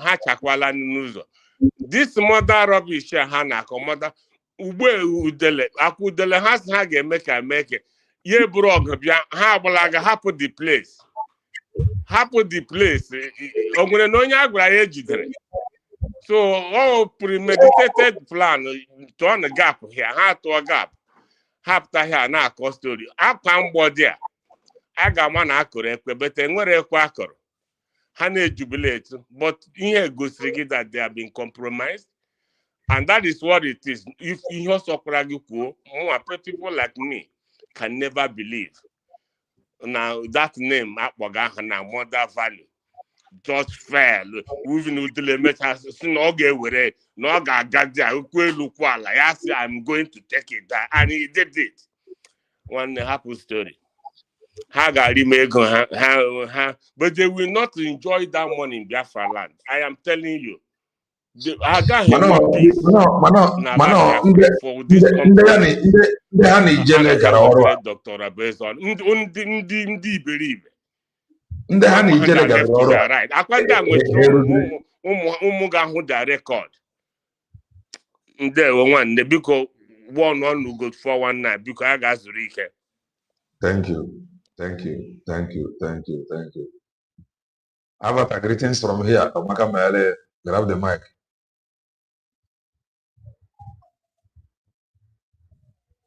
Touch the go ahead.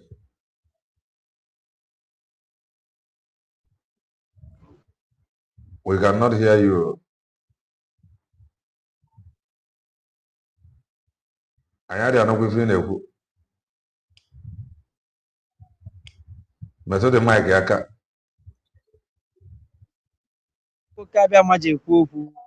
Dalo one go ahead.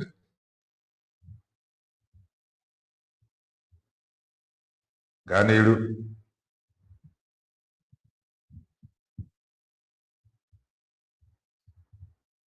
The voice again put up logo Mr. Nabu.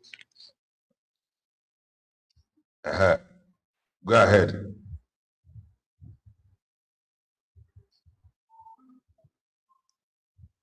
Sorry, we cannot hear you.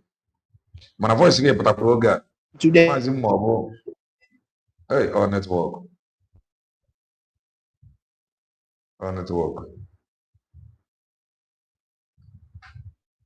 On network. On network. Is the only remedy. Go vaje gbakwanya mgba to tomorrow. I don't know come when na barak. Go na the road to follow. But as na ambassador. Today now they don't confirm and say na that thing I speak have come to pass because so now when on ground come out and address this thing, we have gone far. This dividing, no go there, but you can't chop your cake and have it. You will not value what you get till you lose it. As now we don't do booze about so the first shall be the end. The end shall be the first. Which is about progress. You have to be very, very careful. Before any go work on a barak, I was the one of the silent guy in the barrack. No matter what thing they do, I know they talk. But that is why you see me pray for you that from that barrack. But Chineke, when God is done with you, no one can fall you down. A man of tomorrow cannot die today. So and in this Biafra land, only God will give us. So mankind worship Biafra. Heavenly immigration border control is ongoing. Even some people not even messing around with Biafra. Honestly speaking, I got mad 100 issue na number 10. Nime Biafra struggle and issue na number 10. Chuku chuzu. No diligent and unnecessary. One, be say you cannot be pushed. I don't watch you, follow you spiritual. You will not be pushed. No matter what they do, Kijika, sit at home. Say I want to do peaceful protest. Peaceful protest say me abubushe man, maybe them can ababu mother or something. Can one blame me again? Our kids and the bushes shine, but I can't jackawo sit at home, men or former, want to make way. They no drum. They don't go peaceful. I'm going to see a peaceful. But any she will reach and I'm going to even know Duce because everybody involved. So our money now revive what I me. I'll go manke come in the menu before Jube was a she on a pure bazu. On the enemy even more on a squanaja. Broken more. This platform will be the place they will stand and call results. When Namuku Potala, Agwan Vava Bariba, Abarita Richard Nnamdi Maluke. That's why you see me speak like a spirit man. You not be human being. And my father will be one-on-one. I know what he go feed do as in there for that place. We still communicate. As I tell you, you have really more can you more can someone will communicate spiritually because even more can if you are not involved, you are disinvolved. You are not among. You run a spiritual client. Even in a manner to feed them a program, but on a program out. Can a lenigi. You have in a cool and I do not give as go monan law before a Baku. And in a queer nasu chai, China Kenyaka, and Kine quick on Abanando. You understand? When I said you decode in a member, Ngoza Rebeze game more than he can do, more the one where God did that to do. Nobody can stop him. Only feeling on a melfuma. He support the government can do more pota. Don't bring person where you see say they do. They make wave self small and I'm I went way by Naga. A chalk able to and I need Kongo on a webe.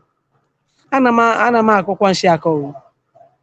Iwe chukunye lanye because I'm when you're working by this time, I will work out but China. I work one night with a quality dime. When I lay your wine, I will wave of woman name.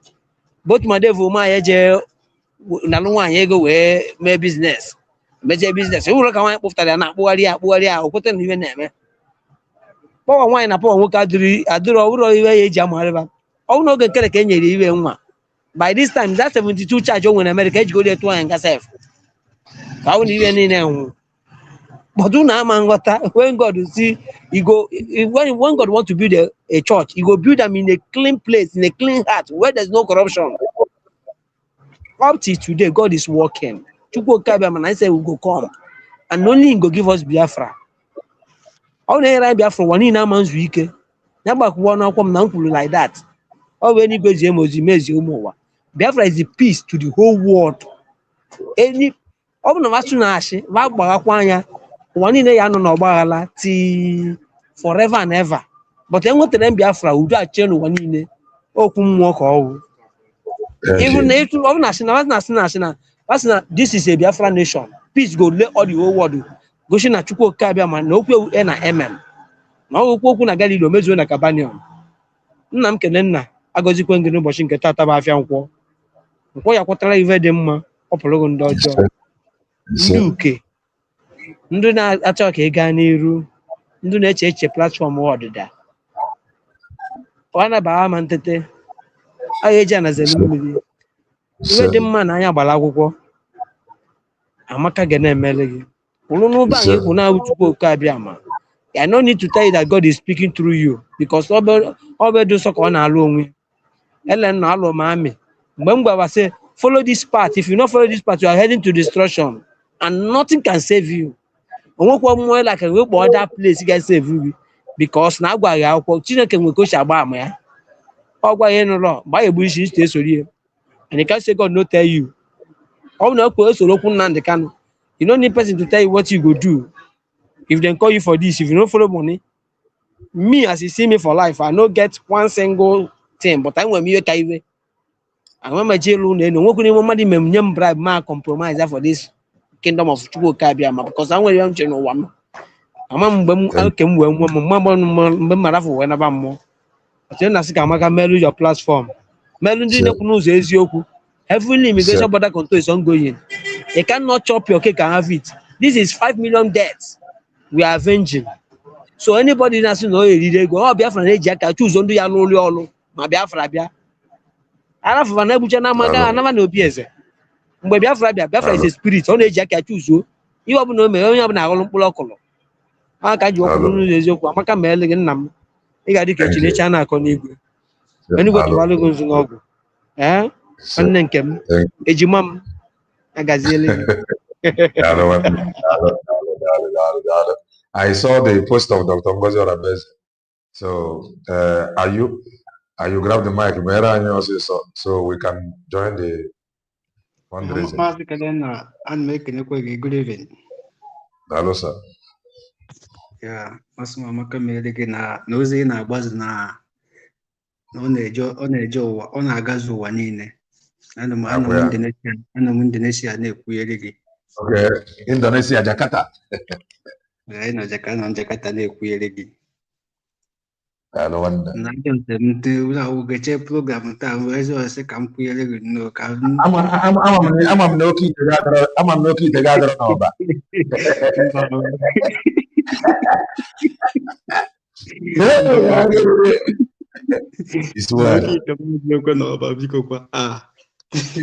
Anyway, ya mere ya mara. Ise na-asụ ka m jide platfọm ha wee sị Dr. Ngozi Orabeze ya na ezigbo nne anyị bụ famdean si anyị egenekwe ndị anụwa a na-amalị ebe ha si wee chịkọta ha wee kpojuo n'ihe a niile a na-eme anọgidekwa onye isi wagidekwara oche ofu onye ọ ga-akpọwa afọ wee pụta na vidio na-akụghịrị nọnsensị mmadụ a na-akọ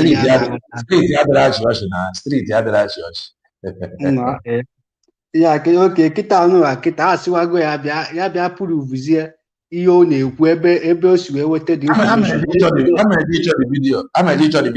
ike ịkwụ ya n'ọkụ ka ọ nwee ihe ọ na-aghọta.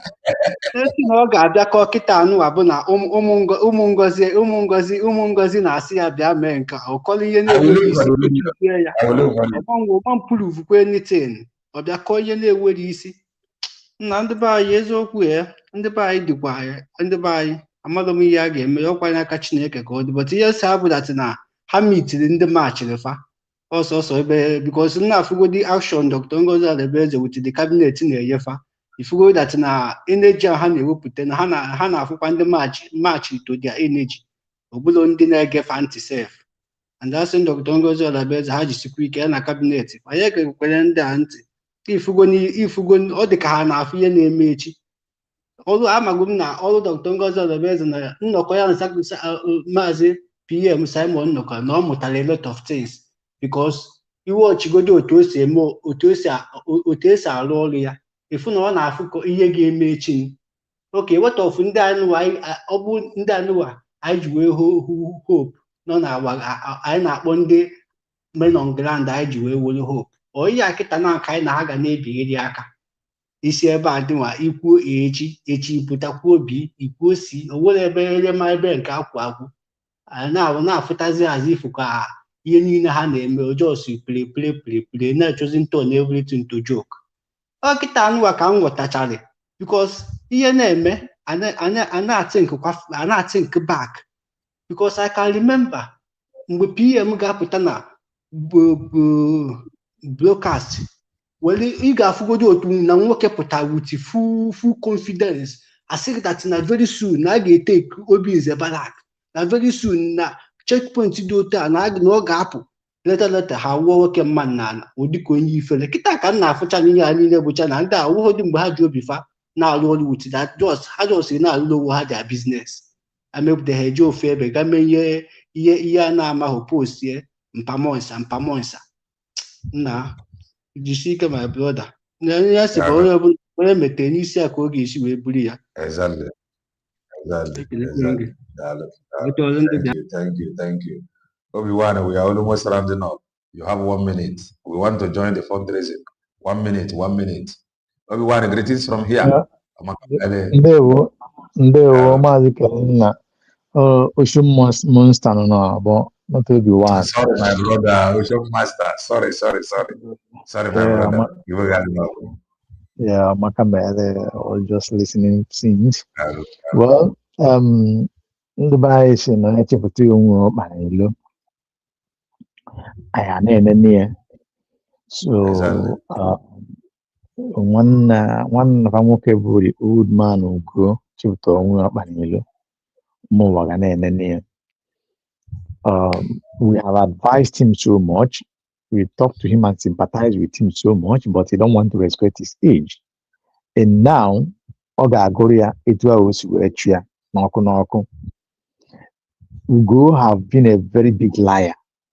He have, did a lot of propaganda. He have said a lot of naughty things, naughty shit from his mouth. And I check on me, evidence is now, again for me to this thing. Okay, the breakdown. Just a little bit touch of it.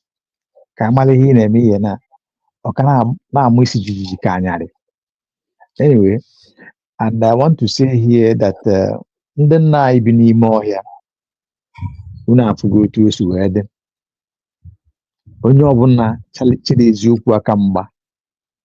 that is always the answer to that. It's a very painful thing to Biafrans ndị Igbo at large. Ihe anyị na-afụ n'iru akwụkwọ ndị nna anyị bi n'ime ọfịa. The like of Ugo 247, the like of Nwanyi Isi, the like of those people that calls you and deceive you, that of Obinkere. Bam, bam, bam. Look at the end of the day, look at what it cost. Check here, ndị nna anyị bi n'ime ọhịa. Ọ bụrụ na ihe unu chịkọ unu nọdụ n'ebe kwesịrị ikwu nnọdụ. Ihe a na-ekwu okwu ya ma mme. Mana ọ dịgo ka o si wee dị. Well, we will digest it very soon because they have fundraising almost. So, Maazị Kelenna, Biafrans, I plead with all of you. You know what to do. Today is our D-Day again. Go to USB government where the Congress is leading us. Go and donate your cent. Go donate your $1, $10, $500, 1,000. No matter what, the government is doing good. The Umono have went to Israel and failed. she will never succeed again. That one we will talk later. Thank you, Mazi Kelenna, for this opportunity. See you on fundraising. God bless you. Thank you, thank you, thank you, thank you. Bishop Master, Omaka mere Igbo bụ Igbo. Omaka mere Igbo bụ Igbo niile. Igbo bụ Igbo niile, Omaka mere Igbo bụ Igbo. Nwanne anyị nwoke, Igedeson, ọ bụrụ na ị na ozi anyị, ị nụrụ ozi the goddess, ọ sị na dị akara ị wetara n'ọnọdụ ọrụ. So maybe if you join us in some hours time, you can correct it. And onwekwa nwanne anyị debere phone number na online, ị nwere ike reach nwa ya from there. You gotta go. So stay blessed and bye for now. Thank you. And one night we got we are Kelenna TV studio. We are Kelenna TV studio. Thank you. And we continue.